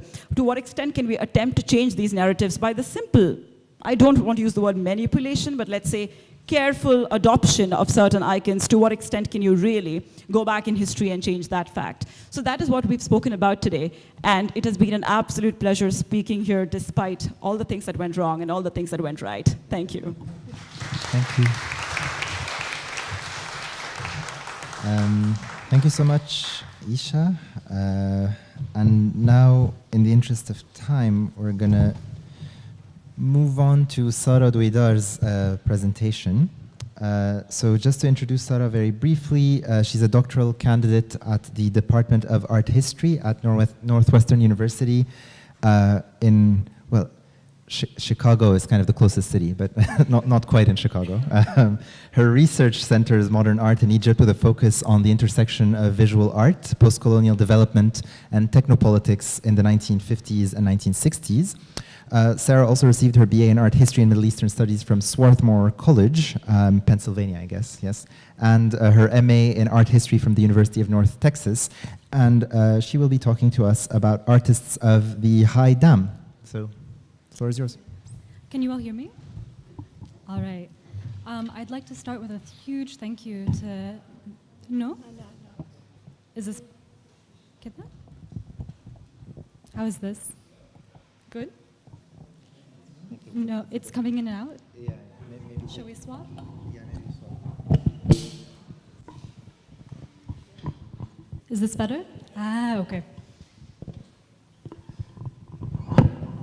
So I would...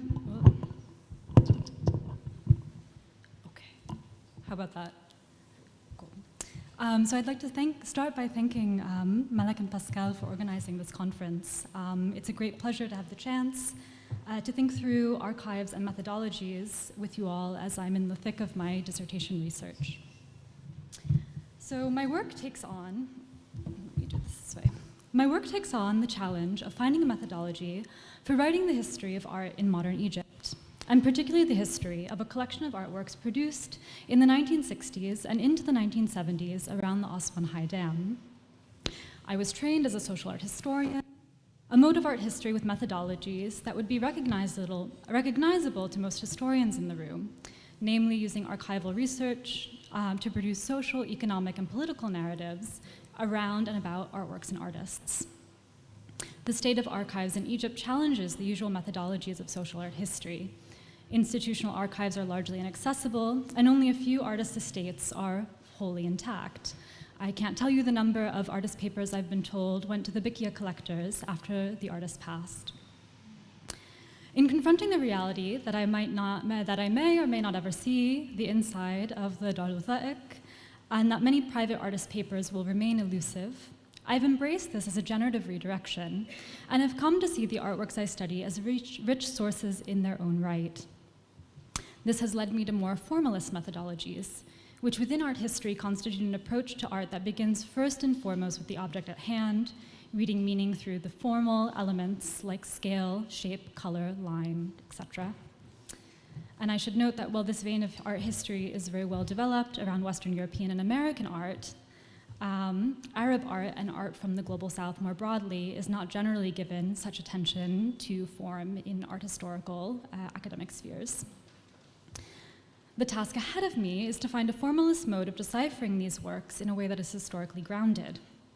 I am wary of the pitfalls of subjective interpretation in such a vein of scholarship, and the possibility of bringing present perspectives to bear on the past too heavily. Such work requires careful theoretical scaffolding and historical contextualization. For my work, the Fractured Archive, brought together with conversations with artists and intellectuals of many generations, materials drawn from wider visual culture like magazines and newspapers, and comparison with other art forms like literature or film, become a lexicon for the main work of reading images.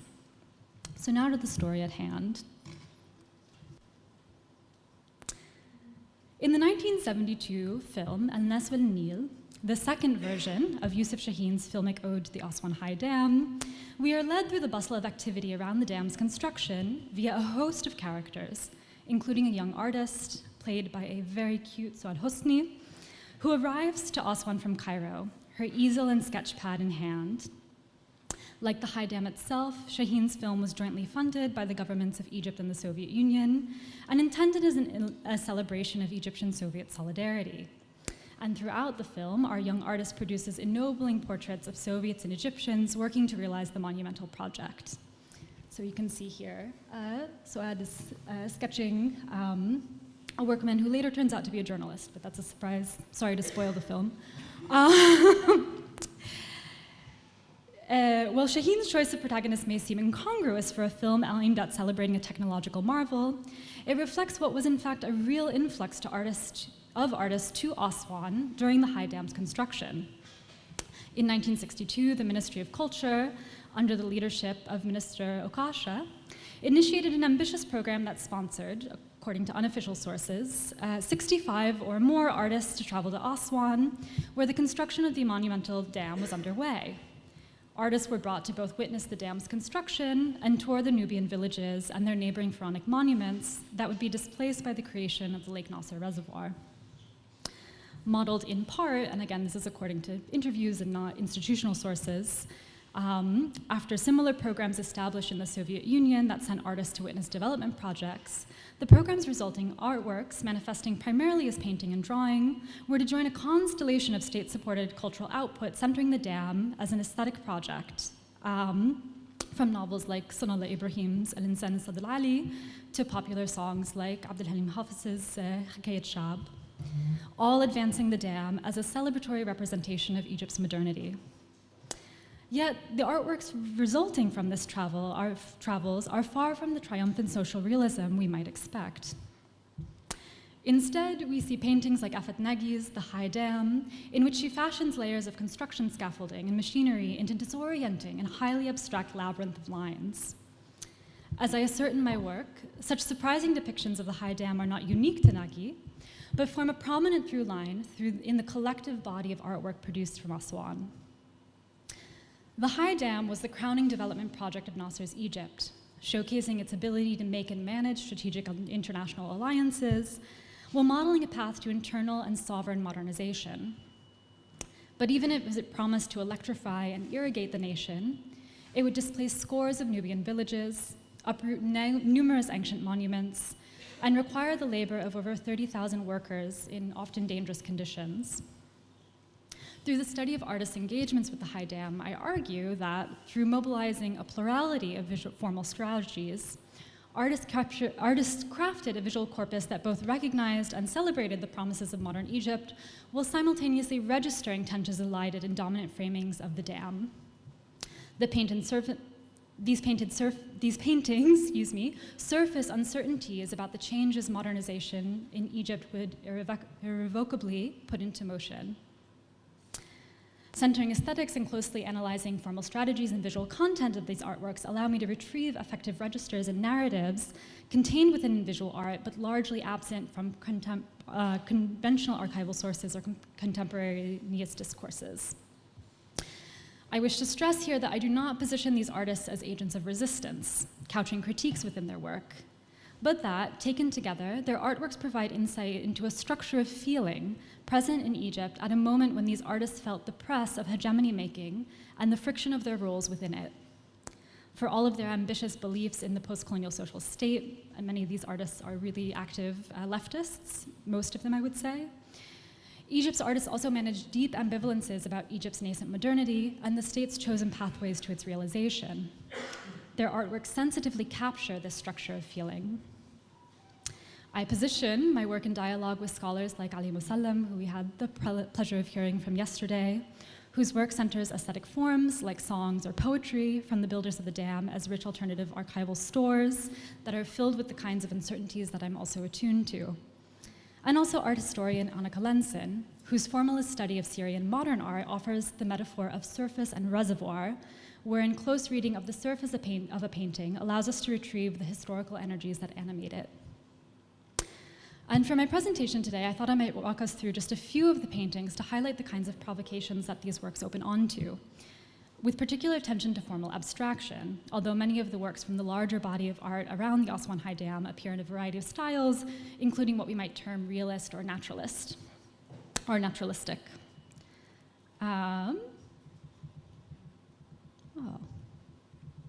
Okay. Skipping ahead. I should also point out that connecting form, particularly abstraction, to collective affective experience is already a well-developed discourse around art produced in the aftermath of the Naksa in 1967, and especially in Arabic language literature on art. Emotions like bewilderment, disillusionment, alienation are read into form and subject matter.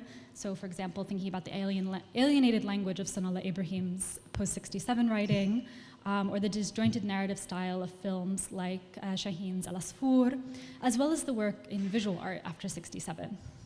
In my work on art from an earlier decade, I propose that the seeds of such formal ambivalence might be found if we take the time to really look at art emerging from Aswan. In looking at artworks emerging from Aswan, I am not the first to read uncertainty where one might expect celebration. There we go. Abdelhaim Ghazar's painting, Al-Sadd Al-Ali, has emerged as one of the canonical images of these Aswan High Dam paintings, in part because of its storied provenance.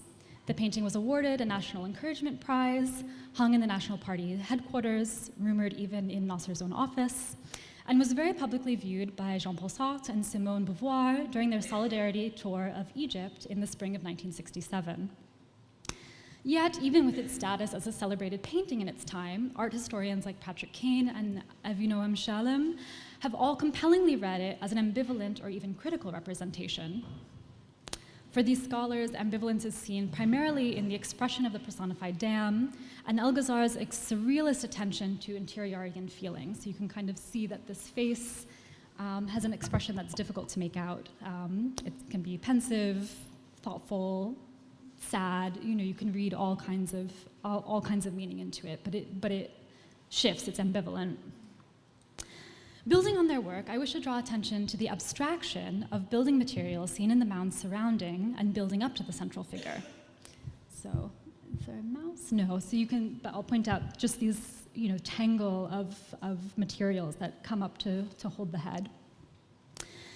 This material provides support for the personified dam's head, but otherwise seems to build to nowhere, instead piling up in tangled accumulation without a discernible purpose.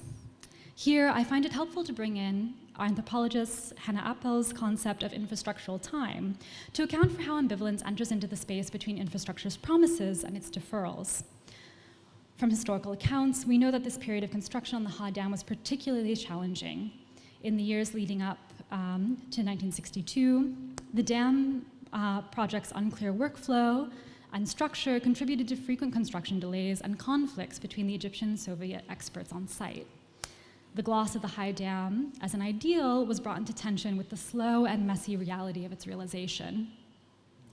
So I'm proposing that it's within this temporal lag that El-Ghazar begins to envision the imminently arriving yet uncertain technological future being produced alongside the dam. That without the actual dam in realization, there's space coming in to kind of imagine different futures. He moves from straightforward and very detailed and accurate sketches of the dam site, like these. You can really see these are pretty realistic, not a lot of interpretation happening. They're incredible sketches.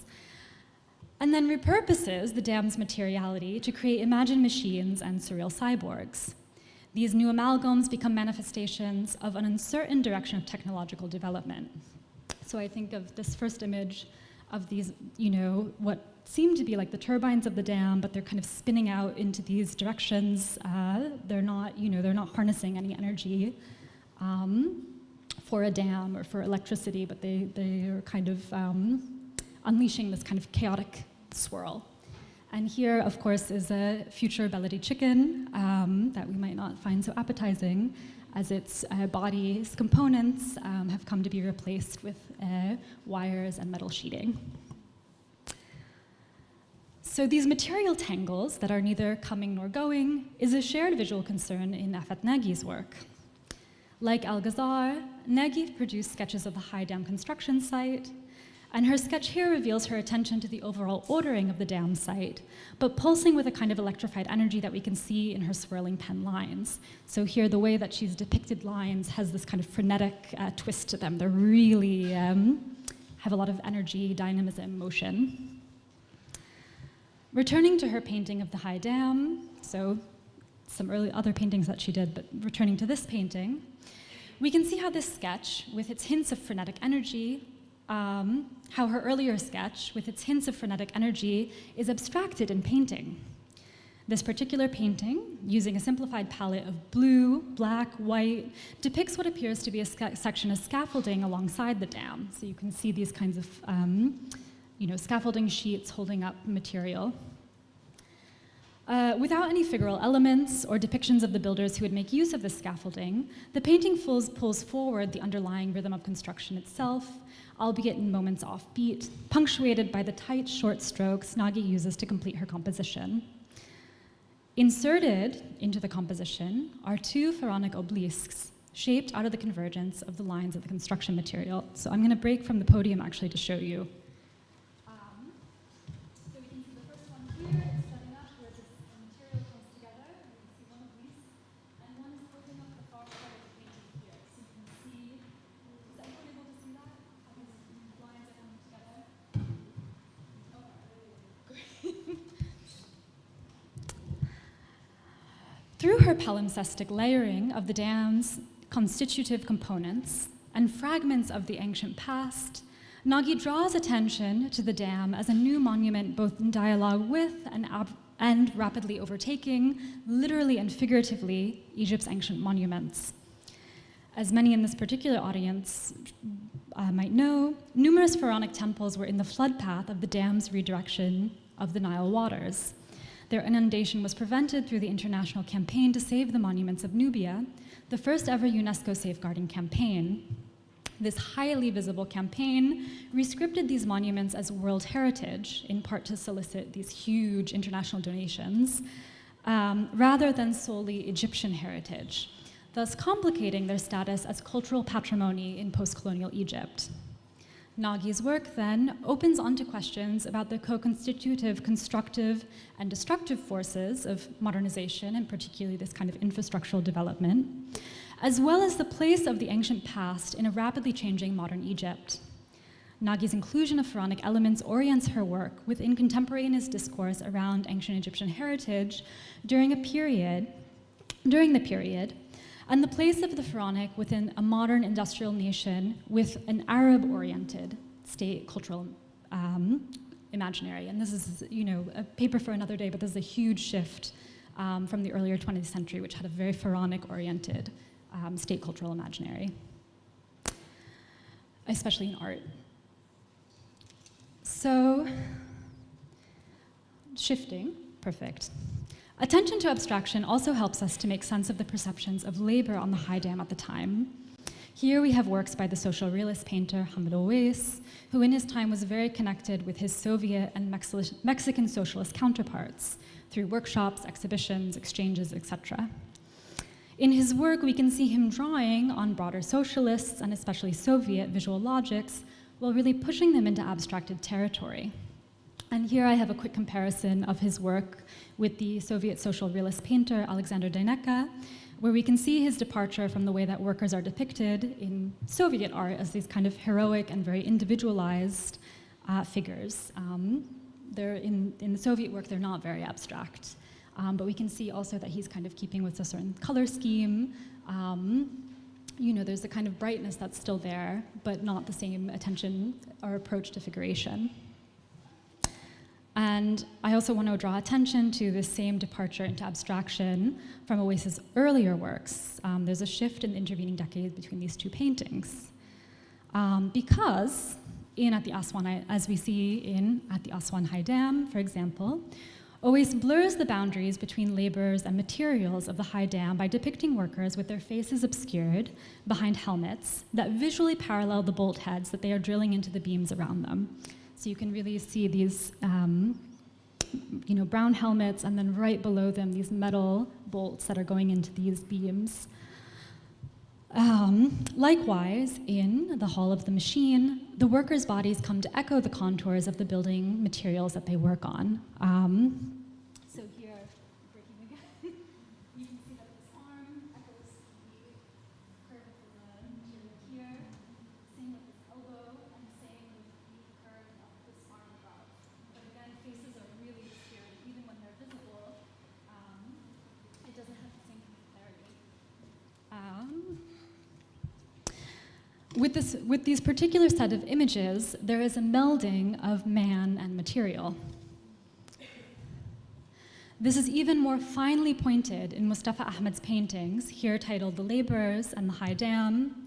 In both images, workers meld not with machinery, but with the very material they struggle to shift in their work of carving out space for the dam from stone. So we have, in the first image, heads that are almost completely replaced by large, heavy stones. And then on the painting here, on the right, bodies that stand like stone slabs and bend to the contours of the hill that they work at with pickaxes. And again, really little to differentiate the workers. There's no individuality present.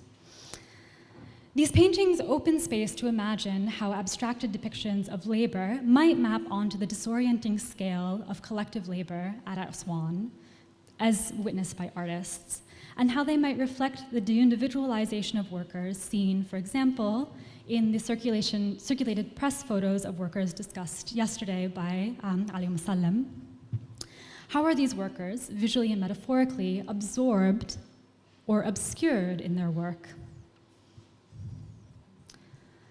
I wish to end with a sharp contrast to these images of builders. As these workers become abstracted and pulled into the material they work on, the dam itself emerges with human dimensions. In the paintings from the High Dam, there's a repeated motif of the humanized dam. Here we can see on the far end another painting by Hamid Owais, another by a painting by Mustafa Al-Razaz, and a third from Ahmed Nawar, who had a show very recently in Zamalek in the Aisha Fahmi Palace. I think it might still be open. And these are only a few. This is really, really a common trope. There's so many images like this that repeat. Through these works, we can see the visual manifestations of the dam's intimate ties to producing new subjectivities or a new visage of the state, slowly emerging from stone or cohering from steel. But what shape exactly they will take, they will come to finally form, seems left an open, unresolved, and still building question. Thank you.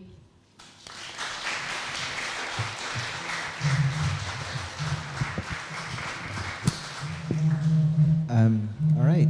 Thank you so much for such interesting presentations. I don't know, Yarais, how much time would you have? Should we just take questions and then see? Maris first. Anyone? Maris Farida. Anyone else?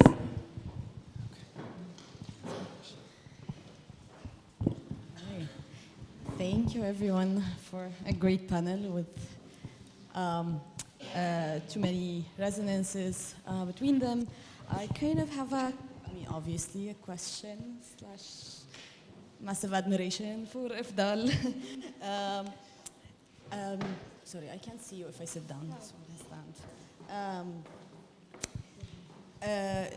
Obviously, I'm all for moving beyond textual analysis, but I was kind of struck in the beginning when you quoted Samir Farid about his opinion of how trashy Abi Fawq Shajara is, and the frivolousness and so on. But I kind of want to poke at that idea for a bit, because why else would cinema become this space of leisure if there was no moving entertainment? And it's not that it's entertaining only because, the kisses obviously, but in that sense, there is something about the product itself or the film itself. Although I'm all for moving beyond textual analysis, but what other registers of analysis of affect and mood that can still tie it back or connect those two realms that always seem to be in separation. And by extension, for Andrew, I'm kind of curious whether in those recordings you listen for the ambience, the other conversations in the back, or sort of the paratext of the text in the same way that that Ifdal is doing in different format, and whether those can actually also beyond the historical and formal political implication of Sheikh Imam and Nixon's visit and this context, whether we can get a different kind of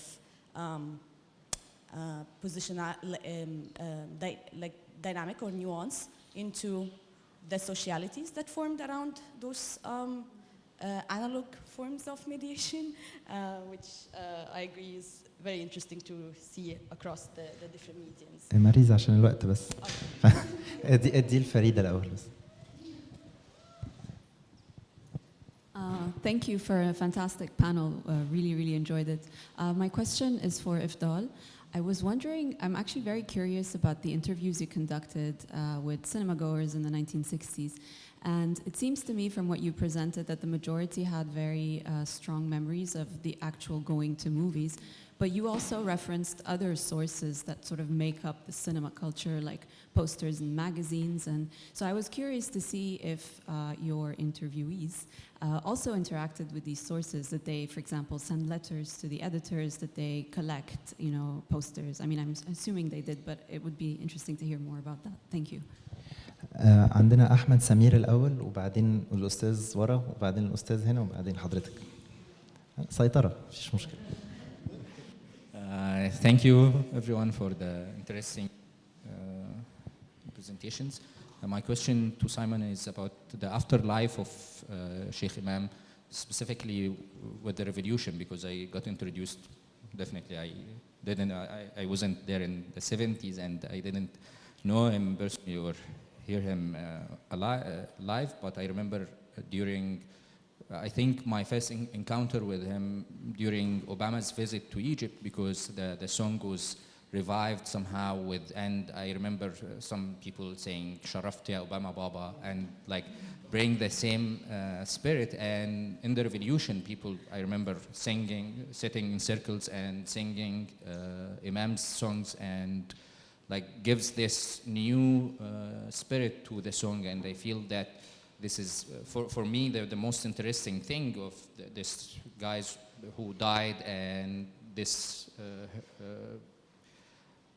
the songs that I never encounter in TV or on official radio, but at the same time it's very present and alive and keeps reviving with different occasions like the revolution and Obama's visit, for example. سمير ممكن تودي المايك ورا بس. Along the same lines, Mr. Andrew, I'm very interested why this song appeared at that time. Why was the song repeated at that time, 30-something years later? This is incredible. How did they resuscitate it? Yes, Aniket, I think. Thank you. I have a question for Sarah. Absolutely fascinating presentation. Just looking at the paintings, I was reminded of the Latin American, the Mexican muralists, and also the Indian Bombay painters of around the same time, with the exception that the comment on modernity seems more ambivalent in these ones. It is a much more complex, commentary. And I wonder if you want to locate the specificity of the painters, the Egyptian painting corpus in the broader context of modern art a little bit. And this is a large question, so we can talk about this later too, but wanted to just ask. Thank you so much. And one last question, and then we'll take the panel. Yes, my question is for Sarah as well. I was just wondering, the artists, because you said these were all state-sponsored, is that correct? I was just wondering the artists who created these not so pro-state paintings. I'm just wondering, what was the reaction of the state at the time? I was just wondering that. Thank you. All right. Let's just answer in turn. All right. thanks, Maris, for your question. Absolutely, I think I grapple with this as well.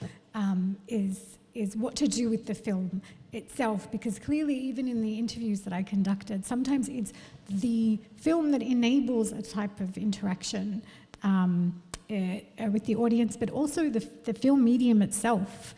One person once, when I asked, something about other recreational activities, and he said, "Oh no, we would never do this at the theatre." So but it's the cinema, so it's definitely something specific to the film itself and this, the medium of the film itself. So definitely, but it's something that I'm trying to theorize and pull into my analysis. So thanks for that. Farida, thanks so much about the magazines. Yes, I mean, in my studies of interwar audiences, I very much rely heavily on the fan magazines. In these interviewees, some of them said that they read magazines. They weren't like a huge motif of their stories of cinema going. But what was I think they said something like page 2 or page 6 of Al-Ahram, which had where will you go tonight, was something that people refer to as looking at what was on in Cairo. So that's the way they interacted. But I think later on, bless YouTube and all those great Maspiro clips that are coming out. I also find that there's, sometimes they don't date them, which is very annoying, but I find there's television programs with Nadia Lutfi at home, and then someone going, dring, dring, and she picks up the phone and it's a fan being "Inti btatbakhi," or "Inti just all these sort of really random banal questions. And so these sort of fans were able to access them through state television and stuff. So, yeah. Thank you both for the fantastic questions. As far as their kind of international connections, these artists are really active in exchanges. A lot of them are contributors, for example, to Lotus magazine. They're very kind of operating. Not as much research has been done about this as it's been done with literature, and I think that's a shame, but they're kind of, as you have the kind of Afro-Asian writers conferences, there's kinds of similar, perhaps less institutionalized exchanges going on between artists. But artists at this time, and I think especially in the 1960s, and this is different from the 50s, are really reacting to a particular pinch point in Egypt's history, especially leftist history. So this is the kind of point where, for example, Inji Aflatun is not in my dissertation because she is in prison, along with many communists. So I think these things kind of come out in the threads of the art, even when it's still depending on and using a lot of the visual language that's coming from, thinking through form alongside Mexican muralists or kind of having Soviet exchanges. And as for the reaction of the state, this is something that's so fascinating to me and kind of got me on track to think through ambivalence in the first place, is these images are circulating a lot, but they're circulating often without commentary, which I think is also interesting. So you'll find, some of Afet Nagi's work, certainly Abd Hadi al-Ghazar's Haidam image, in Musawwar magazine, in Ben al-Watan from the 60s, in these kinds of art sections where they're artist of the week, but then there'll be a tiny, not really going into the form, just saying that this is a, look at this art that comes out of the Haidam, woohoo. But I think something I want to do in the future is think through which works kind of circulate more frequently, which shows up more frequently, what kind of, as I'm finding images in collections, in kind of the back rooms of, different spaces, what images, it'll be interesting to think through what images are not popping up and why. For example, the image of the workers with the stones for heads, the first time I ever saw that image was through a Bonham's auction catalog. So I think there is this kind of, differentiating. But what I would love is kind of institutional records that kind of speak to this, but in the absence of that, trying to figure out how to understand the state's logic of what's in, what's out, and how these things are framed. Thank you for the questions. In terms of the ambient noises in the background, I think that's a brilliant inquiry. It's not something that I did so much in my first project on cassette culture, but something I very much want to do in this next project, which is going to be focused more squarely on Sheikh Hammam due to the nature of the performances. Like being in houses where you have people laughing, you have all these side conversations taking place, and all of those ambient noises are preserved on cassette recordings that have migrated to YouTube and to other social media sites. Someone who actually does that brilliantly is Nagar Mutahada. There's a book called Whisper Tapes, where she looks at Kate Millett going to Iran during the 79 revolution, and she's not interested in what Millett is saying. She's interested in what Iranians are saying who are picked up on the background of her cassette recordings. And so that's something that was inspirational for me for this next project. Afterlife of Sheikh Hammam, I didn't hear the Sharafti Obama Baba, but I heard the Nixon Baba over montages of Obama's visit on YouTube. So that's where I encountered that. I mean, one of the things that I find so fascinating about the afterlife is not only people singing Sheikh Hammam songs in Wust al-Balad in different areas, but also changing some of the lyrics. So Humma Min Wahna Min from Saba wa Sabayin, the bread riots. So we have Humma Yalbis wa Akhra Moda Ihna Naish Sabatha Oda. People changed it to We Live 10 to a room, sometimes when they performed it in 2011. So conditions have even worsened to an extent that Sheikh Hammam songs are all the more resonant in the present. I think in this next project too, I want to pay much more attention to this generational element. So we have people who grew up with Sheikh Hammam, who knew Sheikh Hammam's music. The guy in the first home video, who was on the left, Ala Kanaba, Ma Sheikh Hammam, that's Sayyid Anaba. It's someone who I learned a lot about Sheikh Hammam from actually. He created a Sheikh Hammam association, but many people who go and sing his songs are youth, to use this term earlier, who some of whom weren't even alive when Sheikh Hammam was alive. So I want to unpack what is going on there. And in terms of his enduring resonance to the question in the back as well, I think that challenging the stories states tell doesn't have an expiration date. And so all the events Imam is contesting, there are still many more stories from other regimes that are crafting them now that people also wish to counter. And Imam's songs as well, he sings nationalist songs too, which resonate with a number of people. But I think an important dimension of his afterlife as compared to someone like Kulthum, for instance, or Abd Halim Hafiz, is that a lot of these efforts are coming from citizens as opposed to the state.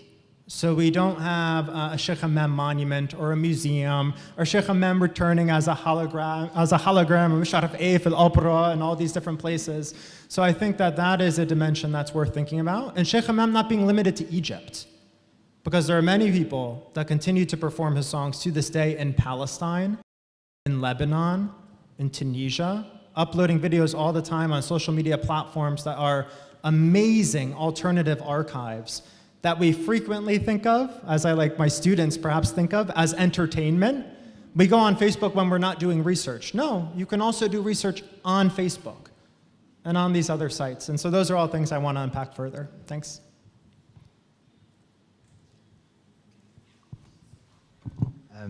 I think in the interest of giving the last two people a fair hearing, maybe we should break for coffee now and come back at 4:45. Is that okay? Thank you so much to our wonderful panel.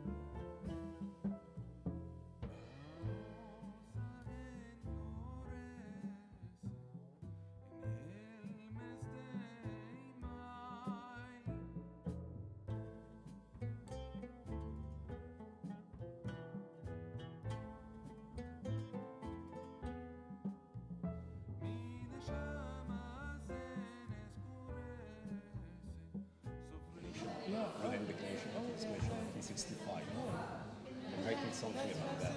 So I was yesterday, right yesterday, reading an interview with Tunisia. Oh, yeah. The Indian journalist, Tunisia and Nasser. Yes, yes. And it was right before the 6 Days War. Oh. 1967. He was in Delhi. Yeah. He was talking about Bandung, what happened to Bandung. It's very disappointing from Nasser at that time. That Bandung is fading away. The Latino-Russian conflict. It's a split, It's yes. negative impact. I will mention a little bit about Bandung. In fact, I wanted to play Sukarno's opening speech, but the YouTube is not running. But that line also will be the beginning of the crackdown on communists in Indonesia. Yes, in Indonesia. So he's also talking about this. Yeah. I mean, the Indonesian story is fascinating. I teach a course on modern Southeast Asia at my university, and then we do these waves of communist killings in Indonesia from the 20s onwards. And just the continuity between the colonial and the post-colonial period is quite strange. So you're based in Belgium? Not anymore. I'm in Ghent University, but now I'm back. In Cairo? Not now in Cairo, I just came back. So I'm now finalizing the dissertation. Maybe we should get started.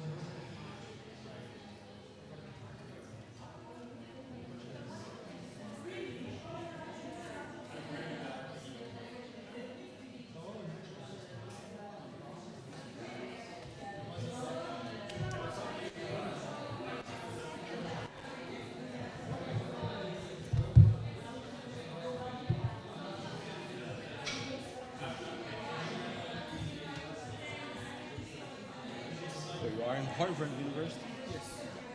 Yes. History department. History department? Harvard.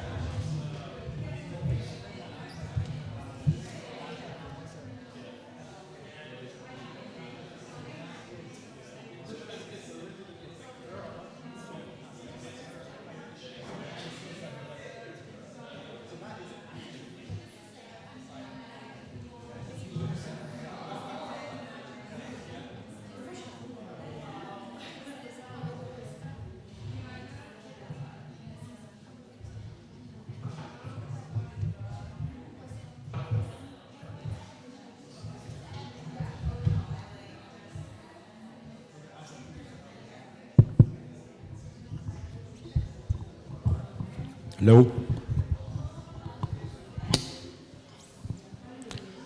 Hi. Shall we? I know this time of the day, but fortunately we have only 2 speakers. So my name is Amr Abdul Rahman, and I am replacing Mohammed Saeed Azzuddin, who couldn't make it, unfortunately. So I am an intruder on the discipline, an intruder on the event itself, so I wouldn't say that much. The title of this last fascinating panel is basically about Egypt and the network of decolonization. We have 2 speakers. Anikit Dey, PhD candidate at the Department of History, Harvard University, working on the culture exchange in the Global South in the post-imperial period, focusing basically on the Asian-African cooperation, and he's going to talk to us today about Nasser in Delhi, Archives of Culture Exchange and Post-Imperial Afro-Asian Solidarity. And then we have online Dr. Anahid Al-Hardan from Howard University, who's also working on pretty much the similar subject, and her research centers on colonialism and resistance in relation to counter-memory, anti-colonial knowledge, and South-to-South thought in the Global South. Right now, she is working on a very interesting project about the Arab anti-colonial theory within the context of South-South philosophies of liberation and decolonization in Africa and Asia. So we will start with the Anikit Dey for 20 minutes, and then we will switch to Dr. Anahid.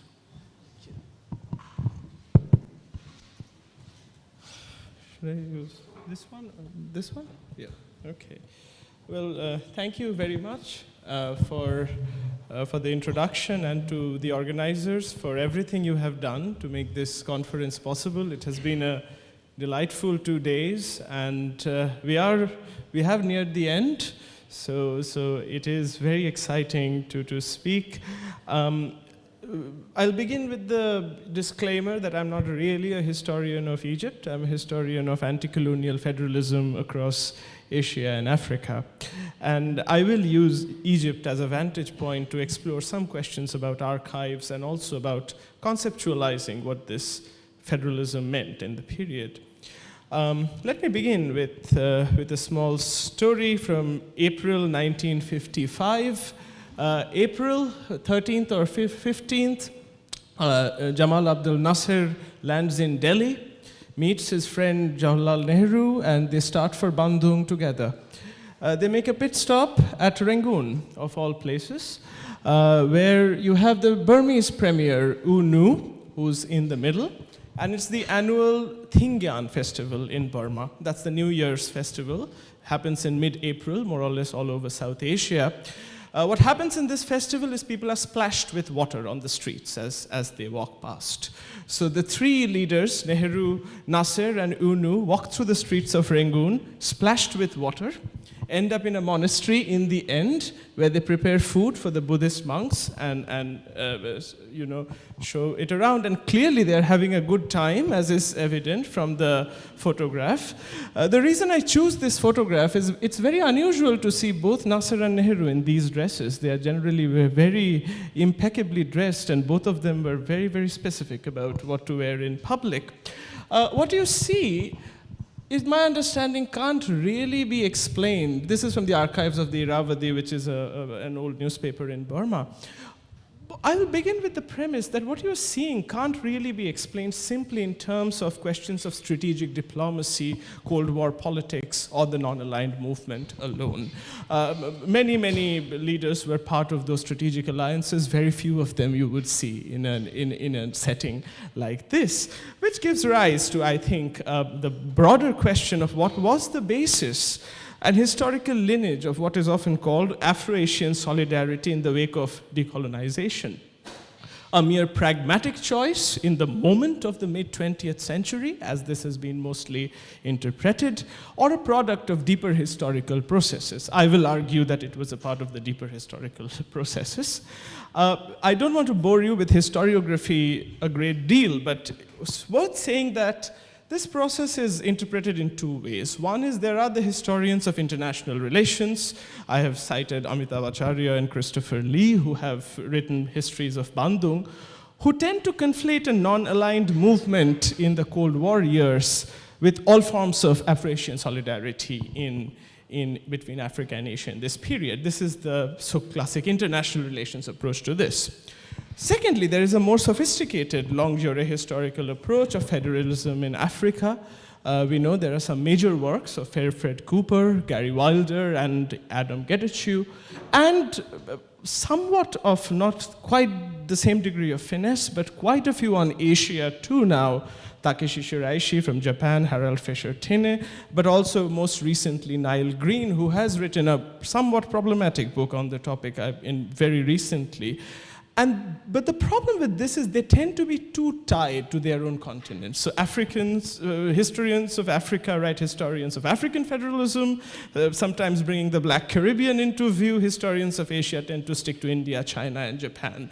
And there is also a latent acceptance of the categories of race and religion in these paradigms. And I think this is one of the reasons why the relationship between India and Egypt has been so less studied. It doesn't fit the paradigms of Pan-Africanism, Pan-Asianism, Pan-Arabism, or name it. And what I'll do right now is to go beyond those basic categories and think about what archives can do to go beyond it. The other thing I have been thinking through much of this conference and reading the literature is, as a historian, I am a little uncomfortable in focusing on one period alone, especially a period of a decade or two, without taking into view a broader historical lineage to see change and continuity in that period. This is a particular blind spot for the Nehru-Nasser relationship. Generally, that is just seen as something that is dependent on the personal charisma of Nehru and Nasser. It's a kind of a friendship going on, and that's that. I'll argue that is not quite the same. It's not quite that. We need to see a broader relationship between India and Egypt spanning at least a few decades before. So that will be my presentation, more or less. One analytic I will use to structure this is the dialectic between Egypt as an other, which was quite common for colonial powers, and I don't need to say too much about this, that Egypt and the idea of it was projected as an other to the European powers. But also, and I have very consciously used the word Mishar, which was the word for the country in Indian languages. It's derived from the Arabic, but the pronunciation is specifically Hindi or Bengali as self. One thing you will see if you look at Indian writings on Egypt is that they are diametrically opposite to European writings on Egypt. European travelogues on Egypt emphasize on the difference of Egypt and Egyptian culture with Europe. Think of Flaubert, think of John Frederick Lewis, think of the whole gamut of Egyptian, Edward Lane. The Indian writers tend to make the very opposite argument. They find Mishar very, very similar to India. But in colonial India, both of these tropes existed side by side. So let's take a look at Egypt as other. Colonialism and Egyptology, we know the relationships of it in Europe. The point to note is that it intruded well into the other British colonies in this period. A very tangible thing was the mummy that was brought in the Indian Museum in Calcutta. It's still a very a very present sight in the city. It's the only mummy in the city. And that is a picture of the corridor of the Indian Museum in Calcutta, which is predominantly of the other Indian archaeological remains. The important thing here is really the date. The mummy was brought in 1882. The date is not a coincidence. That was the year of the Anglo-Egyptian War. That was the year of the British occupation of Egypt. And, well, what was the forces that occupied British Egypt? It was the Indian Army. And it begins, the colonial relationship between India and Egypt in modern terms actually begins very clearly in that moment when the Indian Army was used to conquer Egypt in 1882. And that was when Egyptology, in a way, begins. A lot of Bengalis are taken by, a lot of Indians of all sorts are taken by it. There are also magical and fascinating things we can talk about this, where there are wild theories of the Pharaoh Akhenaten being exiled in Bengal and having a pyramid there, and some Indians go out to find it. It's a crazy story. But the point is that this is in the context of war, and that was the fascination with Egyptology that the colonial gaze saw. In contrast to it, there is this travelogue by someone called Shamlal Mitra. It's called Mishar Jatri, Traveler to Egypt. Shamlal was part of the Indian Army in the Anglo-Egyptian War of 1882. He traveled with the army. And what is less known is that he actually wrote a full-on Bengali travelogue. What is going on in this is what I call a subversive vernacularism. He's a paid soldier of the British Indian Army, so in his English writings, he praises the British Army through the clouds. But if you write the actual Bengali inside, and I've translated just one line, he is very much in sympathy with the Egyptian army. And he is writing, glory to the fallen heroes of Egypt. He describes in moving detail the Egyptian soldiers who fought and fell, and actually condemns in very strong terms those who run away. This is a very early indication of going beyond the colonial trope of understanding Egypt and finding a connection of selfhood with the Egyptian people. This goes more and more developed, and I think the classic work to be thought of, and I have not read any analysis of this work at all in English or in Bengali. The author is well known, but not this particular work, Binoy Kumar Sarkar, who wrote a full-on travelogue of Egypt for 300 pages, who visited in 1914. I hope someday it's translated and distributed, because it is full of gems of insights about how this idea of Egypt, or Mishar I should say, being close to the Indian self was slowly constructed. I'll give you some examples. He, for instance, sees the Egyptian people very closely with the Indian ones. He looks at the markets of Cairo. The term he uses to describe it is Swadeshi. That's the term in the characters below. Swadeshi means of one's own country, but it was also the name of the anti-colonial movement in India in 1905, 1906, which meant the boycott of British goods. So he takes note of how Cairo and its markets has an indigenous markets, which in his view were less so in India. The book is full of illustrations. This is, the mosques of Cairo and so on, photographs taken at the time, profusely illustrated. I'll come back to the Swadeshi point in a second, but I don't want to take too much time, so I've simply, pointed out the major conclusions to think of it. He comes up with a very clear anti-colonial critique of whatever is going on in Egypt in the year 1914. The wealth of Egypt is not owned by Egyptians. All nations of the world, he mentions the British, the French, the Germans, and so on, are satisfying the grade in Egypt.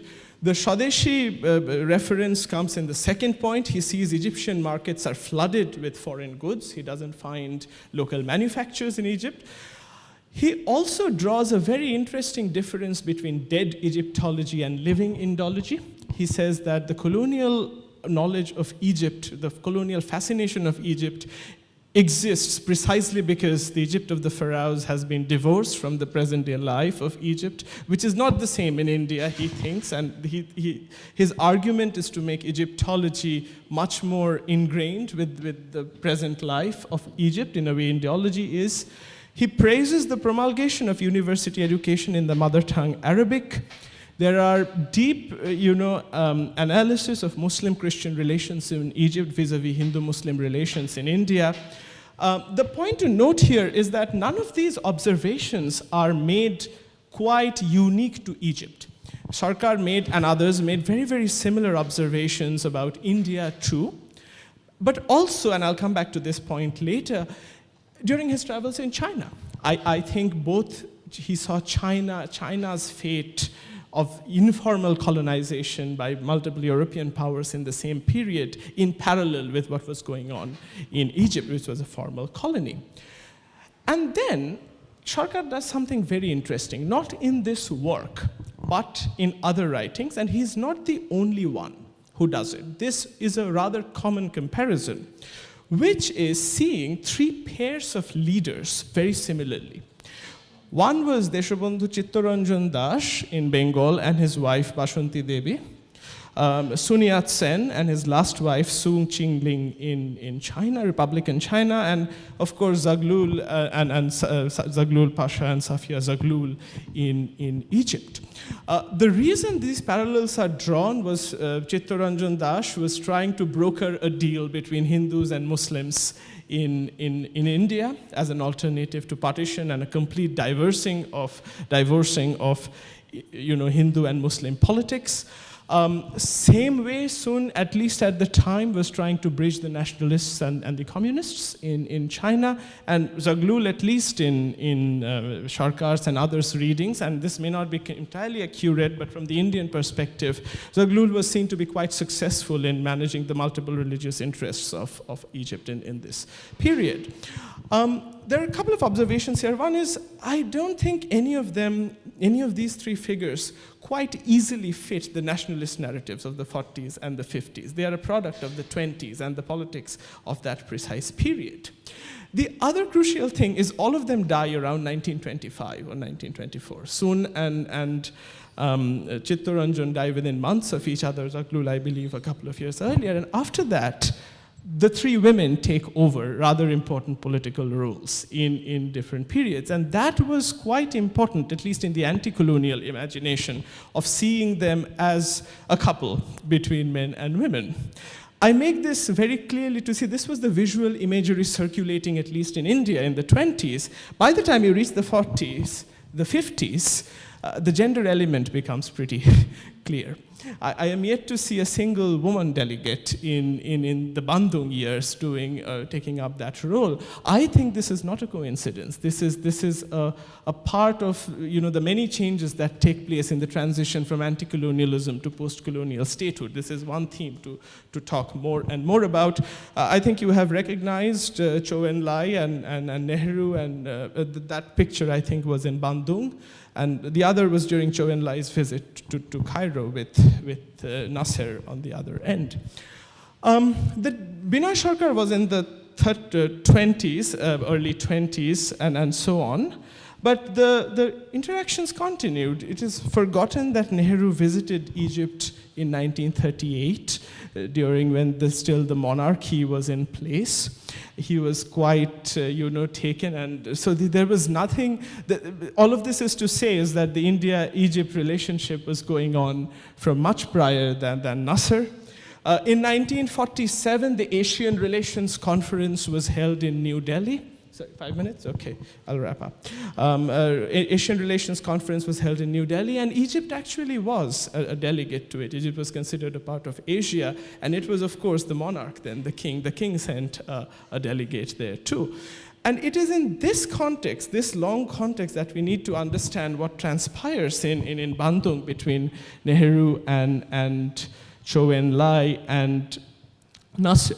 I keep bringing China into the picture because it is often thought that Bandung was a non-aligned conference. It really was not. I wanted to play, if the YouTube link was working, Sukarno's opening speech to Bandung. Those of you who have heard it would know he begins by listing all the ideologies represented. Capitalism, Sukarno was a very powerful speaker, so he says, capitalism, communism, Islam, Hinduism, religion, and he gives out a whole litany of religious doctrines and things.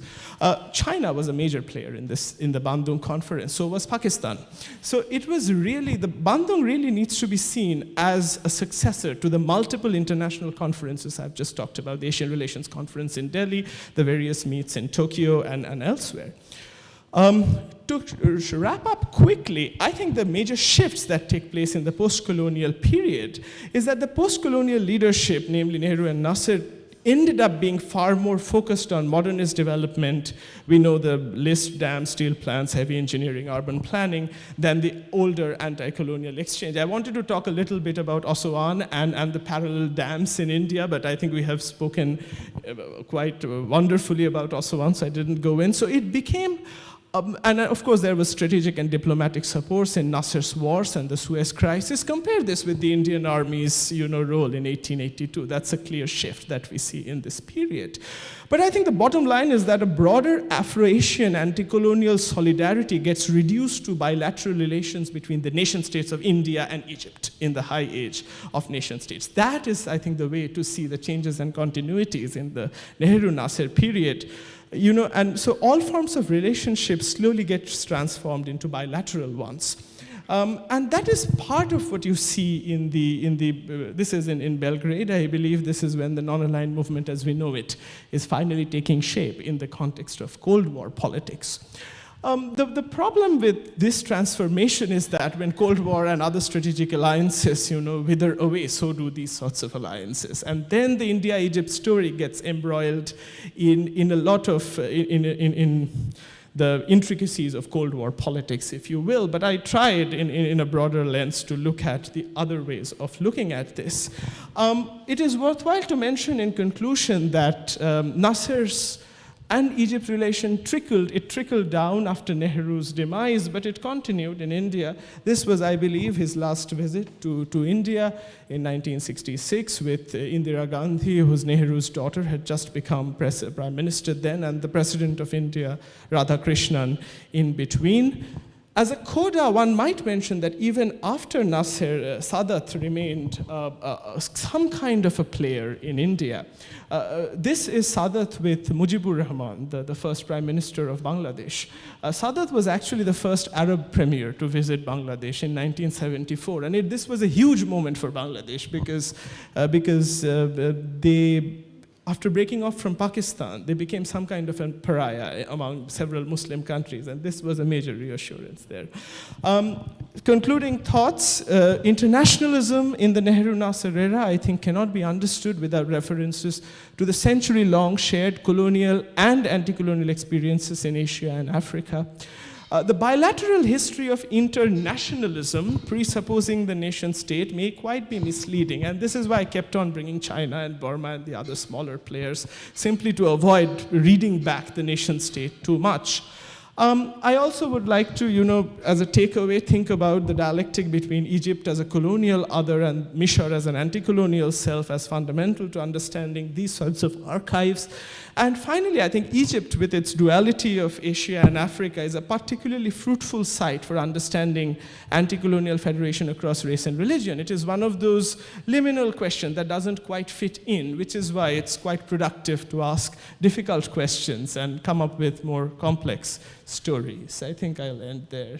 Thank you.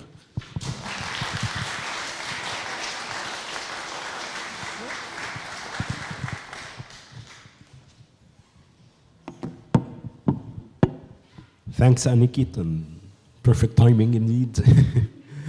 And now with Anahid El-Hardan.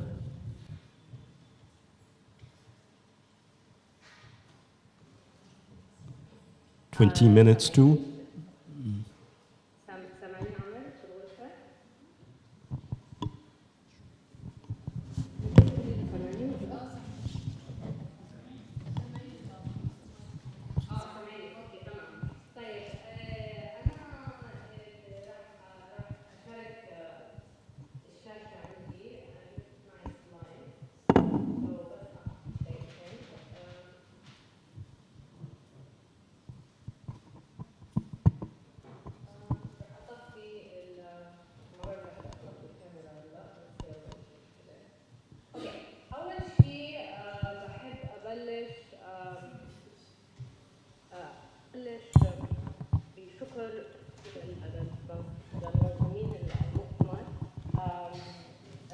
ملاك لبيب والدكتورة باسكال غزالي على جمعنا سوا بشكل حضوري افتراضي وإتاحة الفرصة للناس اللي مثلي اللي ما قدروا يجوا عندكم يتواجدوا معكم اليوم.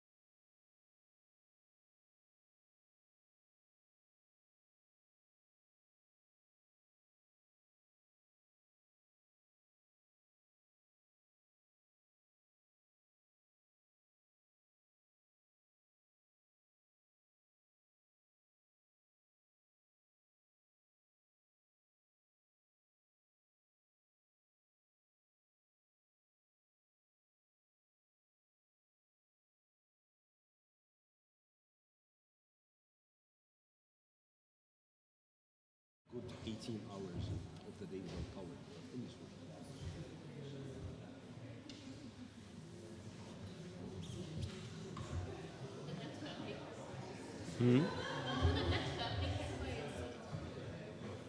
هتشبع من حاجة دلوقتي.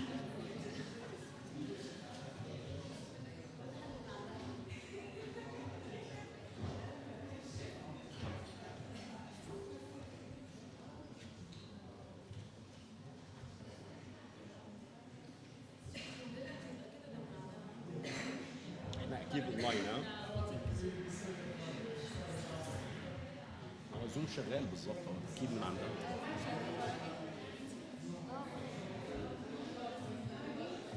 طب بعت لها او حاجه؟ مش عارفه ابعت لها لان هي بره الميتنج. مين اللي انا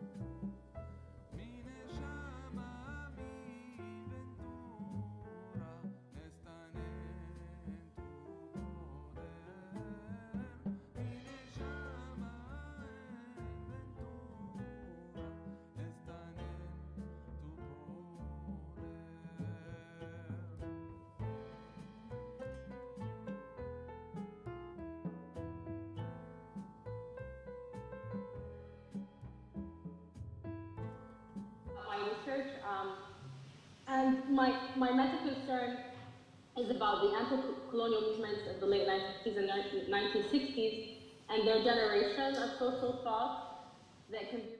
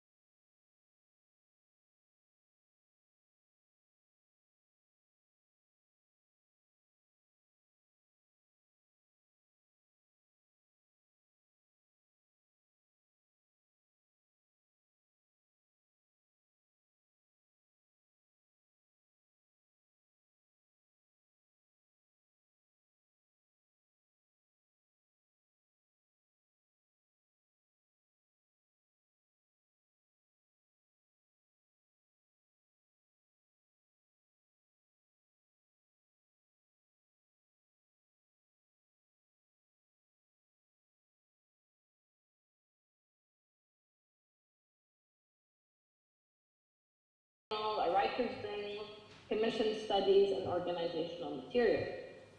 Clearly then, the African Asian anti-colonial movement was driven by newly independent post-colonial states and statesmen in African Asia whose vision of anti-imperialist and anti-colonial liberation, unity, and solidarity was formed within the larger context of the Cold War, and of course in no way presented a unified front. And second, this vision materialized through a top-down, state-driven political project based on a perceived common colonial and anti-colonial history as the basis of an anti-imperialist internationalism. And third, within this larger state-sponsored and enabled arena, anti-colonial political activists, intellectuals, and writers and networks were sustained, created, or developed. These individuals, their groups and networks, produce these publications that they mentioned and that range in scope from literary, political, academic journals, commission studies, and even works of fiction. And through these and other materials and mediums, such as conferences and meetings, anti-colonial liberation, unity, and solidarity across African Asia were theorized and thought of and advanced. And given Egypt's geopolitical interest in the Arab region and African Asia more broadly in its official state ideology, Cairo became an important place of these networks. So one question I've been grappling with in my research is how does one research this period in order to study the intellectual production that came with it, which is, again, what interests me. And one obvious and relatively easy way to do this is to study the actual materials of APSO and to take them seriously as materials worthy of study and as shedding light on an aspect of the network and intellectual production that happened. And here I have the second slide to show you. If I can move my slide. Okay. So to give you kind of a visual of these materials that I'm talking about. So, and I'll give you an example of a reading, which kind of can show you what I'm talking about methodologically. So APSO's conferences produced these conference booklets and political reports and addendums, also trilingually. So if we look through the book of the first conference from Cairo as an example, for me, the reports submitted by the various delegations are one way to understand how questions of human freedom, solidarity, liberty were thought of and advanced. So for example, the report I pulled up here by Felix Roland-Moumier, who was an exiled anti-colonial activist and leader of the Union of the Peoples of Cameroon, and who was hosted by the African Association in Exile in Cairo, submitted a political report entitled Colonialism, in which he clearly articulated a theory of what constitutes imperialism and colonialism as one of its instruments. He did this in his report by extensively quoting from different European colonial politicians, government administrators, and members of the intelligentsia, and following from this evidence, he argued that imperialism is first and foremost driven by capital accumulation, or imperialism as a search for raw materials, the means through which to invest capital in the colony, and the acquisition of markets for the finished products of imperialist countries. And for Moumier, politically, he argues that imperialism is only able to maintain its hold through brute force, and here he quotes from the Ghanaian anti-colonial political activist who would become the first prime minister of Ghana, Kwame Nkrumah, who himself had theorized and built on Lenin's understanding of imperialism as the highest stage of capitalism, and proposed the concept of neocolonialism, al-Islam al-Shadid. So Moumier also emphasizes the need to coordinate struggles and exchange information. And for him, the worst aspect of imperialism is, of course, the economic aspect, as its essence and basis, with the main aim being that of economic exploitation, particularly natural resources and through force or cheap labor. So he also outlines cultural forms of imperialism, either through the destruction of languages, the teaching of colonial languages, and the vilification of anti-colonial histories, or through the systematic lack of investment in education infrastructure in the colonies. And finally, there's also the social and religious aspect of imperialism based on racial discrimination, and also an attempt to degrade and replace altogether local religions, largely by Christianity. And he urges APSO to consider imperialism as a crime against humanity, and cautions about its continued grasp on recently independent African Asian countries. And his vision for liberation and the destruction of imperialism in all its forms is ultimately based on unity and solidarity across the colonized world.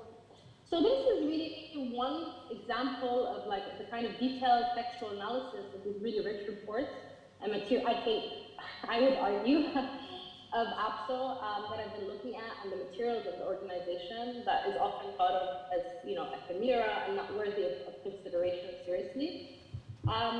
But I also think at the same time, looking at the conference booklet,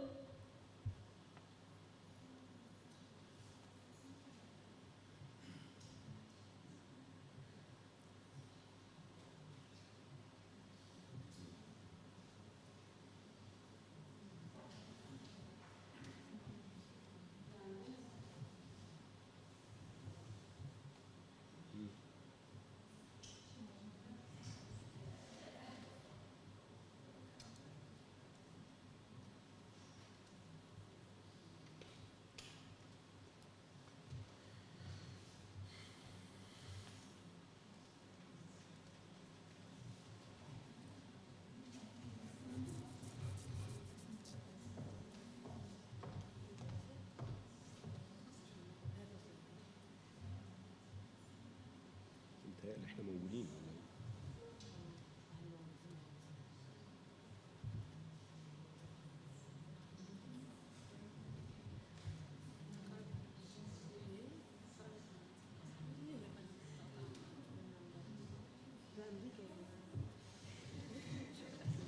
الدنيا بقى. طيب نعمل Q&A مع بتاع هانيكت.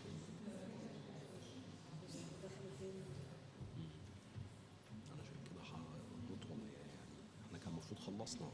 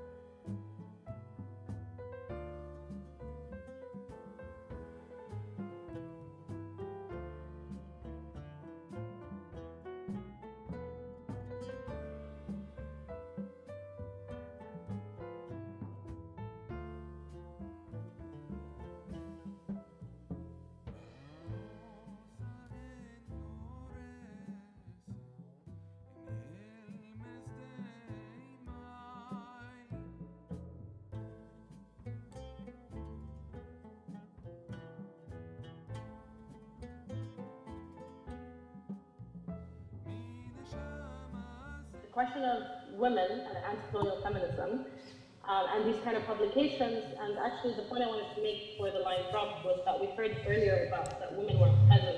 Women were very present. It's just that in order to find the woman, we need to look beyond the official political discourses and public discourses of these movements, and of course to look at publications like Lotus, which was, it's kind of one of the more famous publications of APSO, which was the Arabic, English, and French trilingual publication of the writers' movement of APSO, published from Cairo, beginning 1968, and then it moves to Beirut following the death of Yusuf Sibai, and eventually to Tunis with the PLO, and later Cyprus, and then it ends in 1990.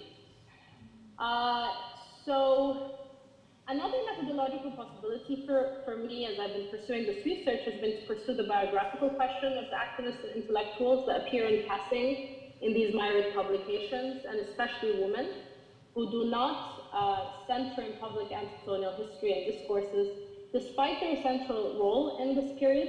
And we heard about this as well yesterday in the conference. So for me, I've been asking questions like, who is Dr. Aisha Abdurrahman from the Department of Arabic Literature at Ain al-Shams University, for example? Just to give you an example, who submitted a report on the conditions of women on behalf of the Egyptian delegation in the first APSO conference, arguing for the betterment of the conditions of women across Asia and Africa as an indispensable part of the joint struggle for national liberation and the basis of transnational solidarity. I've also been asking questions like, who is Amal al-Jazairi, who submits a report on behalf of the Syrian delegation. And of course, we know that she was an activist with the Federation of Arab Women in Syria, and she has this report advocating for stronger transnational ties to African, Asian, and women federations and organizations. And I think here the question of archival access, since archives are always partial and incomplete, like all our primary source documents on the past, can also come to play an important role. So the APSO archive exists, the organization exists, but access to them, like access to a lot of the state-run institutions and archives in Egypt, is restricted. We heard a lot from my colleagues about this yesterday, especially in the first panel. And in relation to APSO also, unfortunately, half the archive was burned 10 years ago, and whatever is left is in a very neglected state, with papers falling apart and that kind of thing. So one way I've tried to address this is to understand the APSO archive in Cairo, and I think this is interesting to understand archives across the Arab world more generally, as one part of a larger archive across the world of states, writers, intellectuals, both private, public, restricted or open, that can shed light on thinkers and thinkers emerging from this period, and that can fill in the gaps for us. So I know, for example, through having access to the online archive of W.E.B. Du Bois, which is hosted by the University of Amherst here in the US, and Du Bois was the US Black anti-imperialist Pan-African scholar and activist. I know something about the first African Asian Women's Conference, just to give you an example, that took place in Cairo in '61, because one of its participants, Shirley Graham Du Bois, who was his wife, sent a letter, and this, I'm showing you this letter. She sent a letter to her husband from an unnamed Cairo conference, which was happening at the same time as the African Asian Women's Conference. And in this letter, she really described the conference to her husband, and talking about the kind of amount of people who came, the countries, the nationalities, some of the activities that took place.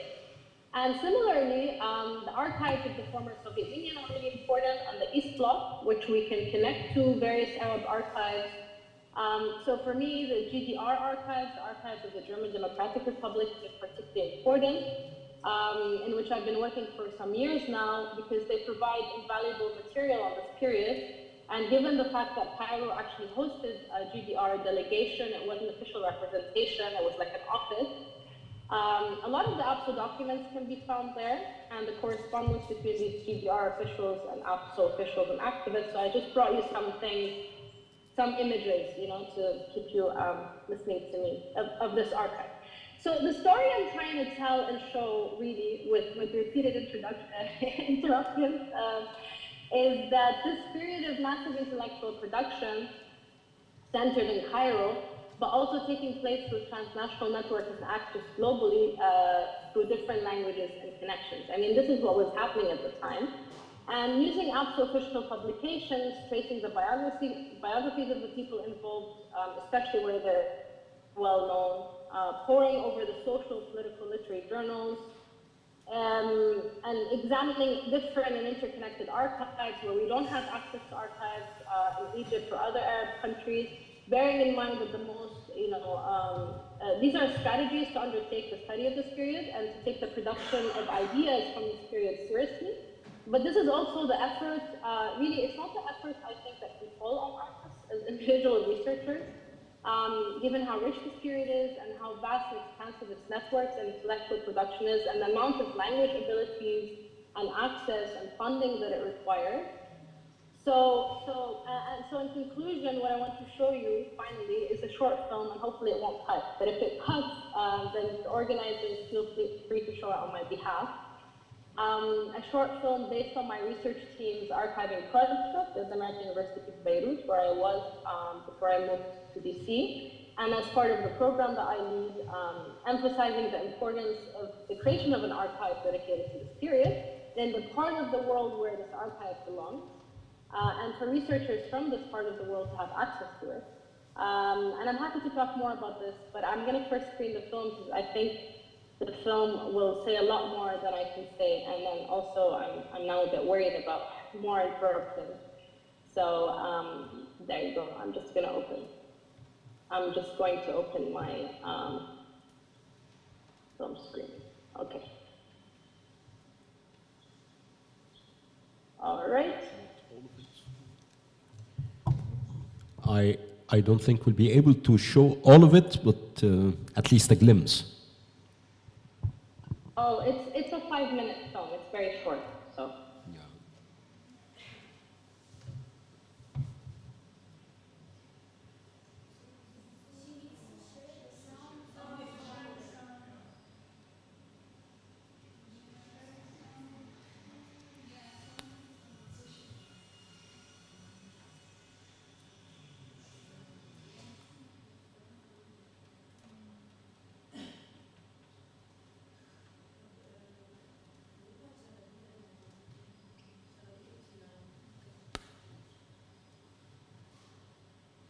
شو على يوتيوب.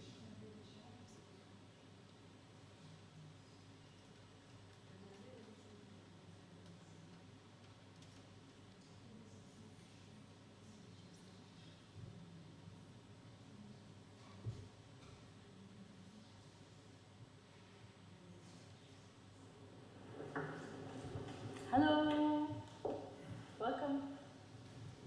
My name is Anahid Al-Hardam. I'm an assistant professor of sociology at the American University of Beirut.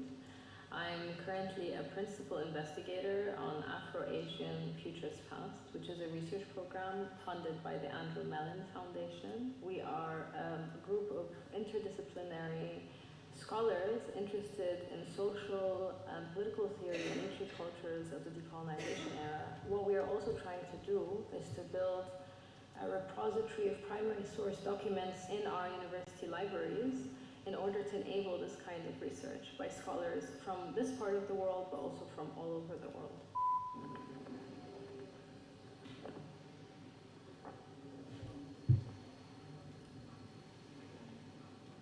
In 1955, an international conference takes place in Bandung, Indonesia, and that conference is attended by African and Asian newly decolonized states, as well as leaders of anti-colonial movements that are in the process of gaining independence.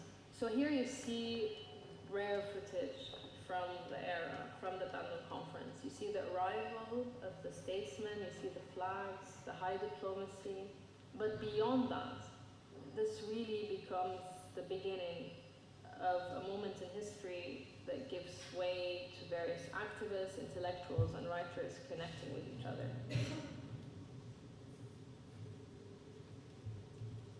In 1957, Egypt organizes the first Afro-Asian People Solidarity Organization conference, which is a sequel to Bandung. The conference is portrayed as a meeting point of people's representatives as opposed to heads of states. And the conference leads to the establishment of the Afro-Asian People's Solidarity Organization in Cairo, as well as various associations. And through these various associations, there were meetings that were organized based on women activists, youth activists, and writers of the African Asian world. And as a result of these meetings and these networks, were also publications of these associations. So just thinking about these activists and thinkers and writers in terms of a top-down state model really does a disservice to the legacy of this era and to the huge amount of intellectual, theoretical, and literary material that it has left us to deal with today. Although this archive was published in this part of the world, although it was published in Arabic as well as English and French, today it simply does not exist in this part of the world.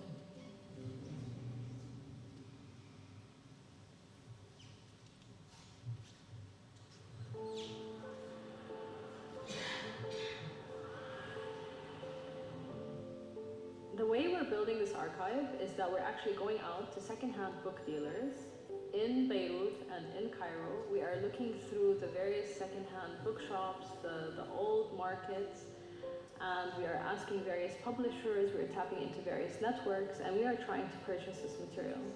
We have begun working on this project in a first pilot phase through generous funding from the Arab-German Young Academy of Sciences and Humanities.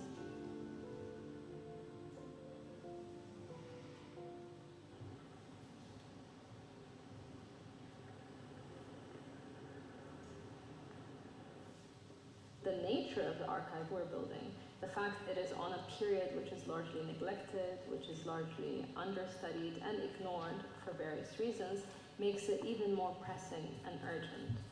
So our idea is that by returning to the materials generated around the Afro-Asian People's Solidarity Organization, we can generate a different way of theorizing and understanding the world based on the knowledge in this rich material and archive that has really not been given the attention it deserves, and that has the potential to generate a novel social sciences and humanities, an archive which would be of and for the Arab world, but an archive which would also be open to internationals from all over the world to come and engage in this very important research and recover this legacy.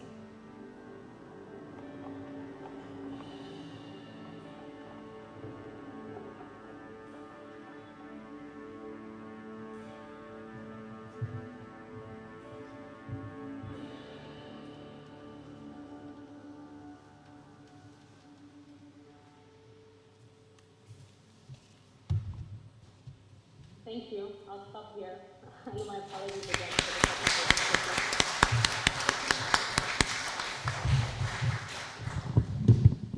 Thanks, Anakit and Anahid, for the very, very interesting interventions. So now, a quick round of Q's and A's. Amr, please.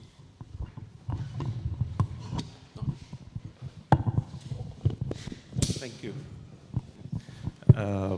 It just happened that we were talking, few people of us were talking over lunch about how it is a pity that we do not have historical literature that connects India to Egypt, to the history of empire. And you just answered our question. We just need to, wait for the amazing stuff coming up. So my question is about that. I was thinking during your presentation about to what extent this kind of history you're planning to do or started already researching, how would it read against the mainstream literature on the British Empire history? You know, things like John Darwin, Kerry Ross. I'm not sure I can understand what it is. Is it international relations history, or if you can tell us more about that a little bit? Thank you.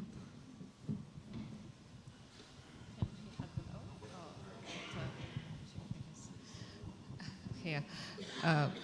Thank you both for that wonderful presentation. I just have two questions each. I was just wondering, you mentioned the Bengali writer writing about Egypt. I was wondering if there was like the opposite, like, an Egyptian writer, discussing India. And I mean, as Anahid pointed out, right, I mean, women were obviously a big part of the post-colonial movement, but you mentioned right at the state level, they just weren't there. And I was just wondering, like, what was your analysis of that? Like what, you know, it just became very like man, you know, just Gamal Abdel Nasser Nehru and all that, yeah. And I have a, I don't know if, Anahid, can you hear me? I'm not sure. Okay, yeah, okay, great, yes. Okay, great, yeah. I was just wondering, is the archive open to the public yet? That's my first question. And the second one, I was just wondering, with all this grassroots Afro-Asian activism, especially like with the women, how did all these Western powers react? I was just wondering that. Thank you.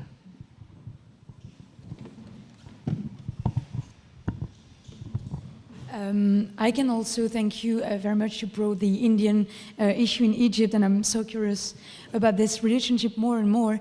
So I have a question for you and also for Anahin, if I may. The first one is, I think it's what you're trying to say, Amr, about the historiography, but I think we can trace back till today the idea of Indian writing towards Egypt and using this Indian post-colonial or colonial experience and then post-colonial experience to try to provide this global south of a common narrative towards British power. And it's funny to have a look at the Egyptian historiography that tried to do the reverse and saying, this is the Indian experience, but when it comes to Egypt, we had this Muhammad Ali experience in the 19th century, so you can't write the same post-colonial history. And I'm thinking about Romney al-Shekri, for example, that really tries to point out the very specificity of the Egyptian colonial and post-colonial experience. So that was my first question, comment, remark. Anyway, you have to react on that. And as for the, Anahin, I hope I'm not saying it, yeah, Anahid, sorry, in a badly.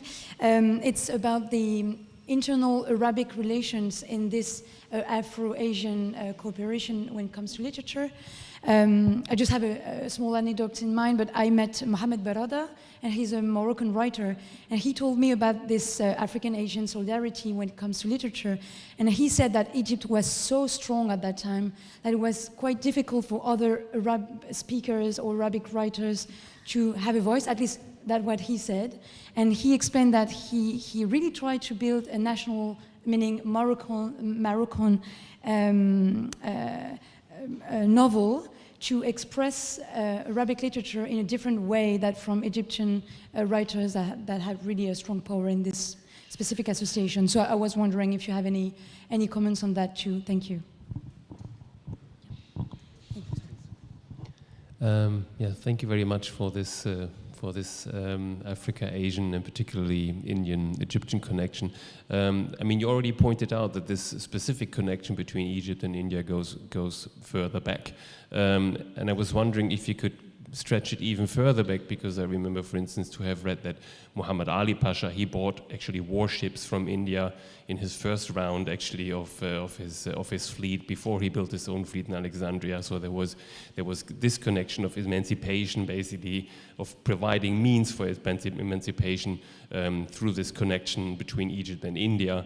And it's also ironic that, I mean, you say that it was Indian troops that were actually sent here by the British to occupy the country, whereas I know from Christopher Bailey's book on global history that it was also from India that the Egyptians took their call for battle, Egypt for the Egyptians. So there is also an anti-colonial struggle that in the connection in that goes further back. I don't know if you can elaborate on that, or thank you.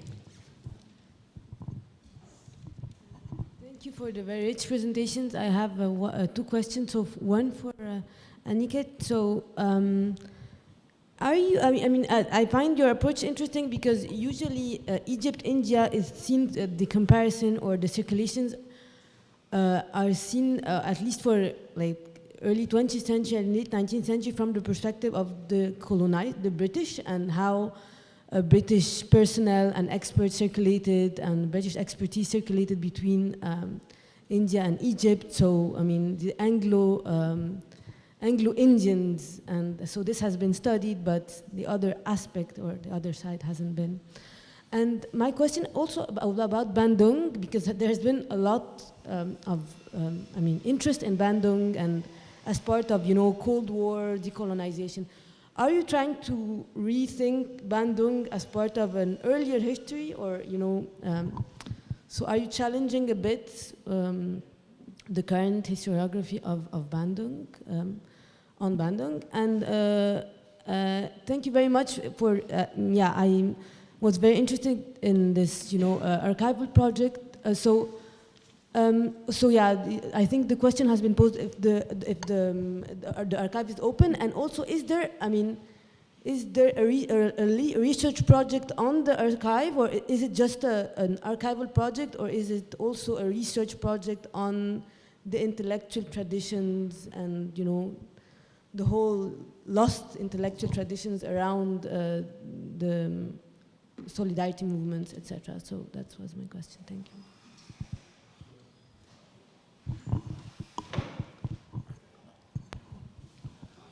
Thank you very much for talking about India and Egypt. Can you tell us what you teach at Harvard? And also I want to point that it's very interesting that when the British defeated Rabi Pasha, he was sent to Sri Lanka. He was not sent to India, obviously.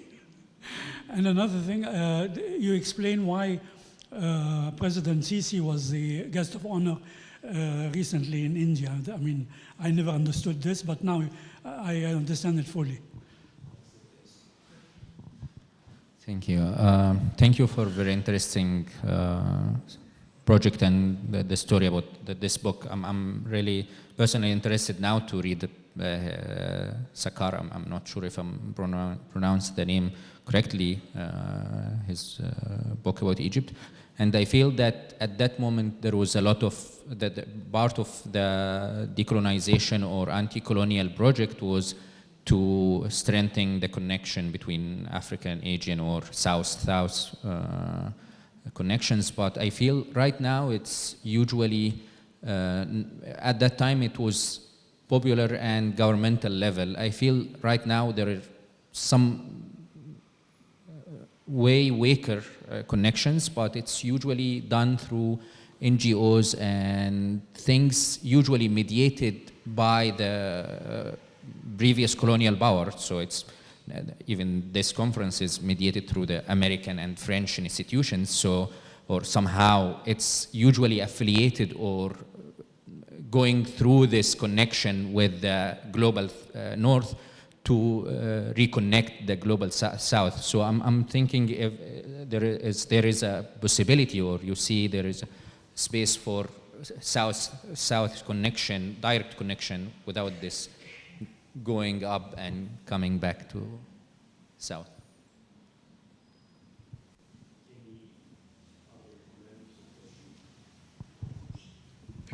It's not a question, it's a thank you to Anahid for being here today despite everything, and thank you for all the effort you did to build the archive. I know how much you put in this, how difficult that project was. Thank you so much for building the archive, and I think generations to come will keep on thanking you.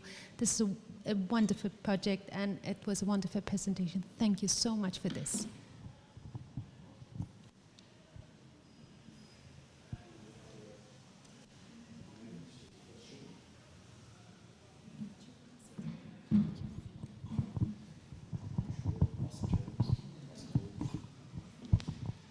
Okay, I have a similar question to yours, and it is basically about the role of the intellectual connection between the Egyptian neo-Salafi or Islamic scholars at the late 19th century and the Indian one in the framework of what was called at that time the Eastern League, or Jamiat al-Shu'ub al-Sharqiyya. It was Afghani and Indian. How this basically played into a completely different world, especially after, of course, the partition of Pakistan and these things, or it doesn't have a place at all in this story. Now for you, Anakit, and then to Anahid. Yeah. Well, thank you very much, first of all, for such a stimulating plate of questions. I, of course, can't do justice to all of them properly, but I'll try to address all of them, actually starting with yours, because while making the presentation, I thought that would be the first question to come up. Because in many ways, that is the other way of telling this story. And let me preface all of this by saying there are many, many ways to tell this story. I have just chosen one because I thought this is a conference on archives, and I would talk about the archive I know most intimately, which is this. And that's why I give you a small slice of the huge place. A very different history, I think, can be written with the Indian connections of Al-Azhar, for example. I mean, there was Abdu and Rida were great influences, and you see some of this right from Albert Hourani's work and later works, so on, about how important that influence has been, right down to Maududi and many other figures in South Asia in the 70s. And this actually goes back to your question about Egyptians writing about India. Of course, this is not an archive I know well, but I know that there was a periodical called Al-Manar in this period, which, to my readings in translation, they published a great deal on Gandhi and the Indian, movements in this period. Much of what is happening in the 1920s is actually in context of the Khilafat movement in India, where the British defeat of the Ottoman Empire provoked a huge uprising, and that was actually a critical moment of Hindu-Muslim unity in India. One of the major leaders at that time, Abul Kalam Azad in India, actually used to publish a journal in Urdu called Al-Hilal, Hilal meaning crescent, and deeply again in link with the scholars of Al-Azhar here. So that's, I think, a huge chunk of the modern connections right there. Going back to Antoinette's question next, I think to think about, this is a crucial question about whether it is the same post-colonial history as in for both India and Egypt. It's not, because of, I think, precisely the question of modernism, modernizing project of Muhammad Ali you mentioned. I think the authors, Indian authors, were very, attuned to these differences. I mean, Sharkar devotes whole chapters on Muhammad Ali and he visits the mosque, and he makes very, insightful comments about Muhammad Ali speaking to Europe on its own terms and not necessarily in a relationship of subjugation. At least that's his reading.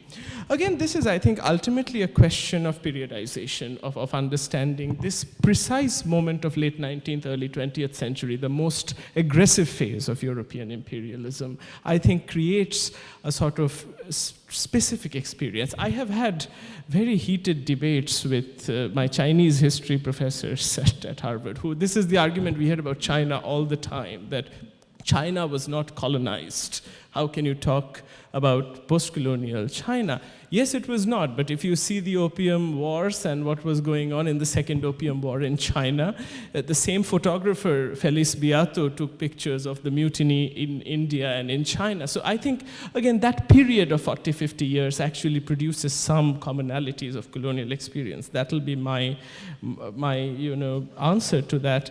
To your question, sir, on the going older connections between India and Britain, and I'm glad you brought up Christopher Bailey and his work.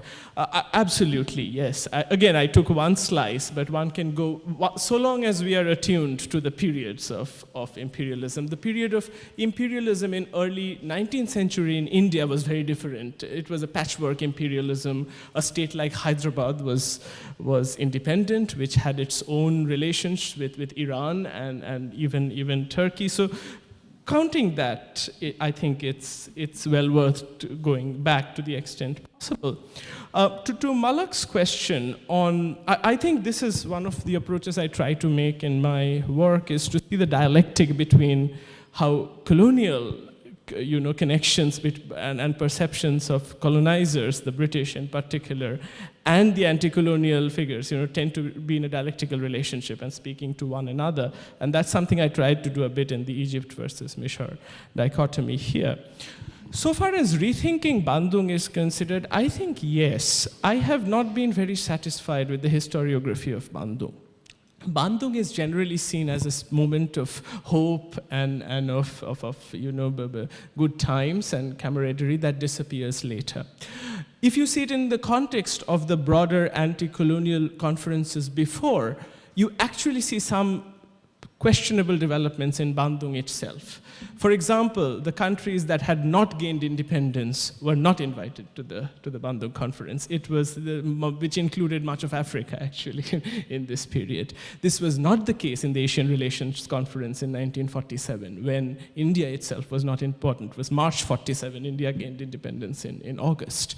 So Bandung, at least I see, and this is a heated point, but I see Bandung as a moment when post-colonial territoriality and sovereignty already taking shape in a way, in a form almost of a departure from the older tenets of anti-colonialism. That's the argument I will make. To your question about genre, I think I don't know what genre it is, and I'm not too concerned about that either. I think it is a broader history of ideas in a global context, in a certain age. At least that's how I see it. But it's a story, is what I will say it is. Final question to thank you. By the way, I didn't know the Ibrahim Pasha point. That is very, very good to know on that. Final question about to your questions on Africa and Asia. Yes, I think much of it is still mediated for all the institutional reasons we know, but increasingly I think there are signs of hope, and there are, even a gathering like this, I think, has been much more productive once we escape the categories of older knowledge and so forth. I think I just have one more question to answer about your question about women. Yes, I think what really happens is sort of that was really a throwaway observation, and I think we can think much more systematically about this. I think what happens largely is because of the dominance of the military and the bureaucracy in newly independent states, as opposed to the anti-colonial movements, which were largely civil society dominated, has a role to play in creating the gender imbalances. One way of thinking about it, but we can think a little more on this. I think I will stop there and let answer.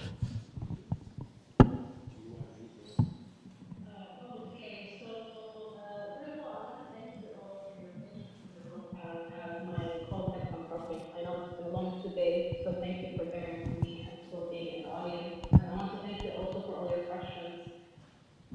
So I'm going to begin with the first question, which I'm guessing was from Mela. Nice to meet you, Mela. Hopefully next time in person. So in terms of its archives open to the public, parts of it are. So we do have the biggest collection of Lotus in Arabic and French. But it's only accessible in person in the library. And parts of it are still not open, and we are actually discussing the question of accessibility as an important part of why we established the archive in the first place. It's not that these materials are not available globally. They are available, of course, thanks to US and European intelligence agencies who gathered these materials and stored them in their repositories, but then have made them inaccessible to people from the parts of the world that they concern. So we're trying to really also address the question of power imbalances and hierarchies and access to knowledge production on a global scale. And so if we want to open them, who's going to have the funding to come? Is it going to be the researcher from Egypt or the researcher from Morocco, or is it going to be the wealthy researcher, more likely, from wealthier institutions in North America and Europe? And so these kind of questions we're grappling with. What if we put them online? Again, who's going to have access and to what extent, to what purpose? So these are things that we think about seriously in our program. And as we set up, we sought through this project. In terms of what was the reaction to this? So most famously, I think, famous reaction was the treatment of the directly funded by the CIA, and I'm sure you all know people around us in that world. Once it was discovered that they funded the very famous World Conference, which had some very prestigious magazine, so forth. Sustained cultural, Cold War going to counter this. Largely, of course, Soviet project, but that also included people from these countries who were not necessarily following a particular line.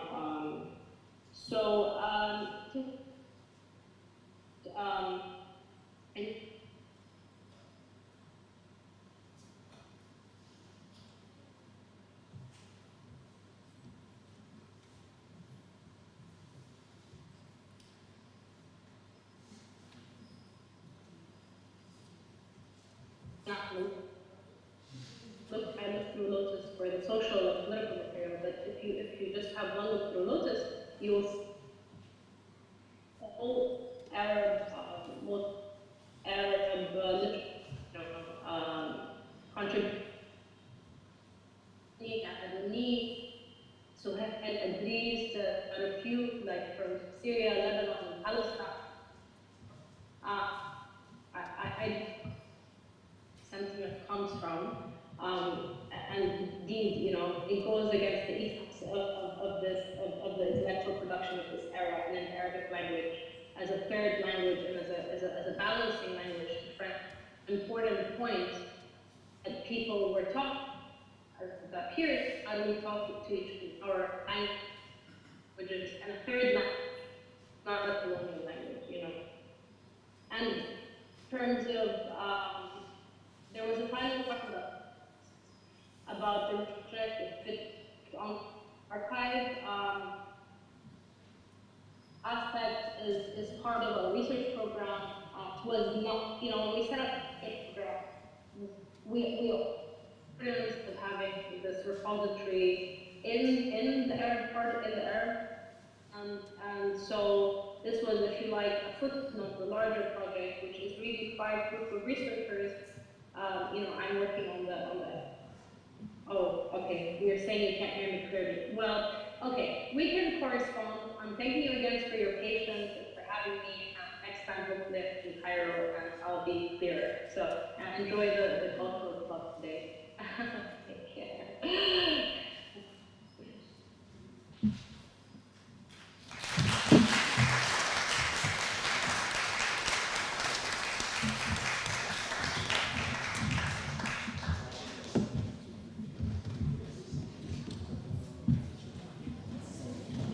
Thank you. خلاص يعني كله تعب. Thank you so much. Thanks for participants and for the public and for the questions and presentations.